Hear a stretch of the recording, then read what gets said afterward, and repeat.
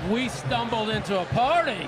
Oh my God. Preakness Stakes, baby. It's a zoo in here. It's awesome. Preakness in the Infield. Oh my God, it's the Infield fan zone. This is Preakness Live, presented by First Bet. We're with America's Best Racing, Dan Tordjman, Rachel Miller, Ryan Anderson here for the first time in Baltimore. For the first time out here, it's awesome. No better way to make my debut. Hell of a journey in for you. Yes, it was. Would you like to share the details? 24 hours. Woke up yesterday with just a killer migraine. Flew. I think my plane left at like 6:30 in the morning Pacific time. Landed in here at like 2:30. Still feeling awful. The hotel gave us a hard time. Took us like an hour and a half to get into the room, and then slept it off. And here we are. I'm ready to go today. Been prepared for this basically the entire week. So it was good that I had no work to do before I got in here. We're happy that you're here. You're with us. And entering into the party sphere, you guys, we thought that there was going to be some severe weather this weekend, and there was to a certain extent yesterday. Very eventful Black-Eyed Susan day that you missed, Ryan. It was my first time at a racetrack where you had to evacuate from an area because there was tornado watch in the area. Yeah, shelter in the grandstand. Shelter in the Pimlico grandstand.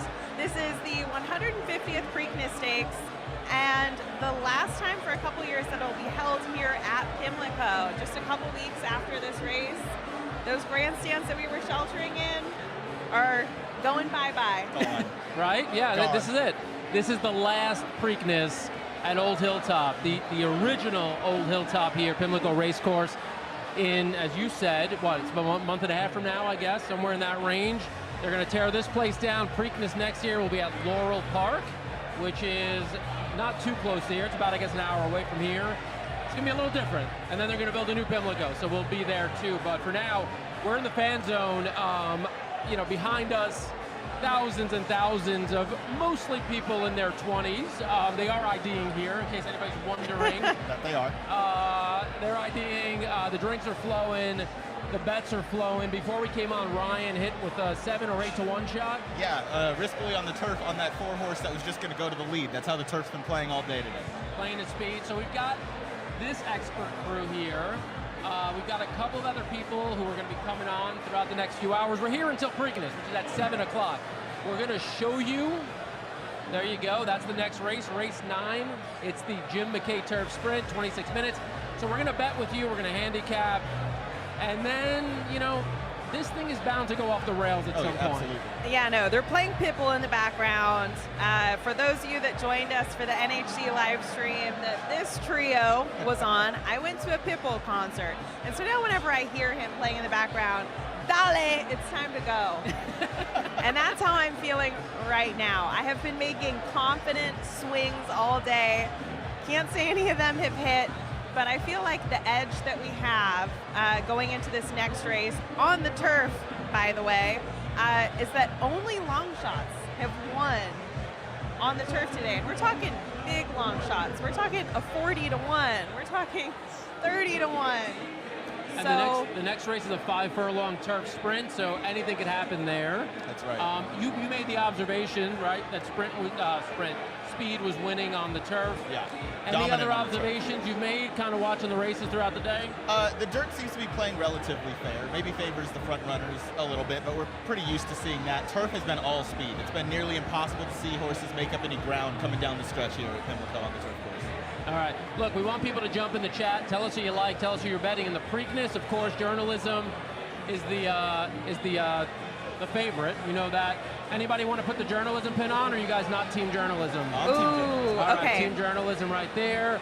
Do we have anyone for Team Sandman? Team Sandman? I'll claim anyone? the Sandman. All right, Sandman's I'll going claim to the Rachel. Sandman badge. And this is not exactly my horse, but what the heck? I'll go with River Thames, who I think has a good shot of hitting the board. I like this horse a lot. All right, so that's it. We're going with it.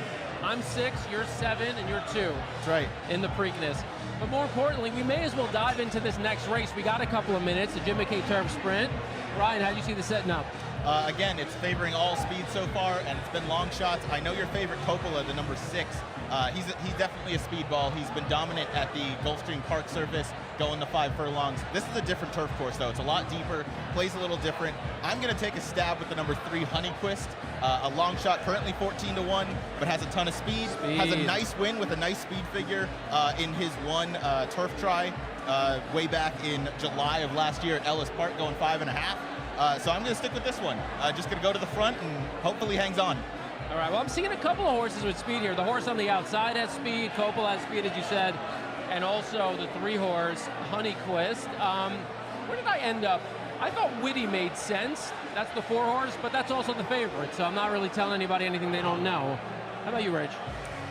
Before Ryan made his selection, I actually did circle the 3 Honeyquist, just because you see serious speed and aggression. So this is only a 5 furlong turf sprint. I think another one that could have a shot potentially is the 8, Mattingly. Mattingly. It looks like won the last race at 5 furlongs. So at this distance has raced 5 times and has been in the money all 5 of those times. So I like to see that from the 8. I like that. We know anything about Mattingly? Do you guys remember Don Mattingly, the baseball player? I know the name, but I don't remember him. The way that just goes right over my head. Oh, look at that jet flyover. That's pretty sick. That is pretty cool. We're going to probably get muted out here anyway by this. There it is. Oh, look at that. We've got infielders pointing up to the sky. We're getting a lot of, is it a bird? Is it a plane energy from the people of Baltimore. And it is a plane. 2 planes. So, in case people throughout the show are wondering, now we're in a small box, so they maybe can't see what I'm doing exactly. I'm texting. And the reason I'm texting is because we have a lot of guests who I tell them, come to the Infield fan zone. They say, sure, I'll be there. And then they text me, hey, where should I go? While I'm in the damn show. Come on, Callie, you know I'm talking to you. Callie, go past the Turfside Terrace, past the Zinn truck, and enter the Infield fan zone. I love it here. We're going to immerse into this crowd here shortly. The person who's going to do it is standing by. Look at him. He's getting ready. Look at those eyes. He looks ready. He's locked in. You want to tease who it is? You want to get a little preview of who's standing by? So their first live stream appearance was in the April shows that we did from Keeneland last year. And after a strong year of proving performance, proving how they can show up and help support ABR, as well as me, it is none other than my boyfriend, Andrew Swain, making his broadcast debut. Honestly, love that he's just willing to get roped into anything. This is someone that has limited horse experience. However, I can tell you that nobody has been more locked in this weekend. He has been talking to handicappers. The people of Twitter have been coming to him. He's been networking. He's getting picks from everybody in between. Has anything that these experts selected hit? No, but this is the day that could all change. And we love him for showing up, showing out, and going out into this situation behind me and interacting with the fans. Again, this infield situation at Preakness has kind of evolved from last year to this year. Again, this is the Infield fan zone hosted by Baltimore legend Ray Lewis. Won 2 Super Bowls with the Ravens. Oh, I hope so. Ray Lewis might be coming on the show. We can't tell you exactly when. You got to stay on and hang out with us and see when he comes through. And keep it clean in the chat. Let us know if and when Ray gets here what you want us to ask him. Drop those comments. By the way, we got people watching from Brazil, rooting for Sandman. None other than Jackson jumping in. Anytime you say absolutely, he knows he has to bet. Yeah, anytime I say absolutely or anytime I push my glasses up my face. Those are the 2. So those are he's going to be hammered before the next race goes on. Remember to play poker with him. It seems like those are some pretty obvious signs. He's cooking with something good. Yeah. I'm not getting why this comment is here, but I love it. He said that he saw King Kong Bundy, Andre the Giant, and Big John Studd at Maple Leaf Gardens. Hey, love it. All in the ring at the same time. We love that. And then Noah jumping in. Oh, little bro. Oh, you're getting little bro. You're getting the support here. We need picks, guys. Drop those picks. Let us know what you like. Let us know who you're going with. As we said, the Jim McKay Turf Sprint is next. Now, I do want to show, yesterday we were here, we mentioned it was a wind and rain and craziness. We had to shelter in place. While this was happening, our videographer, Greg Charkoudian, was in the barn area with horses and trainers getting ready for the Black-Eyed Susan Stakes. He was with Brittany Russell, who had a horse named Reply, and we want to take you back and show you what that all looked like.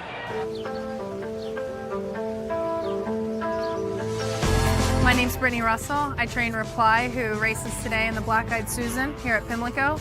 Reply is a very big filly with a lot of personality, a lot of energy. She's a character, but you know what? She's grown up a lot. She's matured mentally and physically since joining us. So, it's exciting to see her, be here in the third race of her life. To have a horse running in the Black-Eyed Susan is a really big deal. I mean, this is a weekend that we all here in Maryland look forward to. How are we looking, Liz? I know one thing, they probably would want to be keeping this moving along with the weather. Well, we're running the Black-Eyed Susan at 6:55. We have to leave here in 4 minutes. Bye. Right, but Brittany, in terms of the track condition right now, not something she has seen before, how do you anticipate a filly of her size as well to handle it? I don't think she'll mind it. She's trained over sloppy tracks in the morning. Oh, big girl. They're all in line. They're off in the Black-Eyed Susan. And a good beginning for Paris Lily, who is sent down to the lead with Liam in the dust on the inside, away running in second. Come on, big girl. And they're into the stretch, and it is Paris Lily who's going to try to take a distance here in the Black-Eyed. Brad's filly. Margie's intention to the front. Paris Lily tries to battle on.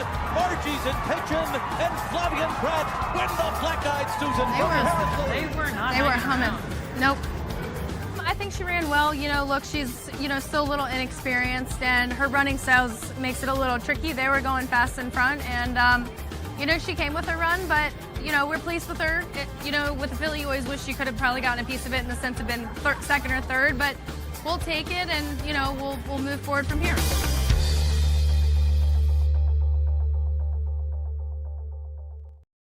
Talk about crazy conditions.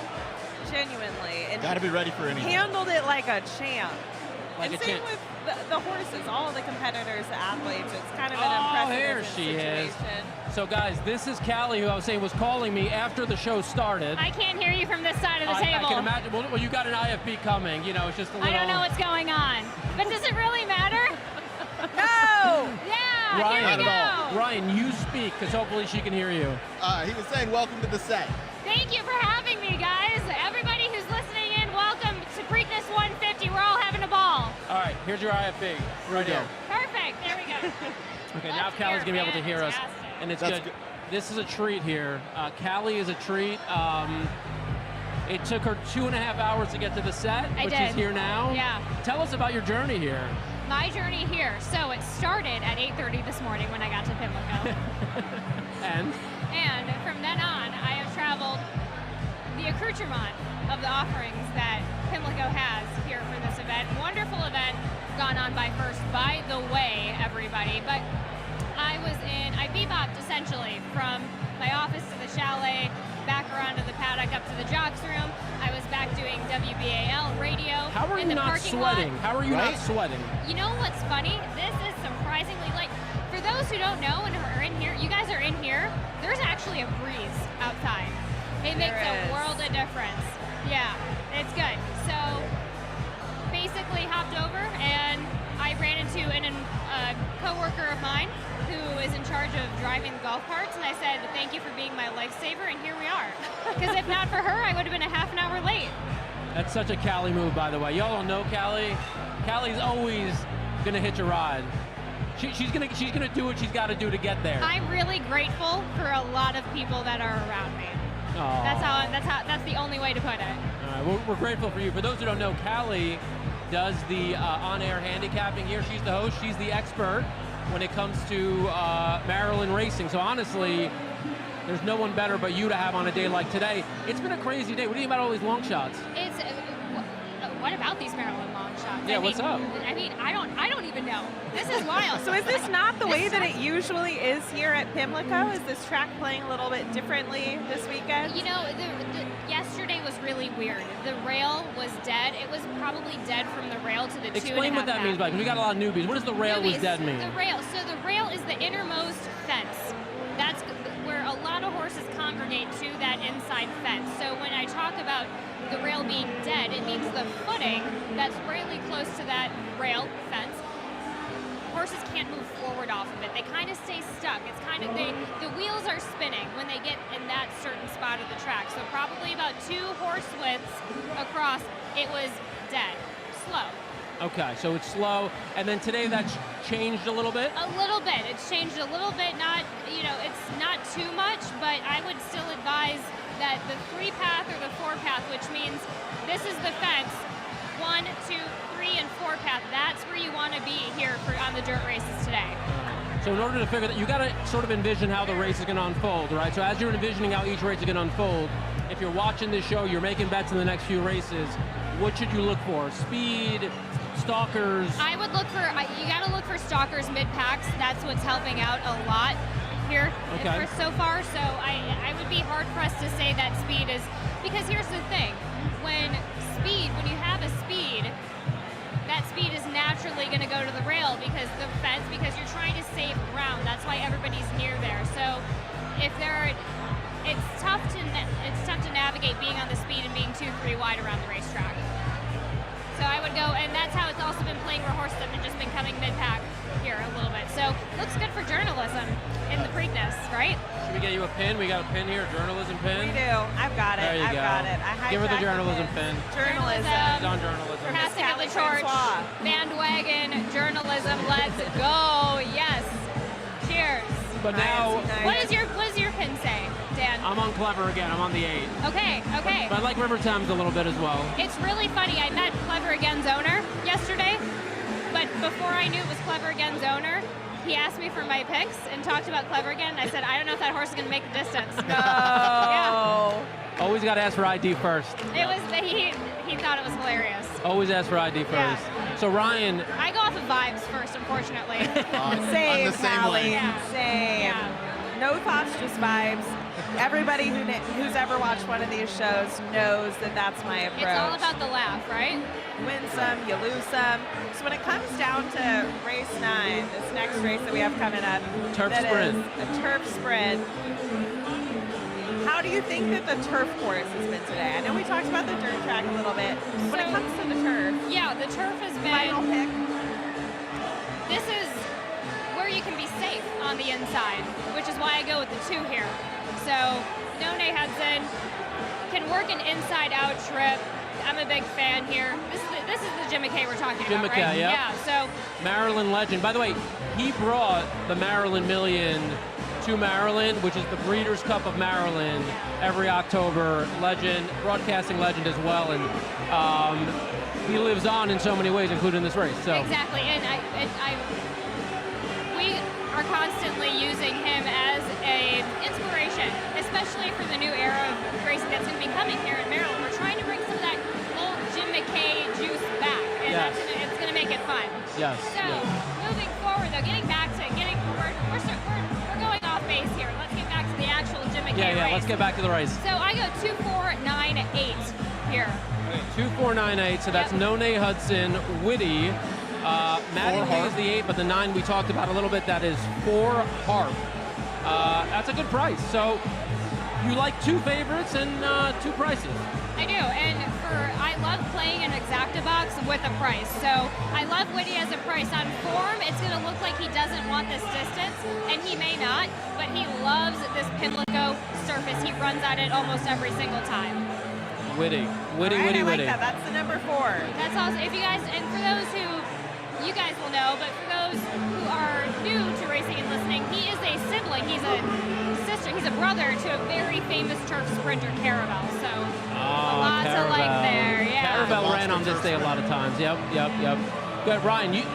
You can reiterate what your analysis was here. You're going for speed. Yeah, I'm taking the 3 Honeyquist at a big price.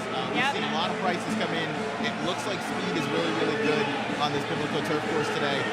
So I wanted to take this one, actually stretching out from the 4.5 races at Charlestown, believe it or not. And the one turf race this has at Ellis Park last year fits really well on numbers. I think it has a chance to bring a big upset. All right, Ryan, I'm going to let you know it is loud in here. You got to keep that mic right up. All right, I'll keep it close. Basically, it is loud. In our mouths, we're basically talking into the phone right now. This all right. approach is like holding a burrito, grabbing a microphone by the big part, and versus this, just giving yourself, That's a good analogy to use. California burrito approach to the microphone. I love it. I like it. I like it. That's leave it to Rachel. Always with the great metaphors. Yep. Also, I'm food-based, so I love that as well. Right? Yeah. Yes, you guys are very much And I'm connected. San Diego based, so Food-driven. Cali burritos right up my alley. Exactly. There we go. All right, we've got a view here we want to give you, taking a look at something. Is it the overhead shot? What is it, the crowd? We've got something here. Oh, wait, we've got the rover cam. We're going to rover cam? Are we going to rover cam, guys? It looks like they're getting set up here. Hold on, let's see. Oh my goodness. Here he is. That's Swain. Swain, can you hear us? Hey, I got 2 guys here that are telling me they got the picks. They have the picks. Let's hear it. Let's hear it, boys. I'll tell you what, I'm Lewis, and if you want to win some money tonight, you put your money on Hey Billy. Hey Billy. Hey Let me Billy. give you some. Hey, Billy. Hey, Billy. Wait, there's 3 got him things underneath. guaranteed in life. Life, taxes, death, and pay Billy.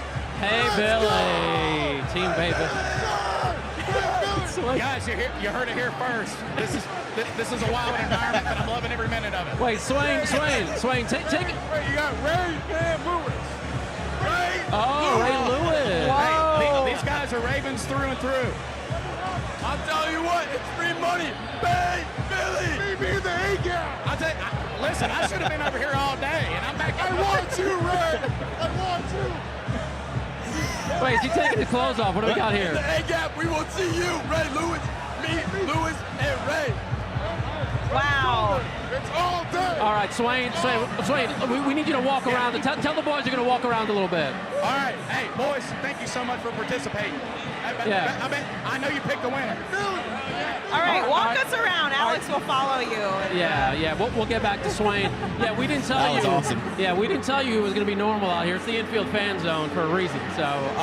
What I love is that Andrew Swain's biggest fan is my 95-year-old grandfather, and I know that they're in San Diego watching this right now, and so he's going to love every second of this. Every time that Swain goes on camera, I think he's going to be more excited than seeing me yapping away up here.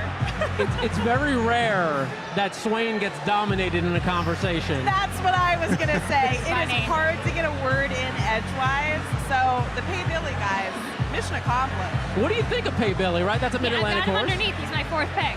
Okay. Whoa. Yeah. It's going to be about like 40 to 1, too. I don't care. Neither do they. He's taking a lot. He was 12 to 1 on the live odds, wasn't he, this morning? He might have Was he been. 12 to 1? He was 12 to 1 on the live odds this morning, yeah. Ryan, He's did your 11 to mic 1 short now. out? What just happened there? I have no idea, but I was going to say, Pay Billy's taking money. He's 11 to 1 now. All right, we got 6 minutes to the Maryland Turf Sprint, which you see on your screen. Let's just remind people that just tuning in, and by the way, drop your comments. Let us know you're betting in this race. Callie, you are on None Hudson and Whitty. So I would throw an exacta box Okay. on the 2 and the 2 and the 4 here. 2 and the 4, so Yeah. that's 2-4, None Hudson, Whitty. Brian, who are I'm you? just doing a win bet on the 3 Honeyquist. All right, 3 Honeyquist at a price 13 to 1. Your mom's in the chat now, watching Swain. Hey, Annie. Thanks for holding it down, Mom. All right, And you- again, it's a Swain fan. Look at that. No mention of me. She's excited to see That's Swain. it, no mention of you at all. And speaking of, it sounds like Swain has somebody else to let's talk kick- to right now. let's Let's see what's going on. Kick in it the back to fan Swain, field. boys. Where are we got it? We got the rover cam back up. All right, Swain, you're on. Hey, Dan, I'm here with another Dan, but this guy's saying he's got the pick. Let's hear you, Dan. I'm sorry, what was that? Let's hear your pick for Preakness. Oh, journalism. All the way? Yeah, to win. Give me some stats on it. I just think journalism's going to run good in the mud. Rain last night, we had a tornado run through Baltimore. Ripped the roof off a few Oh, did we lose Swain? Or did we lose everything? Did we lose me? No, we got him. Did we lose Swain? What happened there? All right, we lost Swain. I mean, it's just too much energy. Oh, wait, he's back. He's back now. You want to get him back? Yeah, he's choppy. He's choppy. Can you hear me? All right, we got you now. We got you now. No, we don't have him. We don't have Swain. All right, we're going to work out those technical issues here in a second. All right. So, I mean, I feel like if you get 2 minutes to be on a show, you're 2 minutes of fame, you don't go with the favorite, right? You got to make a splash. You pick journalism. Sorry. Yeah. I'm not going to make much in my 2 minutes. Sorry. All right, so I'm interested in being right, Yeah, we not gotta just pick being the here winner. for, yeah, I'm not here for fanfare. not here for fanfare. All right. I love you guys watching though. Just wanted to say that there. All right, Callie, do you have to get back somewhere? I mean, yes and no. Okay. All right, what does that mean? However long you want. How long do you want me for, Dan? Probably another minute. I want you to tell me your Sure. favorite Preakness story ever. Probably riding in the Gallarette in my apprentice year. Look at that. That's Tell us awesome. about that. Yeah. So, really, it was just such a great example of me kind of, and I'm going to showcase this to everybody. And for anybody who's wondering out there, is a jockey nervous being out there with all the crowds and all the hype and everything? It's the quietest time I've ever felt riding a race. Really? Yeah, It's it's locked just in. everything zones in, and you really get in the zone, and it's just a kind of a really special moment. It's beautiful, it's quiet. It was actually it was one of the most peaceful riding races I've ever ridden. So yeah, Very yeah, good. very fun. Can you tell us the result? Because I don't remember it. You want to know what I'm a bit bitter about the result because I was on a long shot. However, the long shot, her style of riding, she liked to be up in the front. And then and all the connections do this. I got into the paddock and they said, you know what, let's just take it back, see what we can run with. That wasn't going to work for her at all. So I would have loved to just gun for it and see what would have happened. But that's the result. So it was a bittersweet, but it was still my favorite memory ever riding. It's all about the experience, right? Exactly. It really is. Yeah. Somebody was asking to ask who you were. Again, this is Callie Francois, jockey turned on-air analyst and one of our favorites. Thank you, Callie. Thank you, Callie. Thank you so much, guys. This is a great show. Keep it up. Let's go. Let's go. Callie. We've got 2 minutes now to the Jim McKay Turf Sprint. We're going to bring in another guest here in a minute. You can bring in Tom if you want to jump in real quick. A lot of comments here. They love the horses here watching the show. We love the horses. We love the people. We love all this. We got overhead shot here on the left side of the infield fan zone. And the vibes keep taking off. Oh, yeah. I know that I'm not the only one rocking back and forth in my seat. Oh, no, to if I hear these music, I'm hits. dancing to it. Oh, I know. Underneath the table, what you can't see is I'm actually tap dancing. You know, it's like a duck above water versus below water. I'm dropping it low, I'm twerking, I'm tap dancing, everything's happening down here. But above board, we're keeping it real. Oh, you look very, very Welcome to composed. set. You look very composed. Tom, can you hear us? I can. There Hi. he is. There he is. Tom Law's in the house, the newest member of the Old Hilltop Award Club. Congratulations, Tom. Yeah, thanks. How you doing? Oh, you got I'm the doing applause great. coming I'm from the doing crowd? great. And in case I didn't feel old, I'm over here with the crew. I'm the only one wearing a tie except for you. I know. Well, you know what? This counts? Yeah, It's that just a bunch of counts. bird feathers on Well, I my... was looking around to see if there were any other ties, and I was like, ooh, there's one. There's Dan. Yeah, I gotta know what the craziest thing is that you've seen coming into the infield, either this current Preakness or maybe a past one. Well, I'm old enough to be around when they used to do the Porta-John runs and all that. You know, I mean, like people probably Okay, have talked explain- to you about Acting that. like he Explain wasn't this doing to it. me. Acting like it wasn't Yeah. him. So the running of the Porta-Johns, there's like famous, when the show is over, people should get on YouTube and look it up. I mean, they used to have big banks of Porta-Johns. I mean, as long as this tent. And, you know, as people would, you know, hydrate during the day, they'd hop up on those Porta-Johns and they'd have Start races. running. How would they try and, mitigate that for security purposes? Were people just like fruitless effort trying to pull them down off of? Well, there are some videos online where people are actually throwing like full beers at the people running, and a guy gets hit right in the head, and I mean he goes down like he was shot with a gun.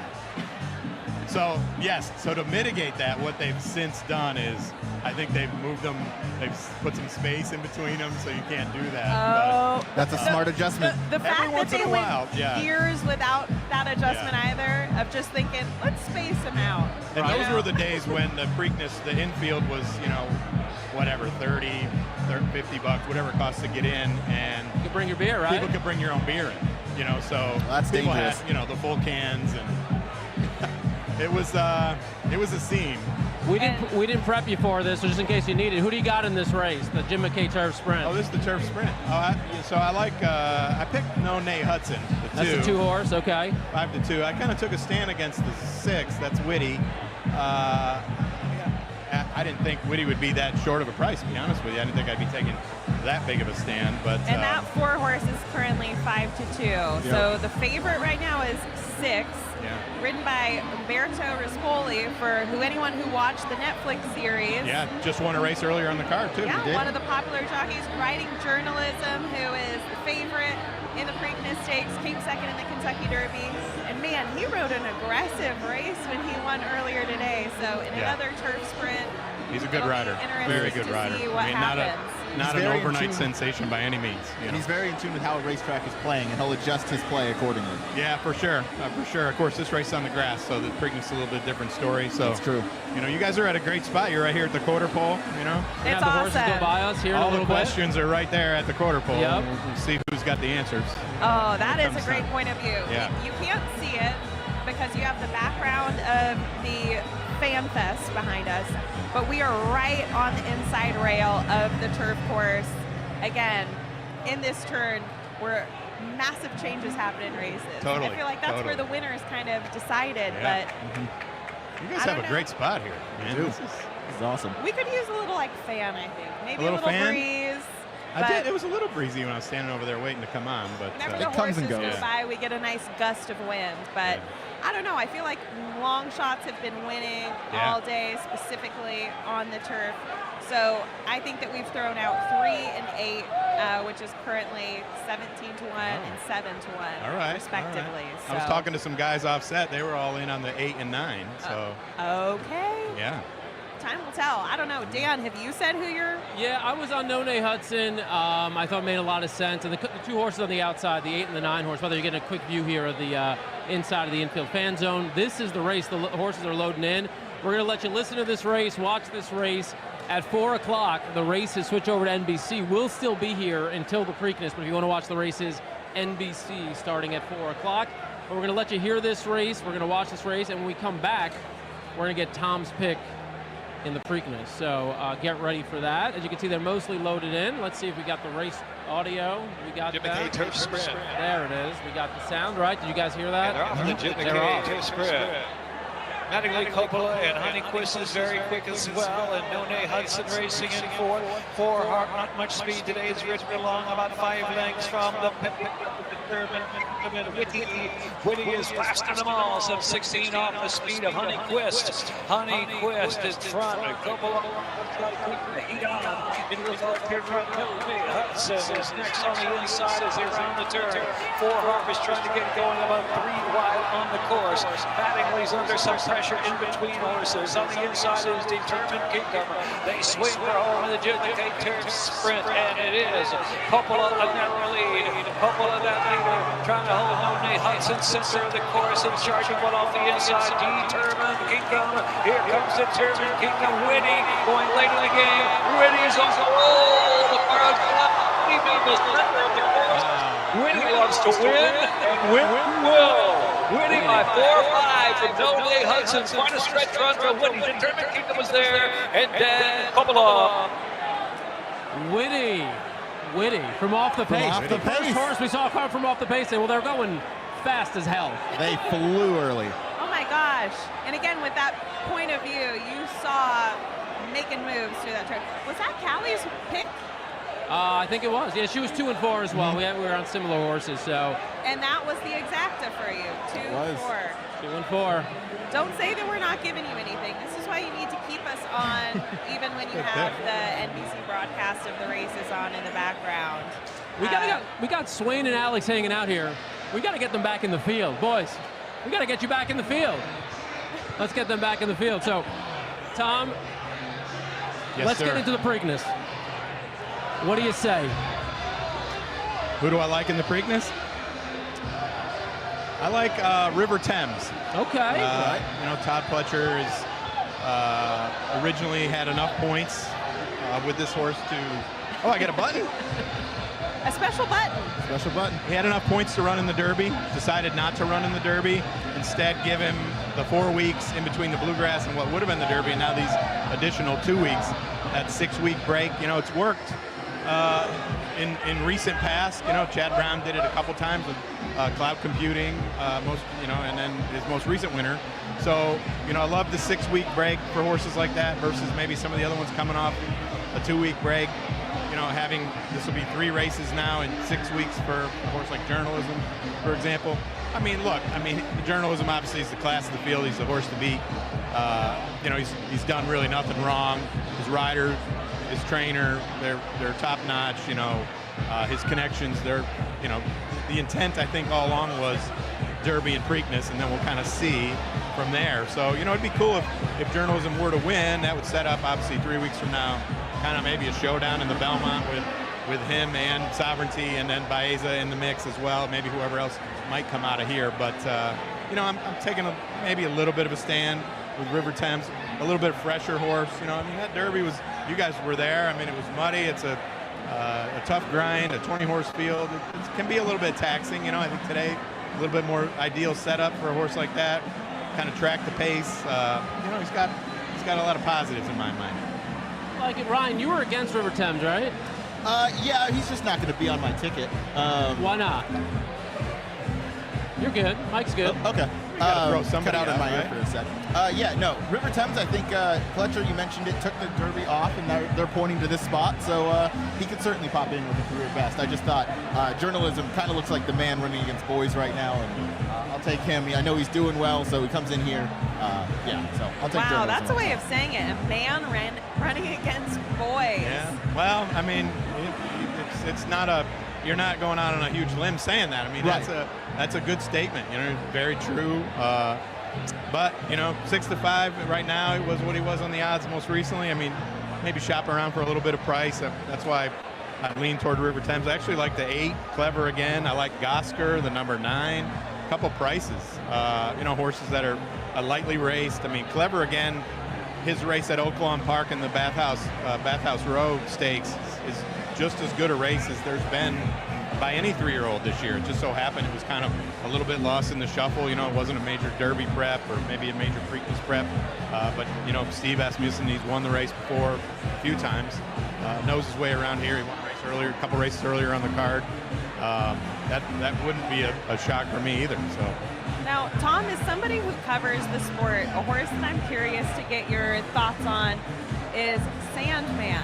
So, again, with a media background and seeing the way that horses are followed through the sport for, decades now, what is your response been to Sandman and also, his chances potentially in this race? Love the fact that the horse, the connections, of course, the Stake and Stardom that's kind of gotten rolling with all the attention that the horse is getting.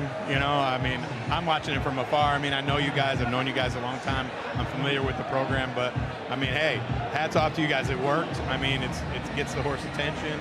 That's what that's really what we need. That's what the game needs. These horses are around for a short amount of time. A lot of them, especially at the marquee races. So to get that bump this time of year, hey, and it works. Look at the price of the horse in the Derby. Look at the price of him here. There's obviously some buzz on that horse. He's a nice horse too. Forget all that other stuff. He's just a real good horse. And I think the general public will gravitate towards really good horses. People like Journalism. They like Sovereignty. They like horses like Sandman. He's a great horse. He comes from behind. Pretty. It's pretty. He holds himself a lot there with right? me. What could be better, right? Yep. Coming from the clouds, And that's exciting, exactly. Yeah. And I will say, I got to see Griffin a couple minutes earlier. He had $500 tickets in his hand. Yeah. So he's betting too. Yeah. He's pumping some money in himself. So I met him the other day. I had never met him before. Mark Cassie's a friend of mine. He's kind of my once a week summertime golfing partner up in Saratoga when we're there in the summer, and he introduced me to him with Terry Finley, and it was great to meet him. And you know, I've seen a lot of the stuff that he's done leading up to the Derby and stuff. Great. It's, you know, I've been doing this a long time. I've been doing it 30 years. You know, I kind of don't really want to stop. So it's nice to have people promoting the game and putting it in a good light, because as you guys know, it's the greatest game played outside, you know, and if we could do it inside, it'd still be great too. 100%. 100% agree. Tom Law, again, congratulations on winning the Old Hilltop Award. River Thames is his horse. Right now, another winner all the time. He's standing by our guy Andrew Swain with another guest. Andrew. Guys, I'm here with my buddy Aiden. He's outside of Philly, and he is on hot on his horse. Let's hear you, Aiden. Dude, it's Enter Sandman. It's Sandman every night. I mean, he's the lock of the goddamn century. I mean, he's the lock. I mean, Monday, Tuesday, Wednesday, Thursday, Friday. He's the lock of the century. We're vibing on a Saturday right now. It's beautiful outside. Sandman's winning this race. If you have money, you bet on goddamn Sandman right now. Sandman is winning this race, I promise you. Okay, Andrew, I want to ask him why. How did he find out about Sandman? Hey, listen, we're curious. How did you find out about Sandman, Aiden?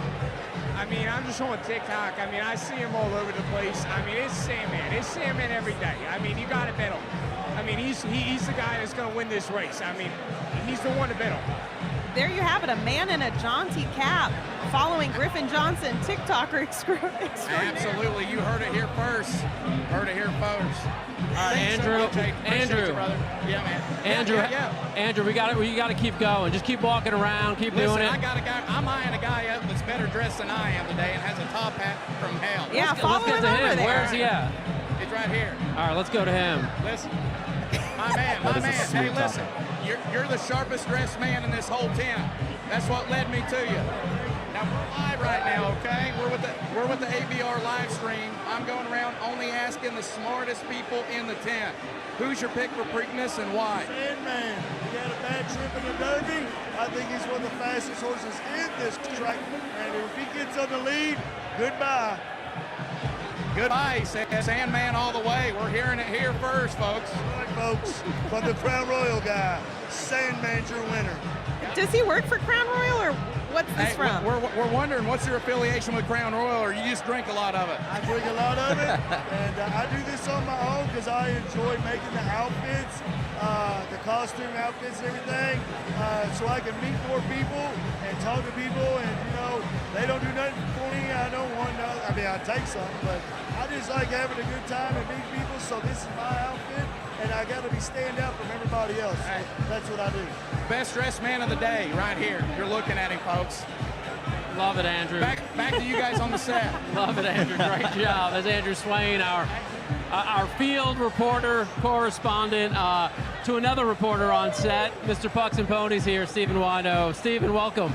Good to see you guys. Dude, you're back after a 1 year hiatus for all of us. I really missed it last year. I miss doing this every year. It's fun. All right. Let people know what it is you do. I mentioned Pucks and Ponies. Let people know what it is you do. I'm the AP hockey and horse racing writer. Some Washington Commanders and everything in there too, but Capitals playoffs, Washington Capitals hockey, and of course this race every year. And this race. All right. First of all, vibe check. How's the day going? How are things? What have you seen? How you feeling? It's a beautiful day. I mean, it's a gorgeous day at Old Pimlico. I'm really trying to take in the old place before they knock it down. That's sort of like walking around and seeing not just the infield, but the old grandstand, the area that's condemned, everything that like sort of makes this place great. Like it really is. I know it's dilapidated. We're gonna miss everything. Right, but settle it's gonna down be nice. now with the insults here. Settle down. But we're gonna miss it, and until we go to your favorite place on earth, Laurel Park, next year. Yeah, I love Laurel Park. I am excited to see how that goes. Laurel's a beautiful track. Excited to get there.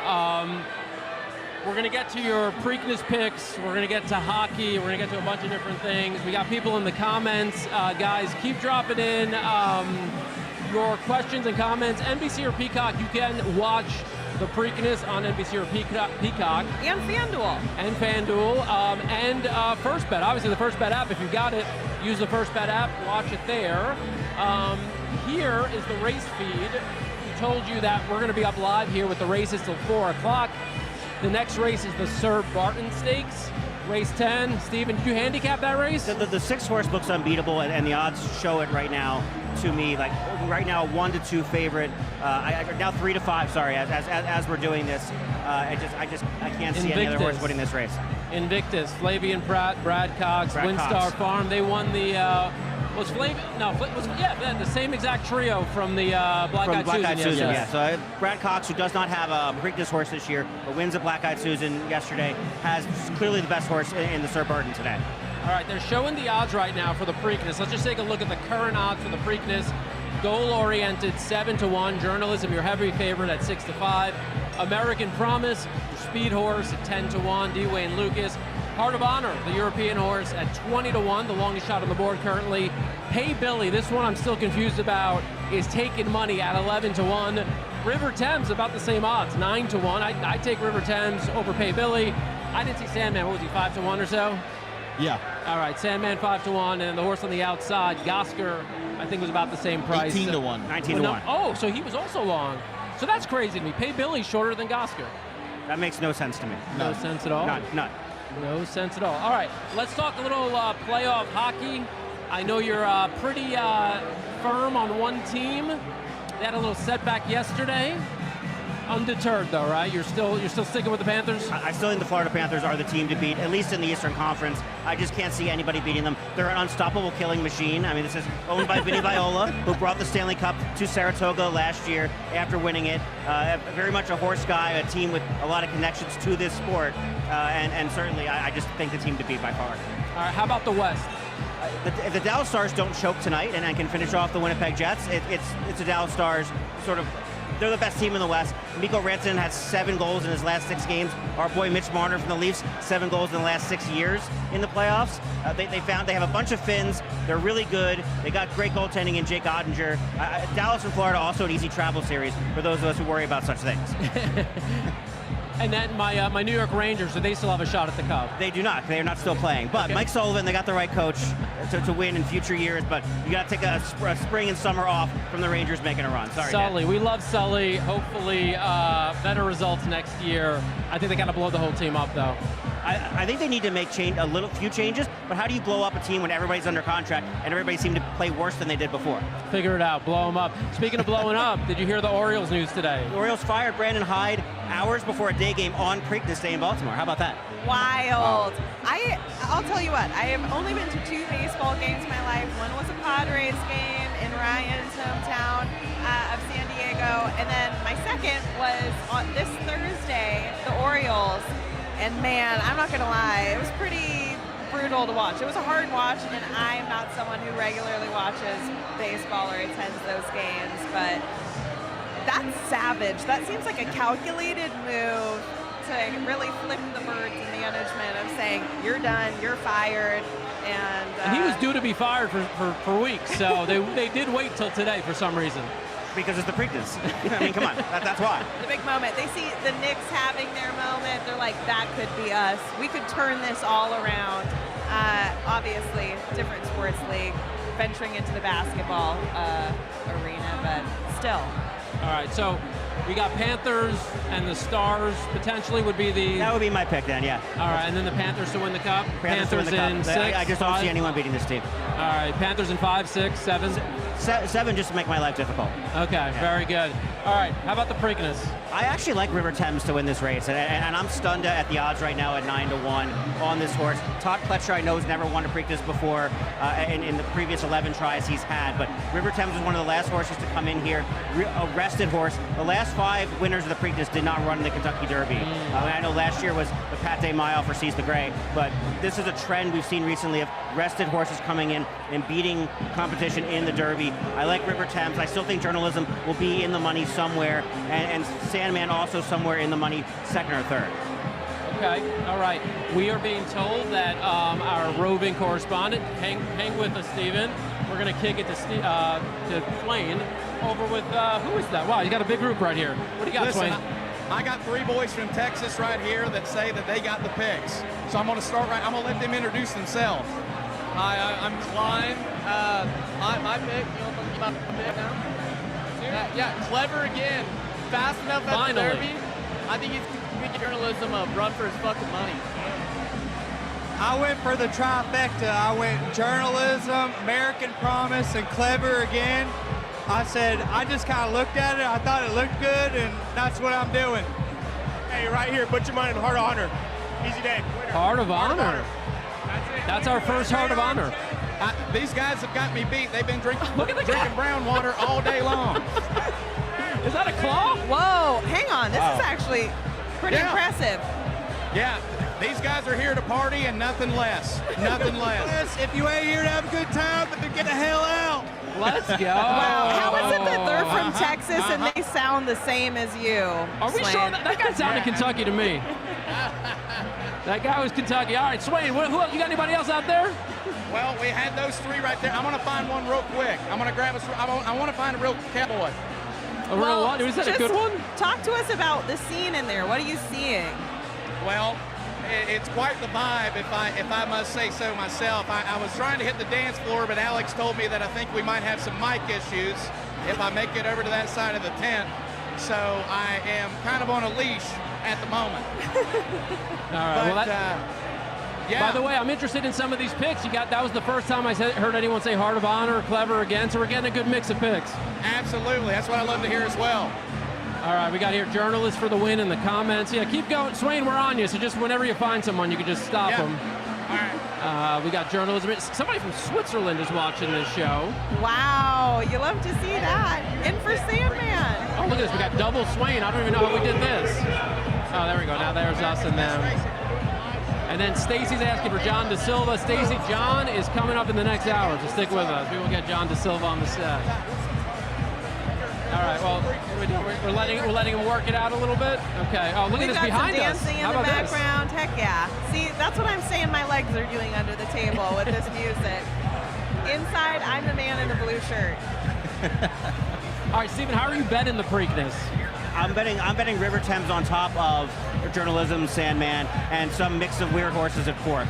You bet what? Superfectas, trifectas? I'm doing exactas and tries. Okay. All right.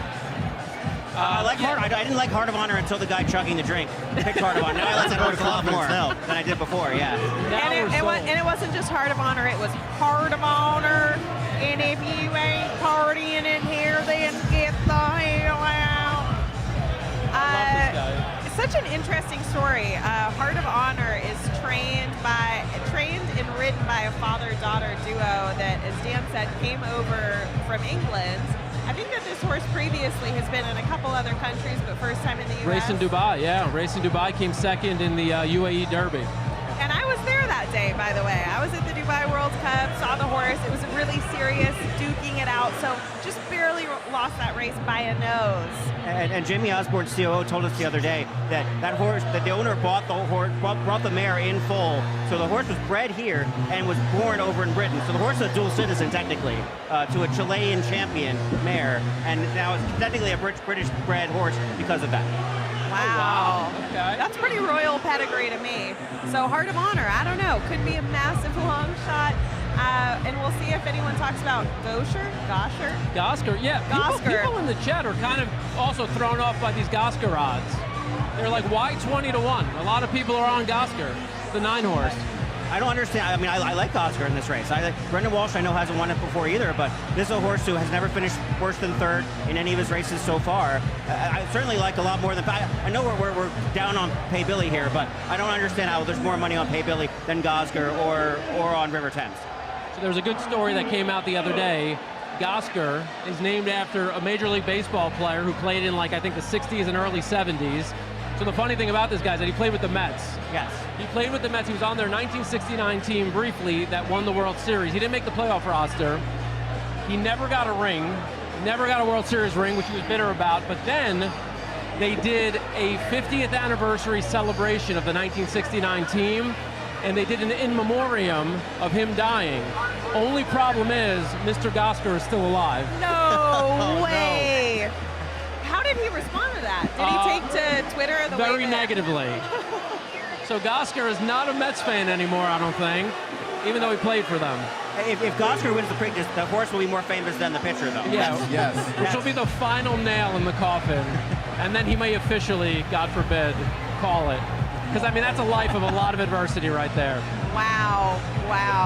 Yeah, so anyways, that was a good story written by the team here at the Maryland Jockey Club, so credit to them. We'll show you here again the field for the Sir Barton Stakes, race 10, 15 minutes. It looks like we might have Swain up there. We got Swain ready. Swain, you with somebody? Yeah, I got Devin here speaking for the Baltimore hometown crowd. Here we are. Hey, how's everybody doing?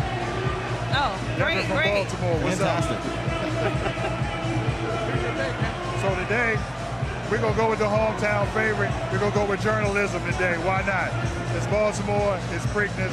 Let's go. Journalism for the win. Swain, how long has he been coming to Preakness as a local? How long have you been coming to Preakness here, Devin? Actually, it's my first year coming to Preakness. A lot of years we've been, wanting to come, but this is our first year actually coming and we're enjoying it. What's your thoughts on your first one? As far as first experience, does it live up to the hype? Oh, it's ready. It's all ready. It's all Baltimore. It's every day, all day. So we're loving it. Absolutely. Anything else we have for him from the panel? Any questions, guys? What's he drinking today? Hey, what's your drink of choice today, Devin? Oh, wow.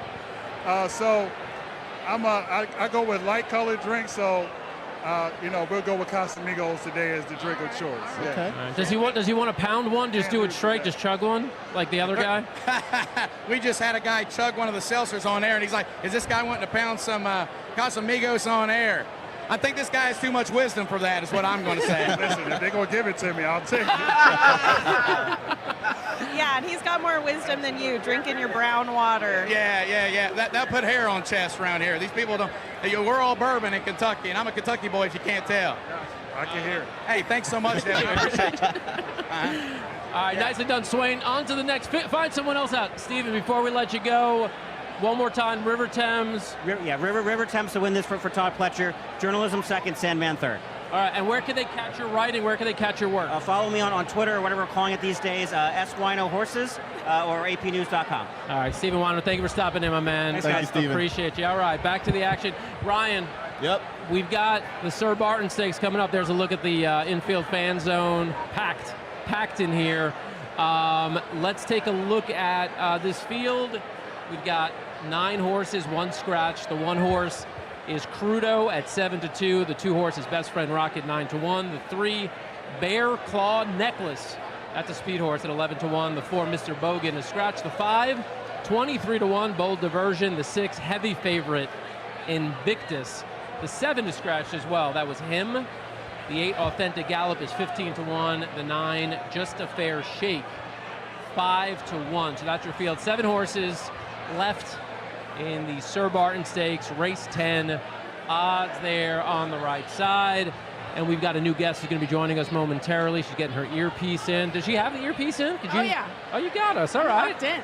Bailey's locked and loaded. Bailey Armour with first. How's it going? Oh, it is so warm, but it is so good to be here, I tell you what. There's a breeze that just whipped through. And, That felt really good. I've been on the other side of the tent where there is no breeze, and somehow I've been out of the range of both fans. So I see everyone looking so beautiful, so glistening. They're having an incredible time. I'm like, oh man, I wish that was me. I'm so hot. But this is nice. It's a good setup over here. It's a great setup. What kind of stuff have you been seeing today? The infield has evolved since past years. Yeah. Have people been looking to you more for some betting insights or general direction on what to do today? Yeah, it's been, I really like the way that they've set up this new infield fan zone here. I hear rumors that Ray Lewis is supposed to be here soon, so crossing my fingers, really excited about that one. But yeah, we've got 2 tents set up here in the infield fan zone, and then we're also in the grandstand with First Bet, the official wagering app of the Preakness. We've got a lot of promos in that app. We've got some handicapping factors built in. If you're new, if you're lazy, whatever you want to do, jump on the First Bet app and make sure that you're getting all your picks in there. You don't have to wait in these big long lines for the bars or the terminals. It's all right there. Oh, that's a good call. Also, to Dion's point, some people in the comments have been wondering where they can watch the race, since legally we cannot show it here, so they can watch it in the First Bet app, right? They sure can, yeah. The simulcast feed is fully in the First Bet app, sound, HD, everything. That's usually how I watch most of races when I'm like running around. If I can't get a good angle on a TV, it's right there on my phone. It's really convenient. So get the First Bet app. Is there a sign-up bonus going on right now? Or? Of course there's a sign-up bonus going on Tell right the now. people. The code is PRK200. That's PRK200. 2200, and I feel like a telecaster right now looking at the camera giving this off. But that'll give you a $20 bonus for the first $100 you wager, up to $1,000 in your first 60 days. So you want to play some action on the races today, and then make sure you opt into the promotions on First Bet app in the promos tab in the app. There we go. And you'll be set. Feels like you've said that before, once or twice. Yeah, once, twice, 12 times. Who knows, honestly? Who's counting at this point? All right, we're leaning on you and Ryan here. The Sir Barton Stakes, 10 minutes out. Ryan, I teed you up a couple times. Who do you like here in the Sir Barton? It's tough to get past the 6 Invictus. I'm going to play a straight exacta 6 with the number 9, Just a Fair Shake. I think that horse has a big shot to be closing late. Just finished second in the Federico Tessio Stakes at Laurel Park, going a mile and an 1/8. Second to Pay Billy, who's taking money in the Preakness Stakes. So I like the running lines. So I'll go 6-9 straight exact. All right, if you like Pay Billy, you got to like wait, which one? Who's the horse again? Just a Fair Shake. Just a Fair Shake. That's right. Just a Fair Shake, the 9. Bailey, did you look at this race? Yeah, he said it so eloquently. I have no other notes. I mean, it's been pretty chalky today so far. I've had a couple, if you like the chalk and it's chalky, you got to take it if you can find it. But if Invictus doesn't win this race, I'm also going to try to beat him with the 9, Just a Fair Shake, who has a 31% win chance in the First Bet app, if you check it out right now. All right. Rachel, you got anything here? I am thinking about the 9 horse. Hang on, let me pull up the name here. That's our horse. That's Just a Fair Shake. And also, what about the 3, Bear Claw Necklace? I love that name, right? I love that name. That horse is going to be loose on the lead, for what it's Bear worth. Claw Necklace, Yeah. 3? Yep. And it's Irad that is riding this horse. I feel like if there's 2 jockeys that are really, really aggressive, it's probably Irad Ortiz and Flavian Pratt. Yep. And Kendrick Carmouche, who I know is in a couple of these races.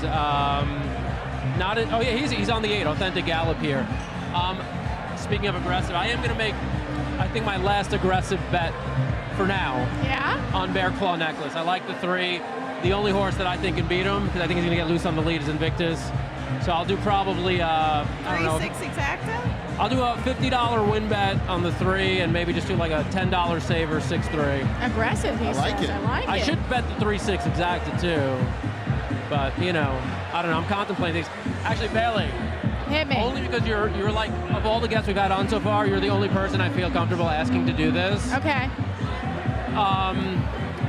When this is over, can I give you money to grab me a drink? To get you a drink? I'll just get you a drink. You don't have to give me money for it. No, because, I know, you're not, you're, too special to run drinks for people, but certainly. We have that kind of relationship, and I just thought I could ask you for a drink. We have a deep friendship going back many years. We do. I will get you a drink. What do you want? It's up to you. Oh, dealer's choice. Do people have to pay for drinks in here? Or is it? Yeah. Oh, okay. All right. We'll do see you if have I a can, special hookup or? I've been getting free water, so maybe. Probably not a free drink, but we'll see what we can materialize. Throw some cash at it. Yeah. So I only heard about a third of what you said because Greg was talking in my ear. Greg, what was that? Alex? She says that she's going to get you a drink. She's got to pay to get the drink. Perfect. I still didn't hear what you said, but I love it. All right. I agree entirely with it. I did hear what Greg said, and they've got a really cool idea. Yeah. So every race, the horses obviously go right by us because we're on the infield. The track surrounds us. Yeah. As the horses are going by, they're going to get a shot of it with Swain, probably with somebody else pounding a White Claw. And by the way, Claw, Bear Claw Necklace, it's all lining up. It's all connected. If there's somebody that loves a White Claw, it is Dan Tordjman. What's your go-to White Claw flavor? Black cherry. Oh, okay. I know, that's kind of a weird one. That is a weird one. You guys, how about you guys? No White Claw? I would say mango. Yeah, mango for sure. Or lime. Have you had a High Noon? I have. I've had quite a few of those. High Noon. Send me to the beach with a case of those and I'm set. A case? A case. That's all I need. Just a case. That's a small ask. 12, 24 pack. Doesn't matter. Yeah, doesn't matter. All right. We've got good news, guys. Swain is standing by. Swain is standing by. Let's get him on the camera, guys. We ready? Ready to go to Swain? There he is. Wow. All right, I'm standing here with Shane from Delaware. This is his first Preakness. What do you got to say, Shane? I just love this whole event. It's great. We have a whole bunch of beer flowing. We have a whole bunch of tequila flowing. my wife here is having a good time too as well. So I mean, this. Hey, money on the line, money on the line. You're throwing it down. What horse you got? I got $20 on. Hold on, give me a second here. Is this for the Preakness or $20 this race? on number. Now is this Preakness or this race? We're talking about the Preakness. All right, Preakness. So I got $20 on horse 6 right here. Horse 6. Give me a name on that from River the pan. Thames. River Thames. Hey, good pick. Good pick. This race. Never mind. It's this race. Yeah. Invictus. Okay. Invictus. No, you're good. You're good. Do you all have any questions that you got for Shane here, Delaware fella from first time at Preakness?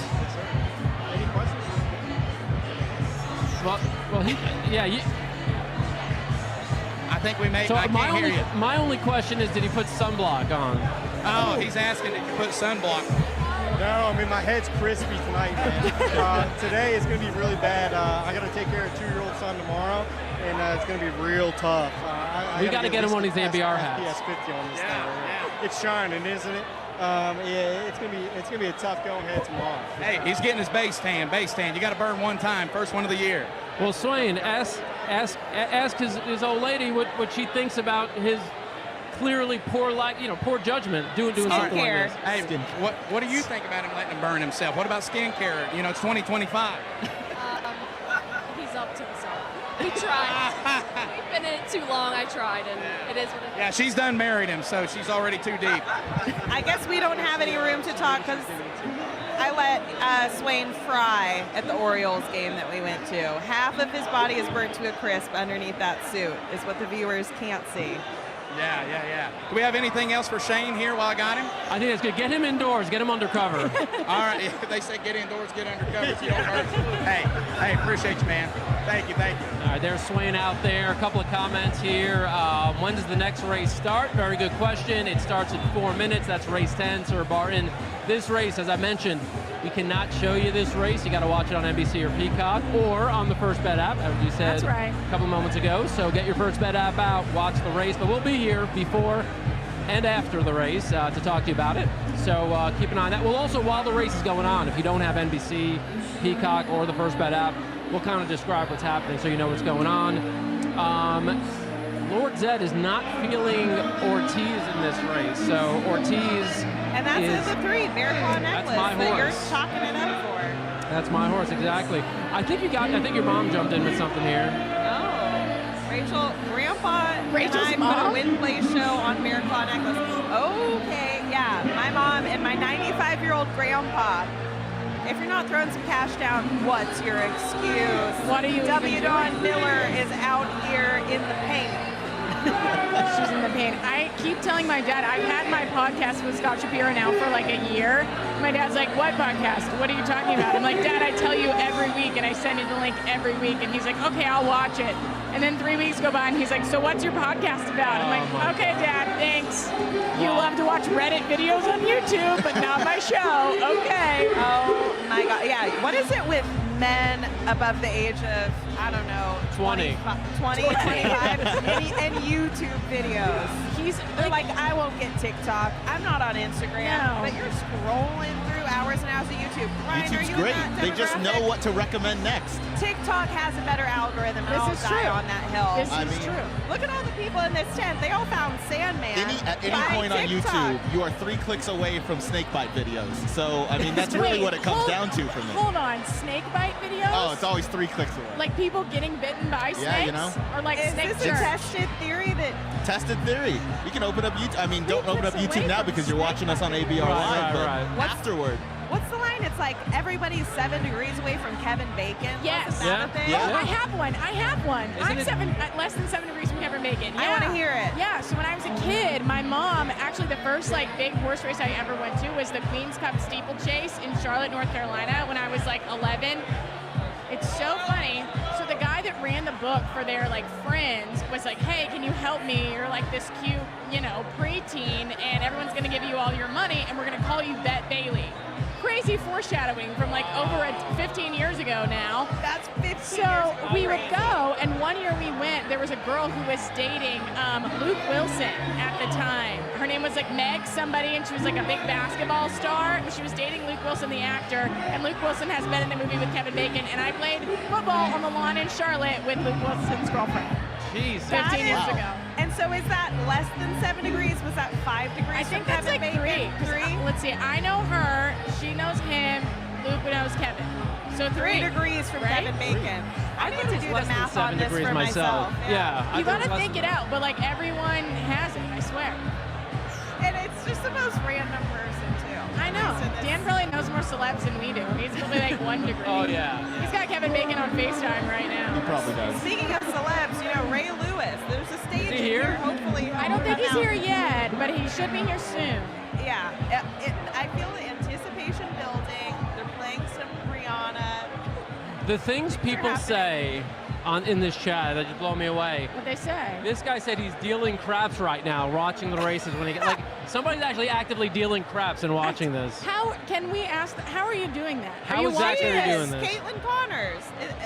Are you watching And us on that's your because phone? women can multitask. I That's guess how. so. I guess so. She's a queen. Caitlin, please tell us your secrets of how you're dealing craps right now. I did think a good line yesterday. I think it was what's her name? Diane was asking me a bunch of questions. She's like, "Am I annoying you?" and all that.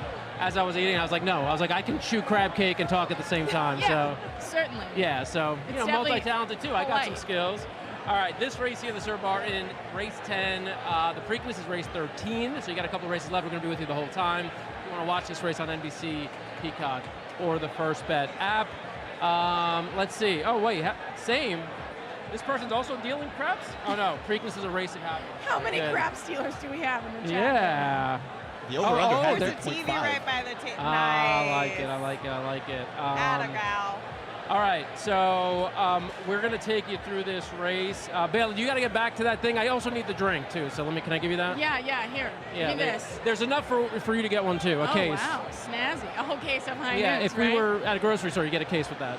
Yeah, that's true. Do they sell liquor in Maryland on Sundays? Does anybody That's a good know? question. I think so. Asking for a friend. I got a 6 a.m. flight to Barbados, so I have a will- 6 a.m. to San Diego. Yeah, man. Is that correct? Am I right on that? No, That's Jamaica. Barbados. So close to South America. I did not realize how far south it was. I don't think I packed enough sunscreen. We'll see. Wish me luck. All right, I'm going to go find this drink. Well, there's a guy out there who might be able to help you. He hasn't used any of it, so. Yes, he's done it with Swain. Swain, All right, who do you Swain, got what's for up? us? Oh, I'm right here, guys, with my boy Robbie. Not only does he look the part, he's got a stogie in the front pocket, and he said he's drank plenty to drown a fish today. So what you got, Robbie? All right, well, you know what? 13th race, the Preakness Stakes. The 3, 4, 6, baby. Look at my shirt. We got 3 horses on my shirt. 3, 4, 6, all day long. You know what? Go ahead, oriented journalism. Who cares? 3, 4, 6, all day long. Come on, let's go. He likes the 3. He likes the 3, guys. And that's because those are the horse's numbers on his shirt. Well, I see some different numbers. He's got 6 on there. He's got some different numbers. Yep.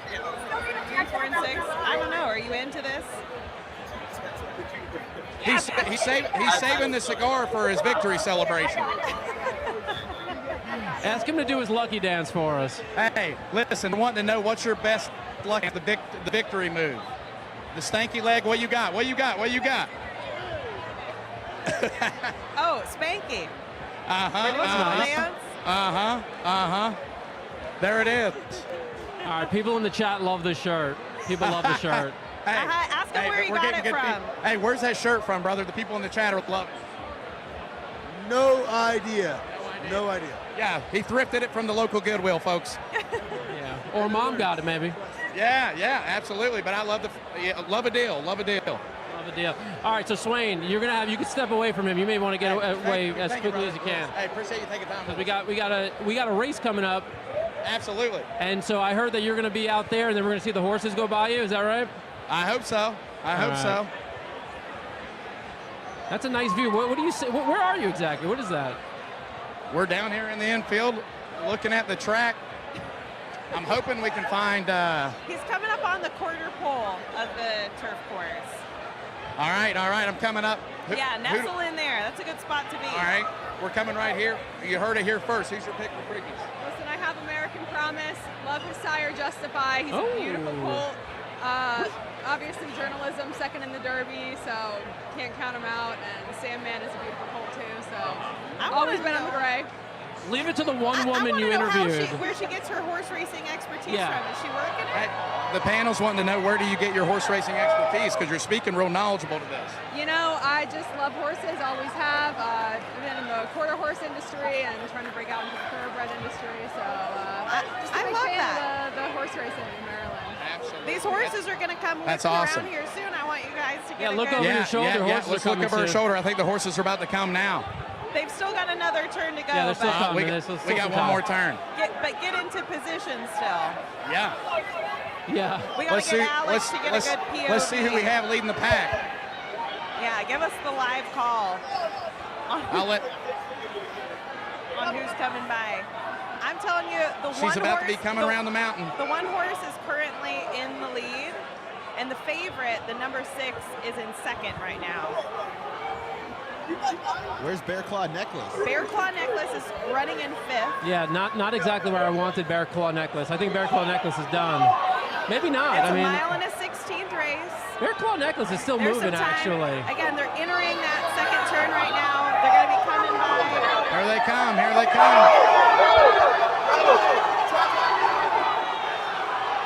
Who we got the 1 and followed by the 6 with the 2 right there in the race. 1 leading the way under. Crudo is kicking away. The one horse Sean kicking away. Bear Claw The crowd's Necklace loving it. holding The on to crowd's this. loving it. Just a fair shake on the outside. It's Crudo. Crudo's running away with it. Everyone said the 6 couldn't be beat. Hanging in for 3rd. Bear Claw's advancing through the field. He might get up for 3rd. I hope that he does. Still on. But 1 ran want away somebody with else? it. Probably is. 196. 196.3 finished 3rd. 3 was 4th. in 4th, yeah. All right, Swain, you still there? Ooh, That look at last this. interview in. Our hero. Our Oh, hero. no way. We got drinks coming to the live show. What about out here working in the field? Where's my drinks at? Well, you got access. You can walk right up. Oh, wow. You're lucky we didn't ask you to bring the drinks back. We got 3 of them, and Ryan doesn't have an appetite for them. Oh, So, there are Swain, 3. I if you thought there were stop. just 2. You want one? I'll take one. Peach mango? Which one do you like? Which is good with me. Gorgeous. Just All kidding, right. Swain. Nothing for you. Ah, okay. I'm used to that. I'm used to that by now. All right, Swain, one more guest because we got a new guest on set, but find somebody who looks smart. He's I got a guy. This guy's smoking a stogie. I know he knows what he's talking about. So today, all it is just trying to bet the 2 and 3 horse. And if you try to bet the trifecta, you should not go for the number 1 horse because that's the sucker bet, right? I'm listening to you, brother. I'm taking notes. I wish I was from here. I'm from Nashville, Tennessee. We've been to all the races except for this one, and God damn it, are we not having the most fun here? Thank goodness. Hey, this is a vibe, right? It is a vibe. As they say, as the millennials say, this could be the next Nantucket right here in the middle of Baltimore. Hey, is this your first time at Preakness? This is the first time at the Preakness, yeah, and we're getting our Preakness on for sure. My brother's bachelor party, I planned this thing all myself. Everyone was skeptical that keep telling me, hey, we're going to Baltimore for a bachelor party, and I said, damn right, this is the new Nashville, right here in the middle of Baltimore. I don't disagree. Talk it up. Let's you get can do this your thing rolling. bachelor. Absolutely, let's go. Love it. You Love can it. do your bachelor in Nashville when you live there. American promise.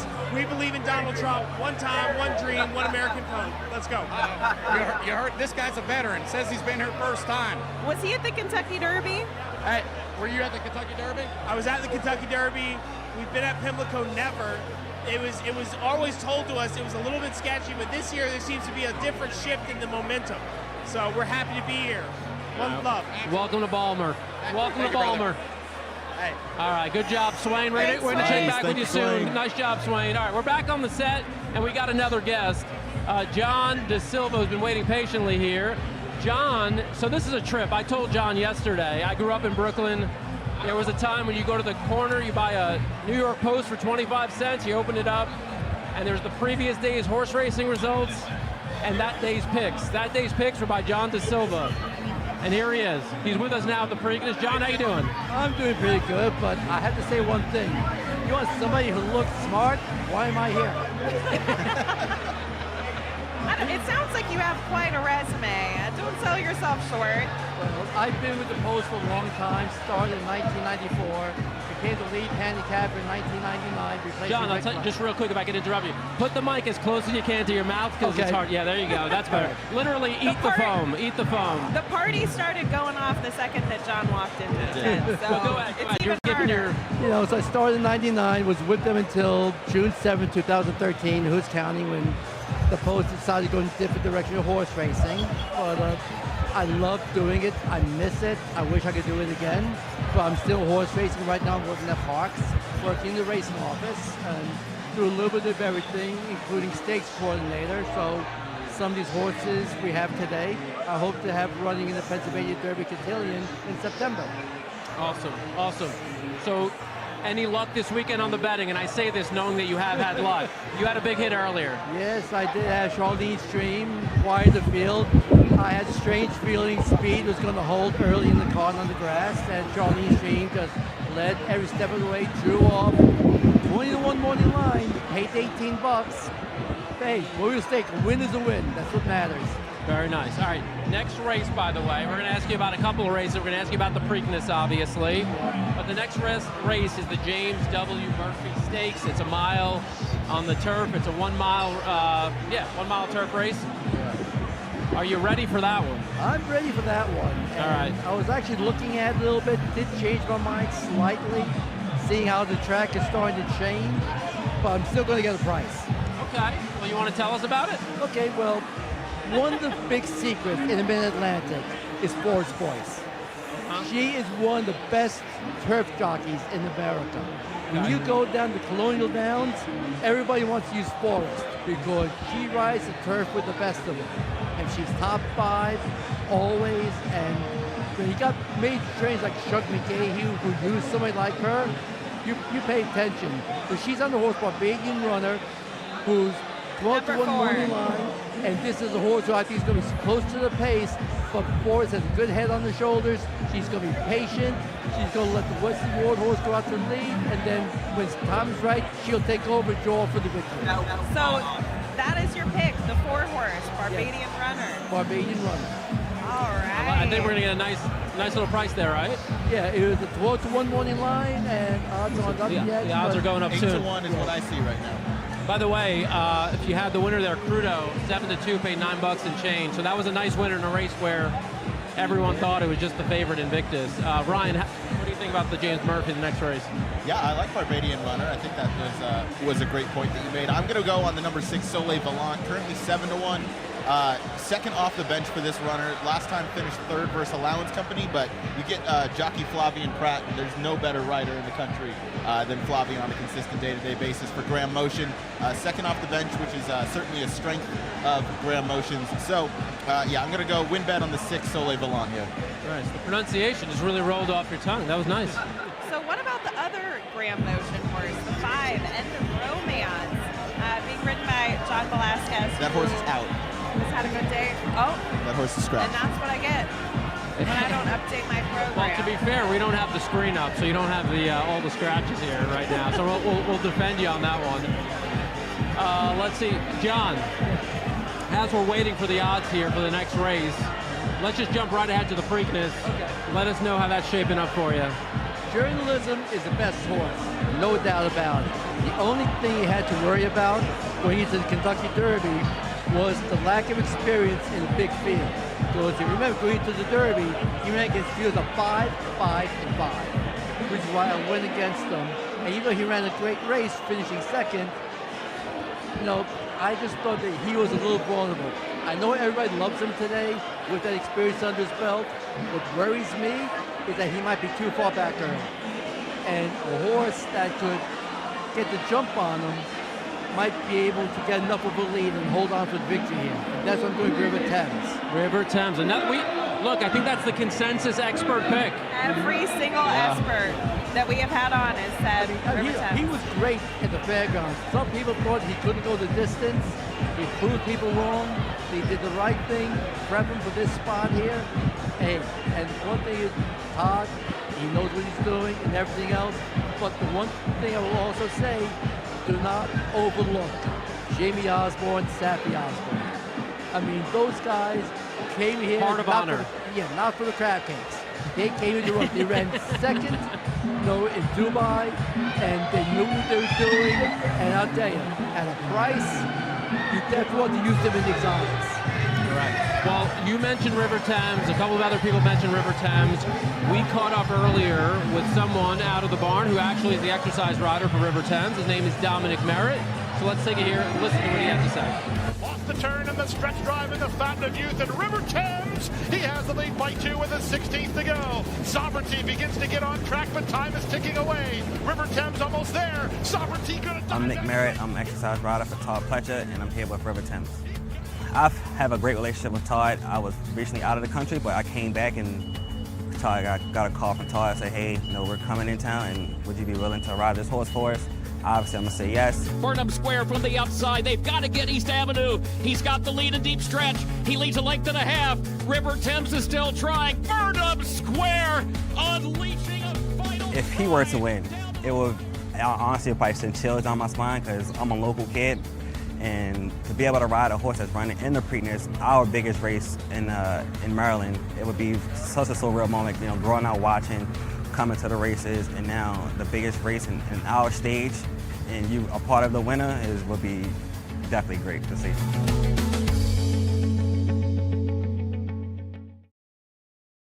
Story, Dominic Merritt. So we could do it. Yeah, you can come on in. We're gonna have a set change live, so you'll see it as we're doing it. Rachel's gonna hop out, and we've got the man of the hour coming back in here. Swain is gonna join us on set, tell us some of his observations. So after being out in the wild for a bit, well, how was it? I'm here. I'm in one piece. These people are here for a party. They're here for a good time.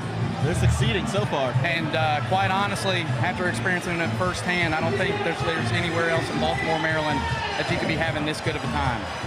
Not today. Nope.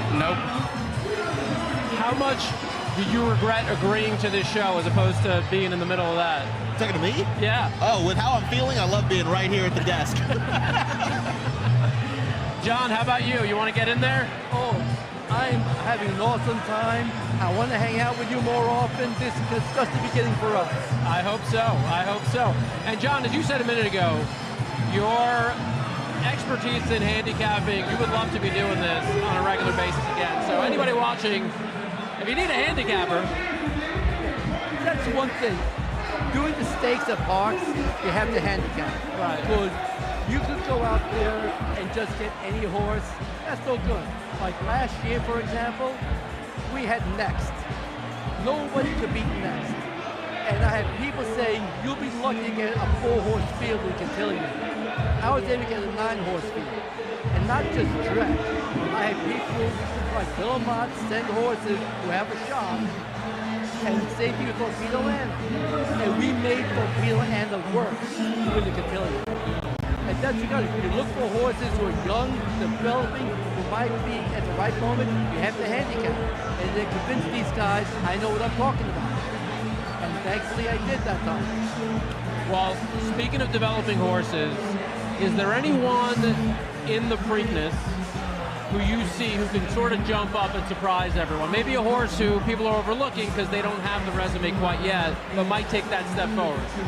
Like I said, I wish, Yaz wants to stay here with Heart of Honor, but they're probably going to go back to Europe.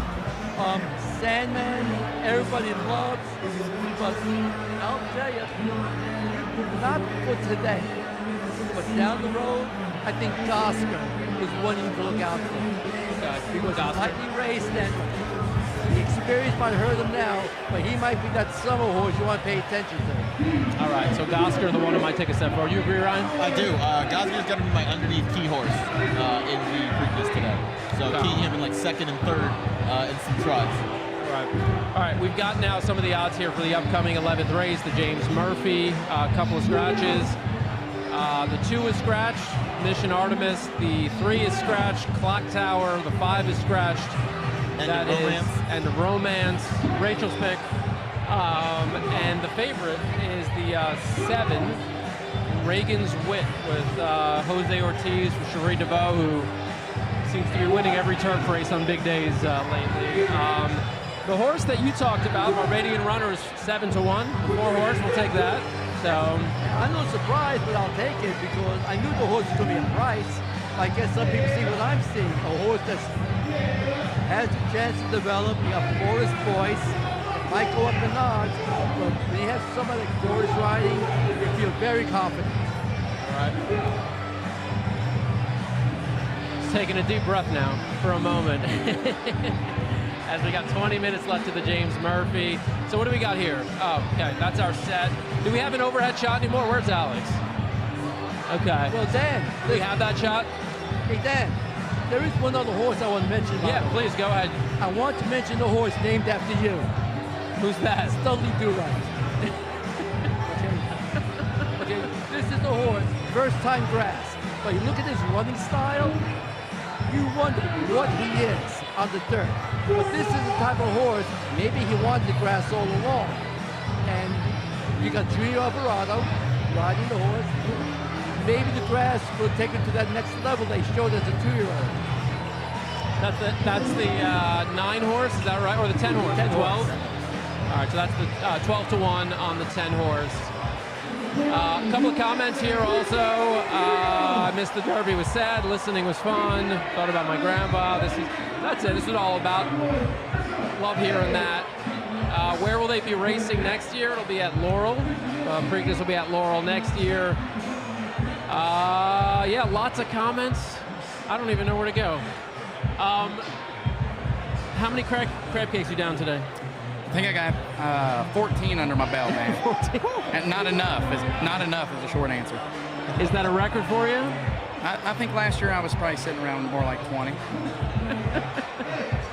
There's still time. There's still time. There is still time. You got to get out of here if you want to do that. I'll end up back in the food line. Promise me.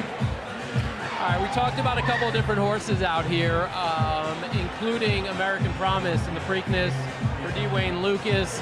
A little while back, we got to catch up with Dwayne, who's a legend in this sport. Let's take a look at that interview. Super good.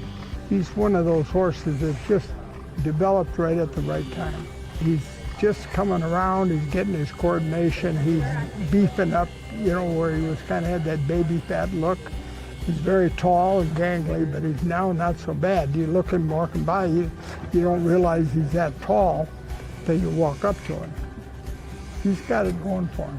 Is it similar with horses and like a basketball team? Exactly. Really? Like peaking at the... Very much so. Really? He's the 6'10" kid that you didn't pay any attention to when he was a freshman and a sophomore, and all of a sudden he's a star. That's exactly what he is. He has developed to a starter by just growing into himself.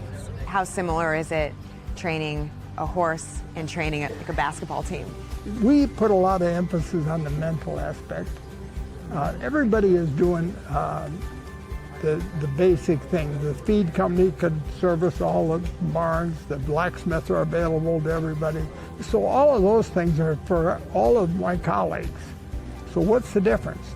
The horse and what you do with it. That's the difference. Now, if you get a good horse, he might overcome all that and win in spite of what you do. That case could happen too. But the good ones, the guys that are winning, are paying attention to the mental aspect and the smaller details. There's a lot more to it, but the horse is important, and then what you do with him. You got to read into him every day, kind of like your girlfriend. You got to figure out what the hell she likes.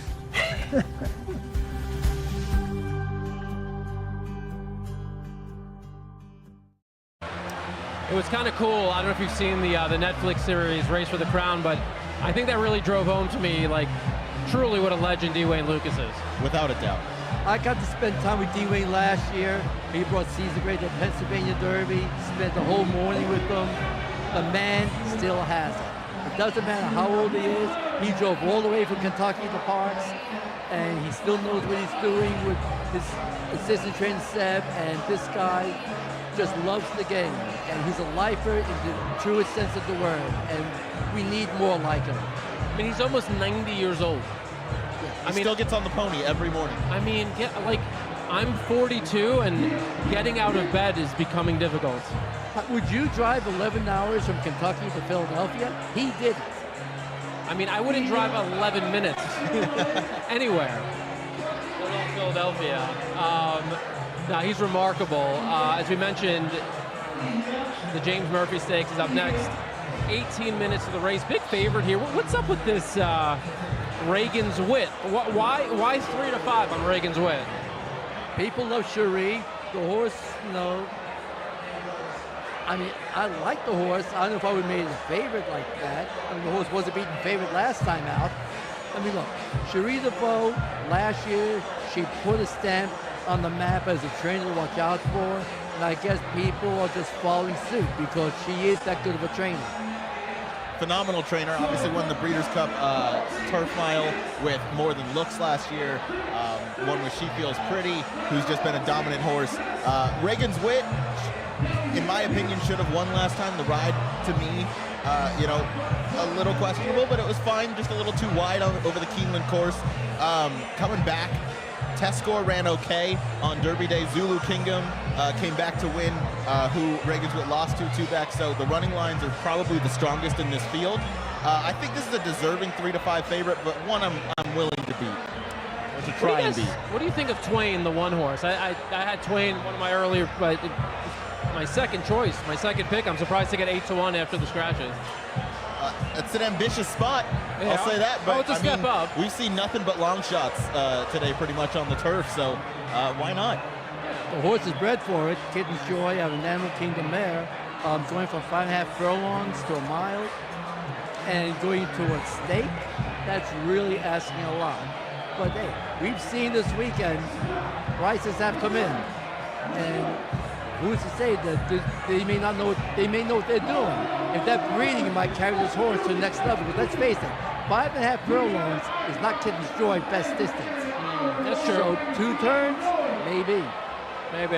Yeah, no, I think the horse makes a lot of sense. I mean, Madison Myers, not a very well-known trainer. She's an up-and-coming young trainer. So if it was Cherie DeVoe, I bet the odds wouldn't be that high. So Right. I completely agree with that. I think the pace to me from this race comes from the 8 Karahi. Luis Saez for Brittany Russell. Blinkers on today for this runner. Probably going to be forward. Has been forward in each of his last 2. Comes off a bit of a break since March 1st. So just about, what is that, like 6 weeks? 6-7 weeks. So should be firing fresh. You know him early. It looks like this turf course is starting to change a little bit. Yeah, we'll see. I mean, if Karahi gets loose, still, I think that a horse to be worried about. Yeah, I mean, what worries me, is like I said, the sun is starting to even out this track a little bit. That's why I like the speed earlier, but as the sun keeps on hitting it, it might even it out and not give speed horses as much as advantage as it was a few hours ago. Awesome. It looks like, is that Ray Lewis? Do we have Ray Lewis? Okay, Ray Lewis has entered the chat. Let's get it. Can we take that full? Just do full screen on that one. There's Ray Lewis.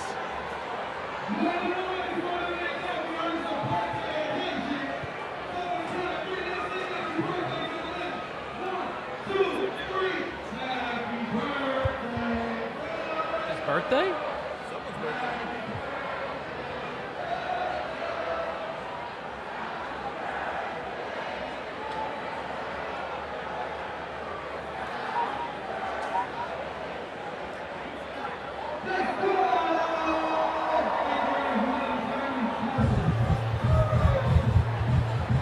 How that? Ray Lewis's birthday on top of it all. How about that? Love it. Love it. We got to get him on the set. We have to. If Swain hears us, he's got to work to get him out here, or he's got to go up to him and talk to him. So, well, the thing with Ray Lewis, I'm a Giant fan, and what those guys did to the Giants in the Super Bowl still hurts me. Still hurts a little bit. But you got mad respect and props to him. Maybe the second greatest linebacker of all time behind LT. So we got people watching from Germany right now, jumping in the chat. Welcome.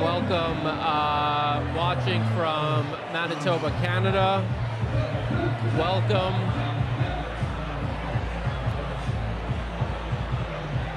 We got 13 minutes to race 11, and then there's actually a pretty long gap to the Preakness. Well, there's a race before that. It's the what are we missing before? The Dinner Party Stakes. Dinner Party Stakes.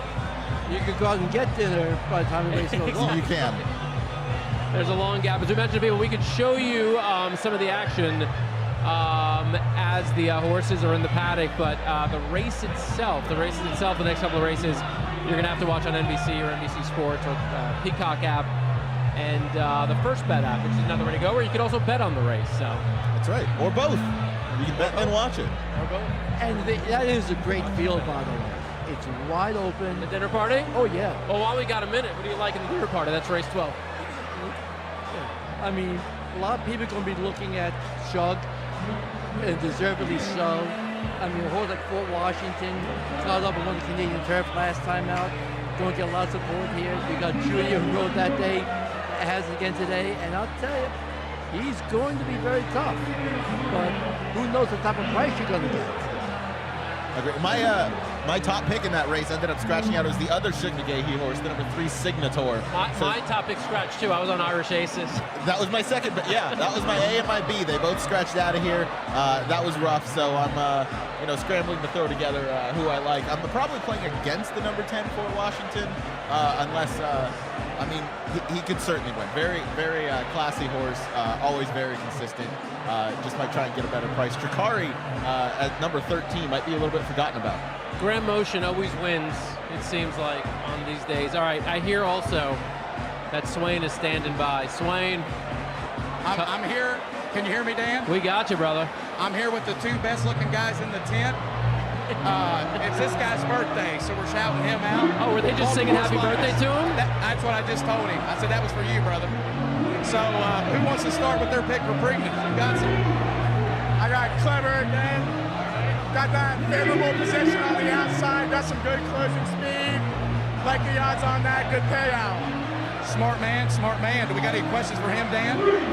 I like Clever again too. Ask him if he's betting the exacta. If he's got a top 2 for us. Do you got are you betting an exacta? Do you got top 2? You got your under horse? I got him number 1. Go big or go home. Hey, him all the way, Dan. You heard it there first. All right, tell us about the hat a little bit. I like that. Hey, the crowd saying they like the hat. Tell us a little bit about that hat. Thank you. Yeah, it's just Stetson hat. It was actually a birthday present from my best friend and roommate, Tyler, right here. Thank you, Tyler. It's a Preakness. That's a good friend. That's a good friend. You said Stetson, right? Sure. Yeah. There's a reason why I picked him out of the crowd, folks. All right, Swain, you've been looking for a hat. I have been looking for a hat. These guys got me sold on Stetson all the way. All right, Tyler, it's all you, brother.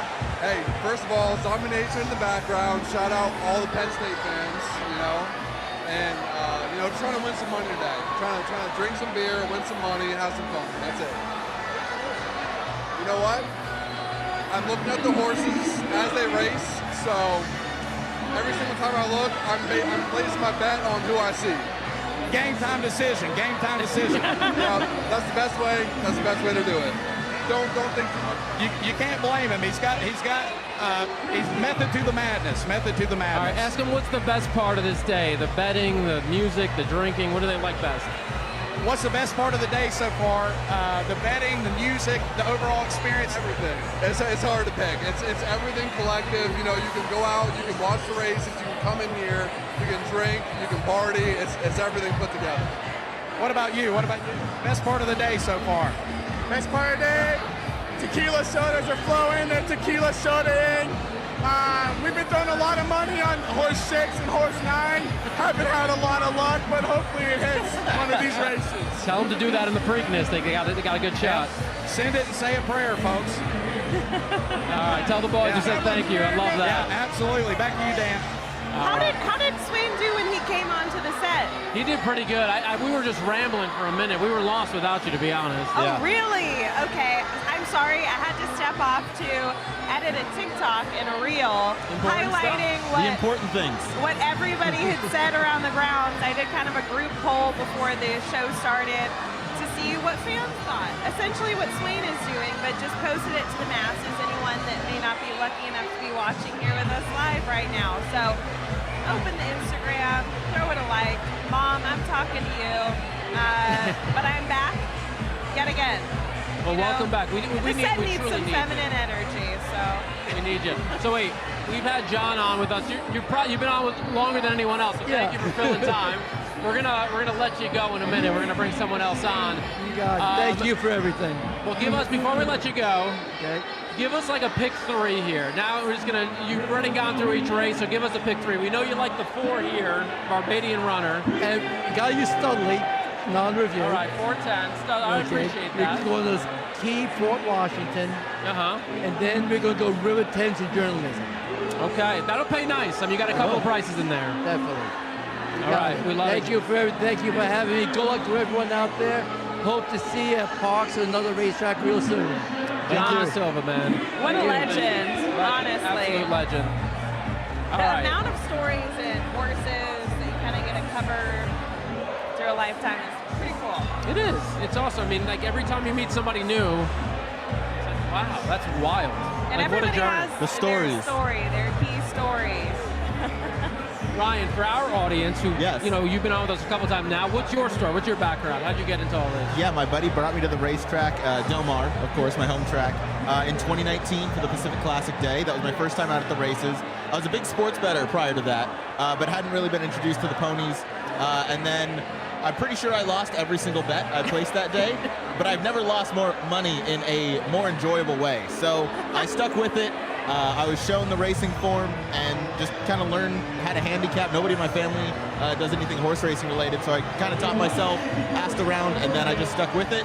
Last summer, interned at Del Mar, which was a fantastic place to work. Every day you go there, every day is a great day. And then started a YouTube channel, and now I'm here. That's awesome. And if you are like, when you talk to new people that are trying to figure out how to bet and read the program, what's the first thing you tell them to do? Like, this is the most important and easiest thing to understand that can help you in your handicapping. Good question. That is a great question. It will depend on the race. Depends on the distance and everything like that. But if we're reading a racing form for the first time, you got to identify who's going to be on the lead and identify the pace scenario. That's where pace makes the race, is the old saying. So that's kind of where you start. And then from there, obviously, there's 1,000 levels to dig into. But it starts with identifying the pace. And you do that by trying to figure out how many speed horses there are, and how many speed horses, who's the fastest early, and then from there you kind of reverse handicap who's the fastest late if there's a lot of pace in a race. And then if it's kind of in the middle, maybe you want a horse from just off the pace. Very good.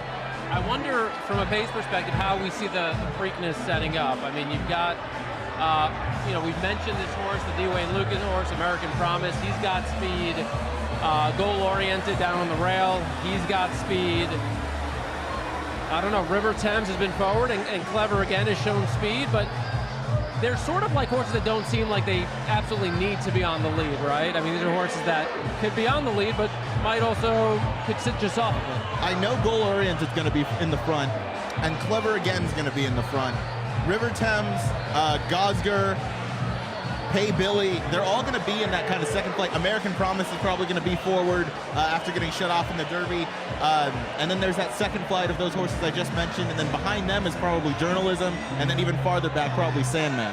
So it's going to be interesting to see how the pace dynamics set up, but it's going to be even more interesting to see horses are able to make up substantial ground as they turn for home. Very good question from Lisa. Why am I seeing these fools and not the horses?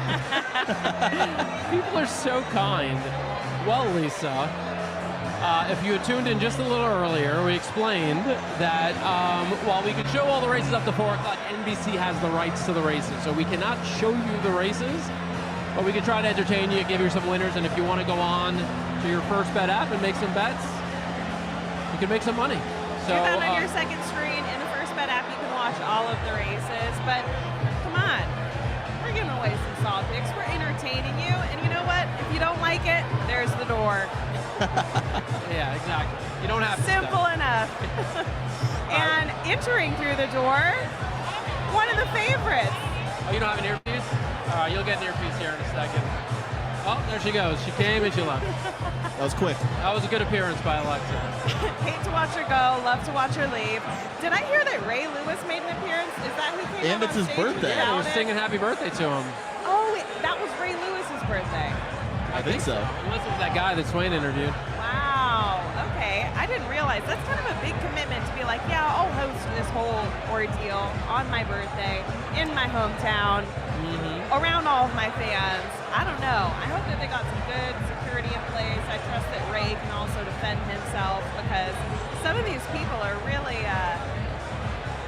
They're enjoying the ceremony. Yeah, no. Well, at least Egg Shen is asking the important questions. These are mangoes. These are Mango mangoes. and Ryan, what do you got? Peach. I like got the peach peach? ones. Nice. What are you drinking, Egg? What are you drinking? We're going to see if, I don't know, it's tough on the dirt races to get a sweeping view of the horses going over the track. Again, based off of what we can do. Shell, if you want to pay our, legal fees. Our legal. We can show everything up to the races, though. So hopefully they'll give you some shots of them going over the track. If you're into the physical handicapping, seeing how they're settling in, going over the surface. Well, there's the 7 right there, West Point colors. That's the horse, Reagan's Wit, who's the favorite. So. All right. She's back. Oh, hi. How we doing, Alexa? Good. We got to get Alexa on the screen. Somebody, we've got to get Alexa on the screen. Good. There we go. That was we didn't give them fair warning. It's not their fault. No, this was on a whim. On a whim. That's how we roll on That is. Preakness It's all honestly. vibes. Any of the Triple Crown races, it's pure chaos and pandemonium in here. But Alexa, how the hell you been? What's going on? It's just been a blast, man. No, it's been a great time. I've been charged with helping Ray Lewis bet this weekend. Well, that's an awesome And I task. just Can you gave him- bring him here? Is Don't that be wrong. possible? I can ask. Yeah. I mean, he's over there chilling with his granddaughter, but We should bring her on too. she's so cute. Oh my gosh, running around. So every time the horses come, she freaks out. It's exciting. We love No, that. we just Gino and I just gave him exacta and trifecta last race. Crushed it. All right. Try to do go. it again this race. Who did you guys pick in this one? I picked the 6, Soleil Volant. I'm 7-1, and then I'm sold on John's horse. You like the 4, Barbadian Runner. Okay, okay. You don't seem sold on any of that. Well, okay, so I like the 8 and the 7, and then everybody over there was wanting to throw another one in, and it was kind of based on like what number they played, in the sports. Oh, yeah, So, yeah. Ray's son's got the 4 in there. I think Ray's got the 1 in. Some people threw in the 9, but I really do like the 8 in here. Blinkers on. The 8 makes sense, speed. Get some speed, scratch out of the race, so maybe the 8 can just go to the lead and take it home. 3 times at the 8 horse, 3 times at this distance, 3 times the bridesmaid, aka second place. You think that the 8 is going to win, or would you just use that hoping for second, third? I think the most likely winner is the 7, right? But you're just not getting great value on that. But I mean, Reagan's Win's a great play. But then the 8, brings some value into the game. Sitting at 5-1. I mean, second choice, but still, it's not terrible. Not bad. Can you see any scenario in which the 8 doesn't hit the board? Because I'm thinking about a tri-key box. I'm thinking the same, Dan. Yeah, I think the 8's going to be alone. Fairly safe bet. All right, I'm going to do that. I mean, coming in for Brittany Russell, winning 31% of the time right now. That's pretty stout. We're and doing it. His wins prior were when he just went and wired the field. So that's. I mean, all I just needed to finish is top 3. Here this weekend, by the Yeah. way. We've had a lot of speed go and not look back. So. Yeah, I think I'm going to mess with the 8. I don't know. I've been on 1 and 4, 1 and 7, but now I'm like, maybe the 8 makes sense. You could do a 1-7-8. There's nothing wrong about that. It's true. All right. I'm betting on first bet as we speak. So. Good. So what else is going on? I also just placed my wagers on first bet. I've been my feet are screaming. Really? The dogs are barking? The dogs are barking. I've been all over this place today. I've been in the winter circle. I've been in, so, I mean, it's fun. It's a good time. Is this your first Preakness, Ryan? First Preakness. Oh, my God. First and only at Old Hilltop. Yeah, I know. The end of an era. Yeah. It'll still be great. Well. It'll still be great. I agree. Dan was hardcore defending the track when we evacuated into the condemned portion of the grandstand, and water from the storm that delayed the races for about an hour yesterday was just pouring through the ceiling, through covered areas. It was springing some leaks, but we love that old broad. I took a photo of it. I took a photo of one of the leaks, and somebody around us was like, "Don't post that." I was like, "Do you think me of all It was people?" a Baltimore local, yeah, one of your friends. I saw a guy juggling glass boxes during that shelter in place. I saw the video of that. That's like, kind of this is high stakes. entertaining. Yeah, I was into it. Juggling glass boxes, passing the time in very normal ways. All right, so they are about to head to the gate here for the James Murphy race 11. And let's see, we've got to take this off here. You can watch it on NBC Sports. We'll come back after the race with it. You can also watch on First Bet. So we're going to watch this race. You're going to hang around for a few minutes. We'll handicap Preakness. Yeah. And then you'll bring Ray Lewis on, right? Yeah. There we go. That works for me. Unless the bet I gave him wins again, then I gotta go over there and like shake. Oh, you gotta do your dance. You gotta like kind of like. I learned the dance. Oh, you did? It's not that hard to learn. It's not. What dance? The Ray Lewis dance. You want to do it? No.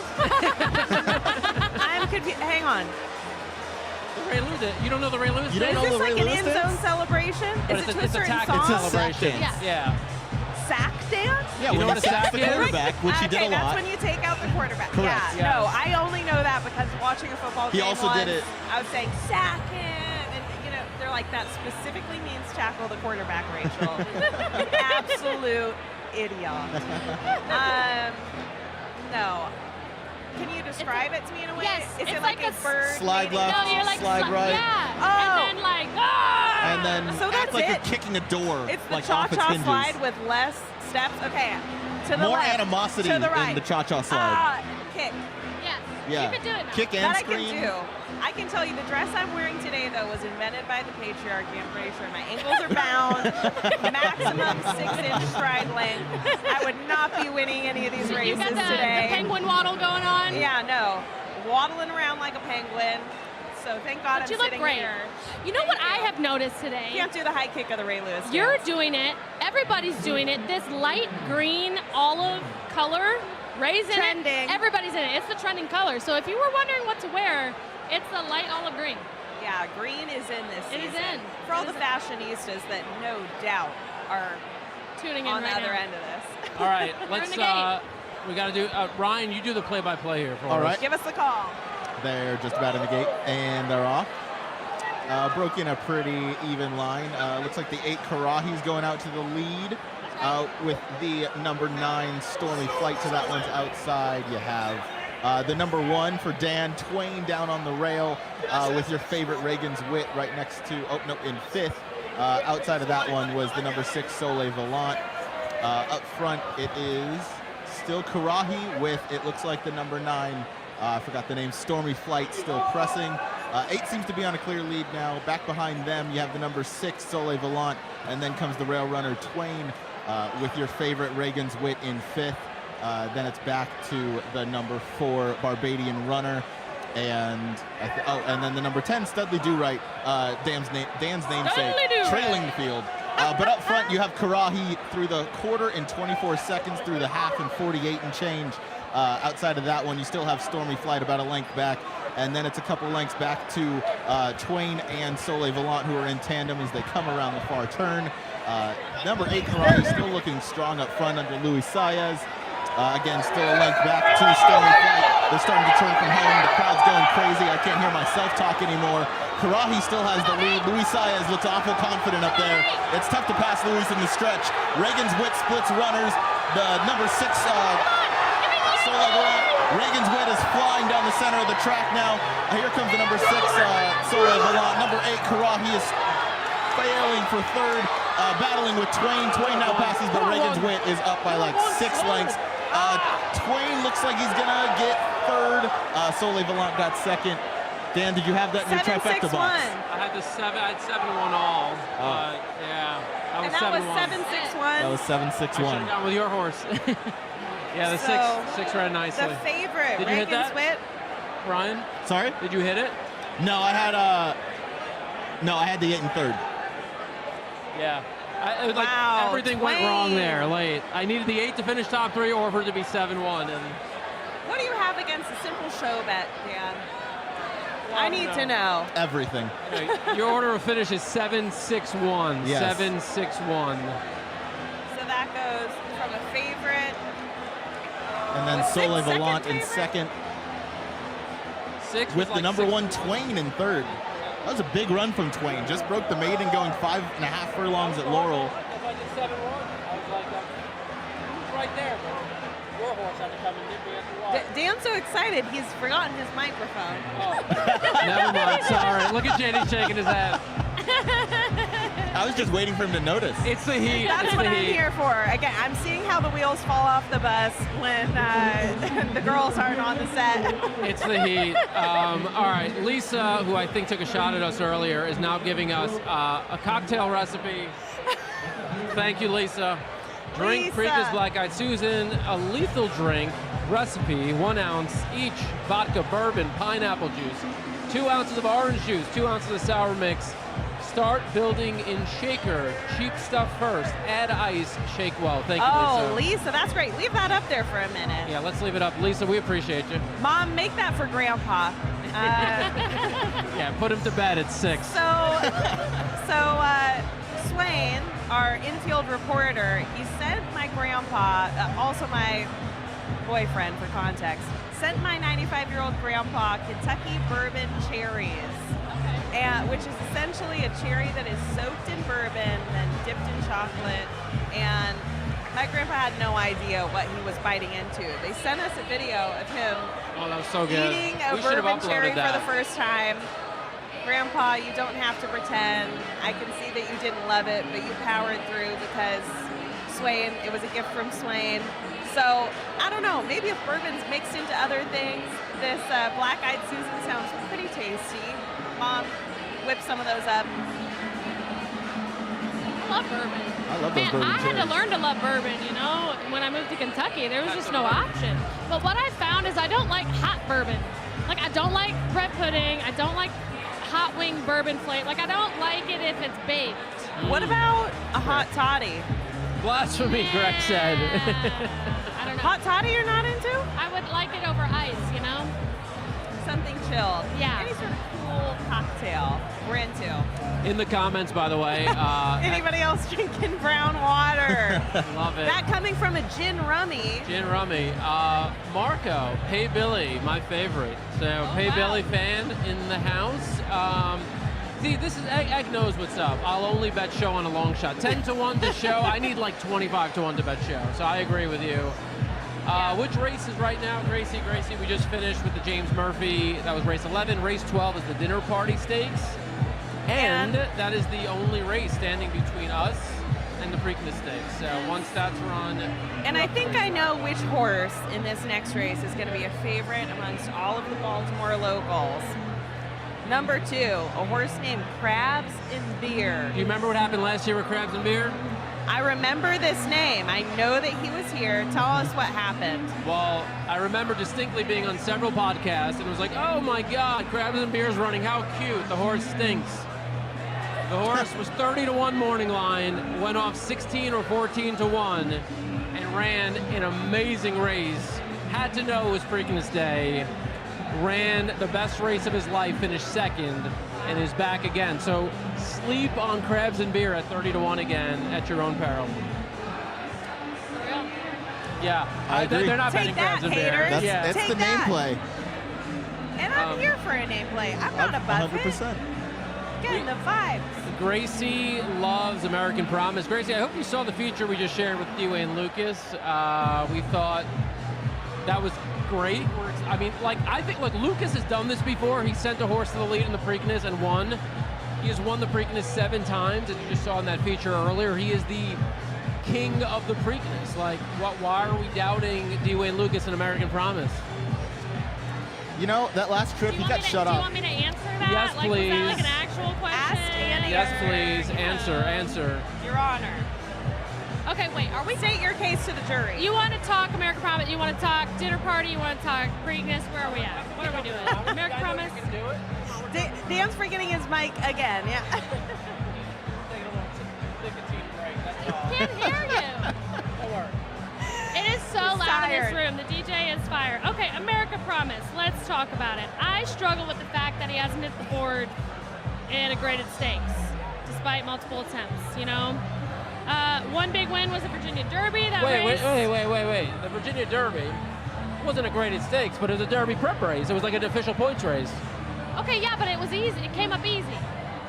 What do you mean it came up easy? It I doesn't don't- matter if it came up easy. It was a pretty light field. I don't think it came up that tough. I mean, who did Gosker beat? And we're high on Gosker. I'm not high on Gosker. I don't understand why everyone's high on Gosker. I've looked at it. I'm like, I don't like this horse.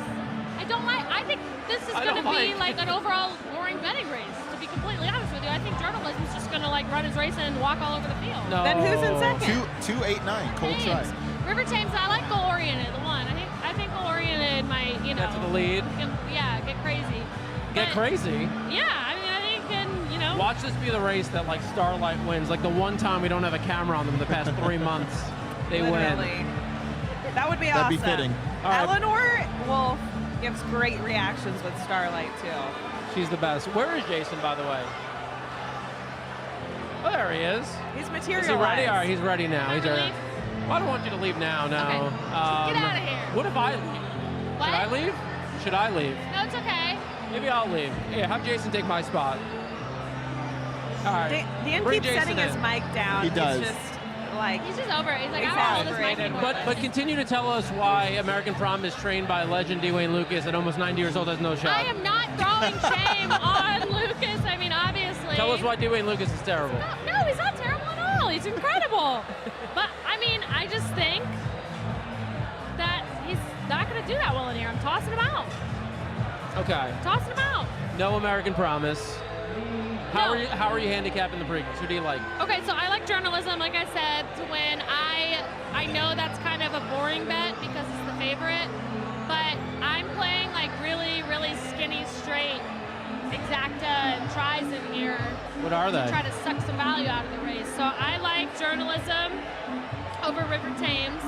River Thames is the 6th, interesting contender. He was second in the Fountain of Youth to Sovereignty by a neck, right? And Sovereignty went and won the Derby. So, May have heard a little race called the Kentucky Derby there's a race. little thing there. So, I mean, you know, there's that. So he's also not coming off 2 weeks rest like 4 horses in this field, right? And yes, he'll need to take a step up, but I just think it's a good spot for him. And then, so I would play like a straight exacta journalism over River Thames. And then I would do a try journalism, River Thames over goal-oriented and Sandman. 8617. No, not 8. 2617. 2-6. Yeah. 2 over 6 over 1-7 and third. I like that. Yeah, and you know, goal-oriented is the only Baffert horse in here. He's won this race a record 8 times. You know, he started his career really late, as in a couple months ago. Yeah. And has run twice, but undefeated, right? There's upside. I mean, there's definitely There's a so ceiling much there. upside there, and it brought him with the crew to Churchill for the Derby that week. He ran that day, so he's another one coming off a short rest, even though it wasn't actually the Derby.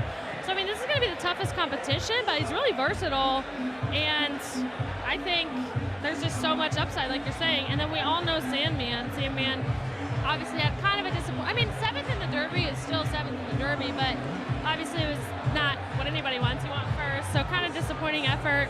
I was like lower on Sandman when I thought it was going to be wet here, because I don't think Sandman liked the wet track. But I mean, look around, it's dry. So I think that but horses have been going to the lead and staying there today. So anyway, again, journalism, River Thames, goal-oriented, and Sandman. All right, that's kind of what everyone's giving. The set is transformed. Jason is with us. Jason, I have no idea what brand you're here with, given the logo on the hat, on the bolo tie. We didn't miss a spot. Tell us what it is that you're doing here. So I'm here making sure everybody has fun, obviously. Helping people bet, hopefully giving them winners, which has been so-so, not too bad, not great, but I love one coming up. I've given everybody the horse in this place. So we might have, if the horse wins, if I'm right, we might have a little bit of a wild party in here. I mean, it's already wild, but might get more wild. Let's get into it. Yeah. Don't be coy with us now. Okay. This is you want to know now? For race 12, this next race that's coming up. Yes? Yes, race 12. I love Fort Washington.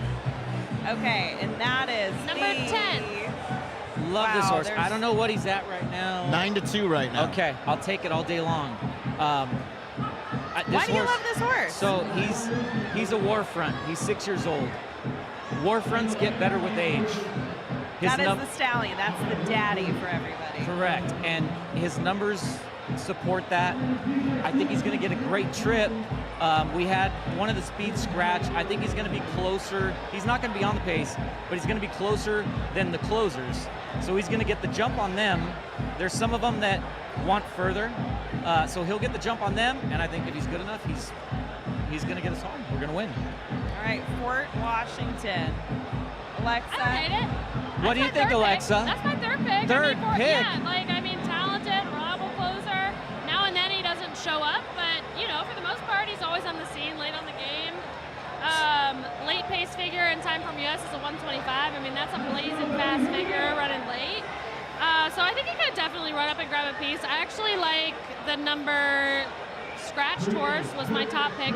I've been so busy today, I haven't been able to look at who's still in the races. I love the 9 Irish Aces. That was one of my favorite bets of the day. I liked Irish Aces too, but when Irish Aces scratched, I'm like, now I like the setup for Fort Washington because I think Crabs and Beer, the 2-horse, maybe the pace, and I don't think the horse is good enough. So I think it just helps Fort Washington's position early on. But I was with you. I did like. I did like Irish just made Aces. a whole point to not hate on Crabs and Beer. So. No, I'm not betting on Crabs and Beer. We've had some bombs today, and I have not been on them. This is Maryland, and crab cakes are like the thing here. So I'm probably setting myself up for a big disaster. I don't think Crabs and Beer can win. They won't let you order crab cakes here No, if they won't. know that you didn't bet on Crabs and Beer in Maryland. Crabs and Beer is not winning today. That was a strong statement. Was. Whoa! Very strong statement. Whoa! Ryan, what about you? My top pick was the number 3 Signator, who scratched out of this spot.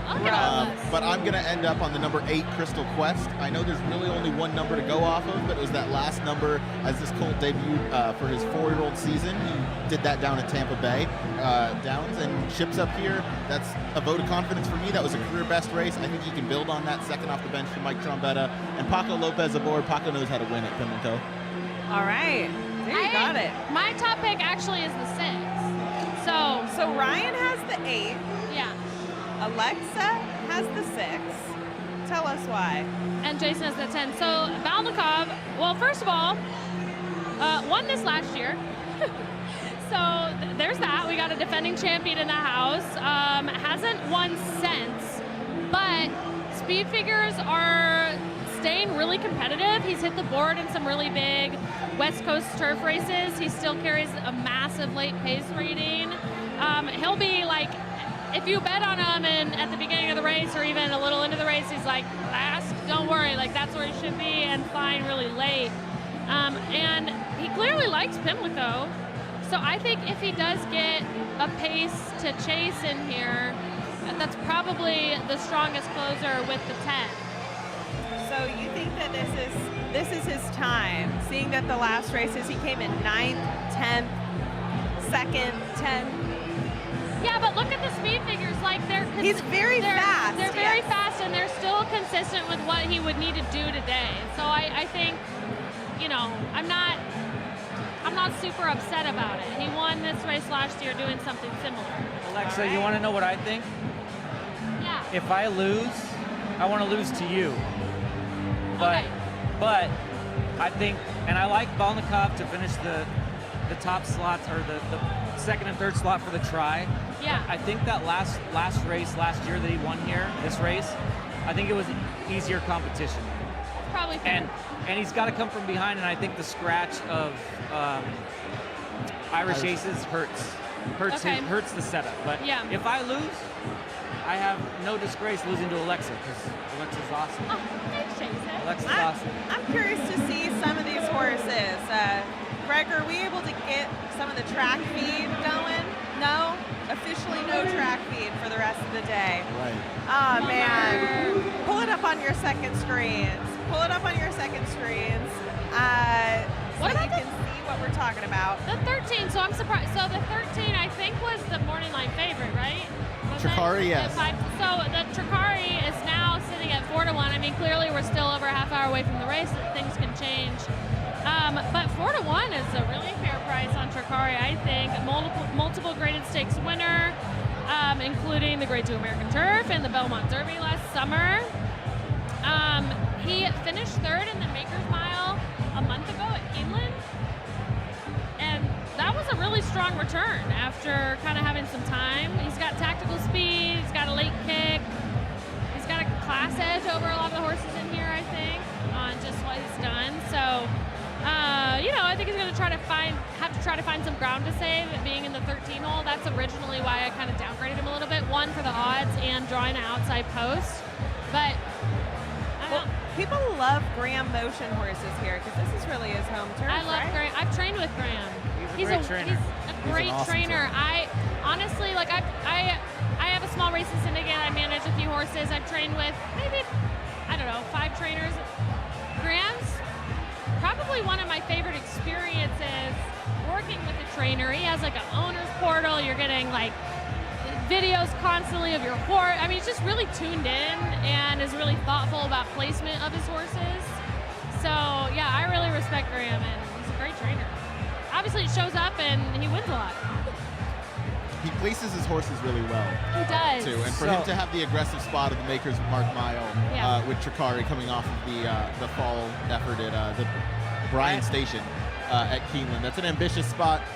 Johnny V sticks aboard, obviously. Yeah, second off the bench to start this one's 4-year-old season. Could certainly be a step up. So I have a war story about Tricari. Tell us, you want to hear it? Yeah. It's not good for me, but so Tricari last year at Churchill Downs in the American Turf. The American Turf. So I loved Formidable Man, and I was playing the contest, and I bet everything. I bet $3,000 basically to win on Formidable Man. I didn't bet $3,000 to win, but I bet like $1,000 to win, $500 exactas, trifectas on top. You smashed it. And Tricari was one of my horses that I thought was going to fill out the try, but I didn't spend any money to back up, and I didn't need to spend much money because they were both like, Tricari was 47 to 1 and Formidable Man was like 25 to 1, and I gambled. I wagered the worst possible way on the race, and I was sick when Formidable Man got beat by Tricari. It was the payout was insane. It was like it was probably a $600,000. Whoa! Yeah, dude. yeah. The and bad now, beats. so now every time I see Tricari in a race, obviously Traumatized. I'm traumatized. I got triggered. PTSD, so I'm scared of him. But he's currently 4 to 1. I don't like the post, and what I really don't like about him, I think he's a good horse, but he hasn't really progressed since then. He's kind of run the same. So at 4 to 1, I thought he'd be shorter than 4 to 1. At 4 to 1, I still probably wouldn't take him, but yeah, he'll probably. It's easier break to my leave heart. out at 4 to 1 than 36 to 1. I guarantee if Tricari was 20 to 1 a year, he'd be on your ticket because of your trauma. Oh, for sure, for sure. I wouldn't make the same mistake twice.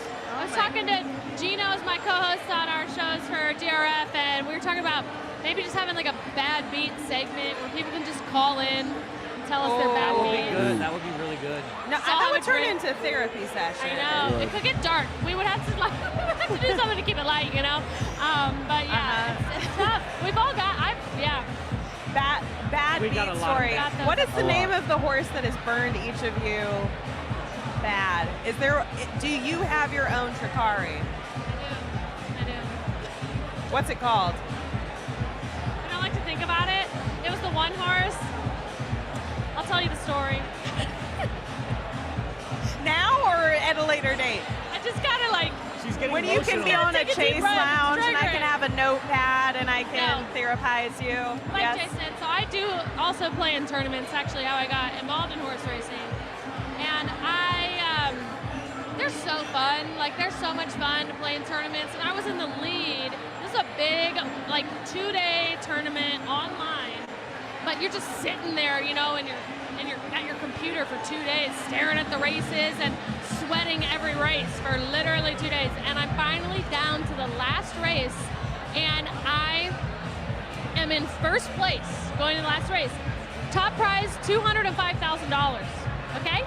big grand prize. Okay. What contest was it? And I was like, I had my pick put in. It was the one horse. It was a 20-to-1 shot. I had it put in, and then I started thinking. I started getting nervous. I'm sweating. There's 400 people behind me trying to get at me, and I'm like, maybe I should pick a different horse. Maybe I should. I start looking. I start fixating on this 10 horse, and I'm looking at it. I'm like, I don't know. I actually switched my pick to the 10, then switched it back to the 1, then I switched it back to the 10. Anyway, it ends. The gates close, and the 10 is in. This 20-to-1 horse wins by like going away. No. Going away. And I'm like, I had it. And then, of course, because it was 20-to-1, all these people had it. I ended up getting like $7,500, which was still great, but it wasn't 205. Yeah. Ouch. I got to give a shout out to Guyana Spice 52. Yeah. He's here. like, oh boy, he could have won 600K. Okay, me too. Trust me, I know, I get it. I get it. We're gamblers. We have that mentality. But I can text you the screenshots of the bets if you want to see them. I swear this was the closest I've been to a score like that where I really just screwed up the wagering. Not a wrong opinion. I just really screwed up the wagering, which that's the biggest part. Like Alexa can speak to this, and Ryan too, I'm sure. Wagering is so much more than handicapping, because we're all going to pick X amount of winners. Let's just say we can pick a 15% clip of winners or whatever it is. If you don't bet them right, It means nothing. doomed. You're doomed. You're not going to win. And when you don't bet the ones right, like I was saying, when you don't bet that right, when you get too greedy, or you just like, you're not focused, or whatever it is, there's a million reasons. You cost yourself the score that will make up for all the losses. And that's the one that we're trying to hit, because we're going to lose most of the time. Yeah. And that is why people continuously keep betting on horse racing and watching horse racing. And for anybody that is trying to watch the races, we're 30 minutes out from the next race. Again, we do not have broadcasting rights. So if you want to watch those races, go over to NBC, Peacock, or FanDuel. Keep listening to us from the comfort of your cell phone. Throw that onto the TV. Have us in the corner, whatever you want to do. But the next race is 20 minutes out. Here, the scene around Pimlico, looks like there's a concert going on. Do you have any info about T-Pain after the races? I just know he's supposed to be here, and I know a lot of people are excited about it. And I know the energy has been... The way that T-Pain raised me, okay? Apple bottom jeans, boots with the fur. With the fur. I know if somebody, can vibe, if you just give that first line to them, apple bottom jeans, and then if someone repeats back the second half of those lyrics. 100% should know. You're a real one. Yeah. And I mean, I'm so excited to see him. So, win or lose, hopefully you don't lose out on another 600,000 today. But if you do, I think T-Pain swirling around on the stage like a fairy. He does this move where it's just arms out to the sky. Have you seen this? I have seen that one. To the "she was a fairy" sound. He's just twirling. He's throwing it out, head back, and everybody's like, "There's no T-Pain song in which he needs to be dancing and moving like that." And to that I say, you're wrong. Hopefully we're winning and dancing. But if we're not winning, we're going to dance. Winning and dancing. Currently there's Wyclef Jean performing right now, is what it looks like on the other end of the infield next to the winner's circle, getting things warmed up, rocking and rolling ahead of these next couple big races. Well, friends, I love coming on, but I'm getting summoned back. I don't know. Go give Ray Lewis some winners. I will. It should be fun. Hopefully, I'll see if I can swing it and get him on the show here for you. Okay, I love that. I'm not making promises, but I'll try. Thank you, Alexa. Bring that thanks, guys. Ray Lewis to us. It sounds like for anybody that is on social media, maybe Instagram, TikTok, watch the Kentucky Oaks at all, one of the best stories on that day was with a trainer named Will Walden. We were lucky enough to follow along with him. Jason, I don't know if you saw this. We've got a special package to play for everybody viewing at home of this impactful story on Kentucky Oaks Day. Enjoy it. Well, we were praying for rain all day long because Will seems to think that this horse is going to do better on a sloppy track. So that's been a good thing for us today. So we're excited. I don't know what to feel like. I'm nervous and excited, and never in a million years did we think this would be where we're at right now. Christian counselors, it's hard to find the perfect adjective or description that, explains what he is in my life. A close friend would be one of them. Guardian angel. Went to college on a basketball scholarship, and while in college, really started abusing drugs and alcohol. It was a 12-year battle. He was running the Shepherd's House when I checked in for the first time in 2018. It was a program that he had graduated. He's now co-founder of his own program called Stable Recovery. Christian was there for the beginning of the end. My life was completely spiraled out of control. I would come in for 3 months and relapse and inevitably be holed up in some motel room. Christian's approach to getting guys to admit defeat is he never tells them to go walk through the door. Shows them where the door is, but understands that in order for real change to happen, it's got to be their choice. And while everybody else was on the other end of the phone begging me to go to treatment, Christian would just show up, throw me a cheeseburger, say whenever you're ready, you know what number to call, and that was 4.5 years ago. I got to where I was on my own. I didn't get out of where I was on my own, Thanks, guys. With trainer Will Walden with Bless the Broken, how would you describe walking over with your first Kentucky Oaks startup? Yeah, I mean, look, this moment's not about me, right? It's about her and all the work she did to get here. It's about the excellent team of men and women I have that work and get up on a daily basis so that we can have these kind of opportunities. It's about a buddy of mine named Josh Bryan that went through recovery with me and unfortunately lost his life last week due to complications in a surgery. It's about those guys. It's about everybody that puts forth the effort each every day, and it's her. How do you feel going into the Oaks? What kind of trip she gets in? And obviously the track taking on a little bit water. How do you feel about that? Yeah, we wanted that. We said it right after the Bourbonette that we wanted rain for the Oaks. I think she'll sit mid-pack or a little bit behind it. Seems to be a lot of speed, and I think she'll just sit off that. We're not going to tell Johnny what to do. She looks great. Thank you. Good luck. Thank you. Good luck, buddy. I love you, bro. Love you too. I'm proud of you. I'm very proud of you. They're off in the Kentucky Oaks. It was a good start for Good Cheer. Lacara, as expected, is sent along. And the pace is hot indeed. 22.58 was the opening quarter. Buster Broken is running along at 9. Ballerina Duros in some traffic. As they come to the top of the stretch, Lacara off the turn.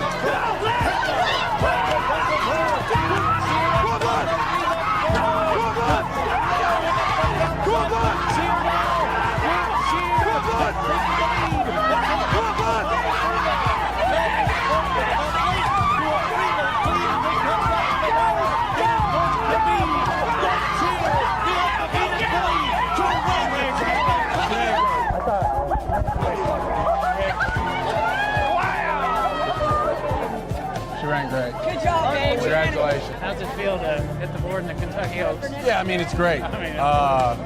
We'll try and come back and win it next time. Yeah, exactly. A great run, man. Thank you. Thank you. What did Great. Les Squid say? Oh, he said she gave it all. He got kind of thrown wide there by the winner, and she gave him everything. She ran awesome. What were you expecting from her? I expected her to like this, but also that's an incredible filly that won. It was going to take a huge effort. Our filly came in, she brought it. You know what I mean? She brought it all. So you can't be disappointed. So happy for her. Yeah. You would have thought we won. I know. You ran huge, buddy. Love that story so much. Will Walden, Bless the Broken, our remarkable horse and story that we want to keep following, and hopefully some more good stories come out of today.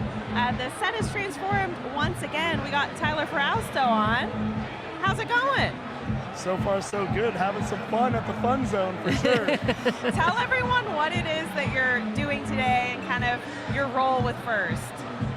So today, at the Fun Zone, we incorporated the Mug and Bind, which has been a hit year after year, and our wagering tent as well. So Mug and Bind and wagering together, along with some local DJs and DJs from LA, we're having a lot of fun here. We're having a good time. I've been swaying in my seat all day, just vibing. You said that you've been having so much fun today, and obviously working as well, that you haven't had the most time to handicap and prepare yourself.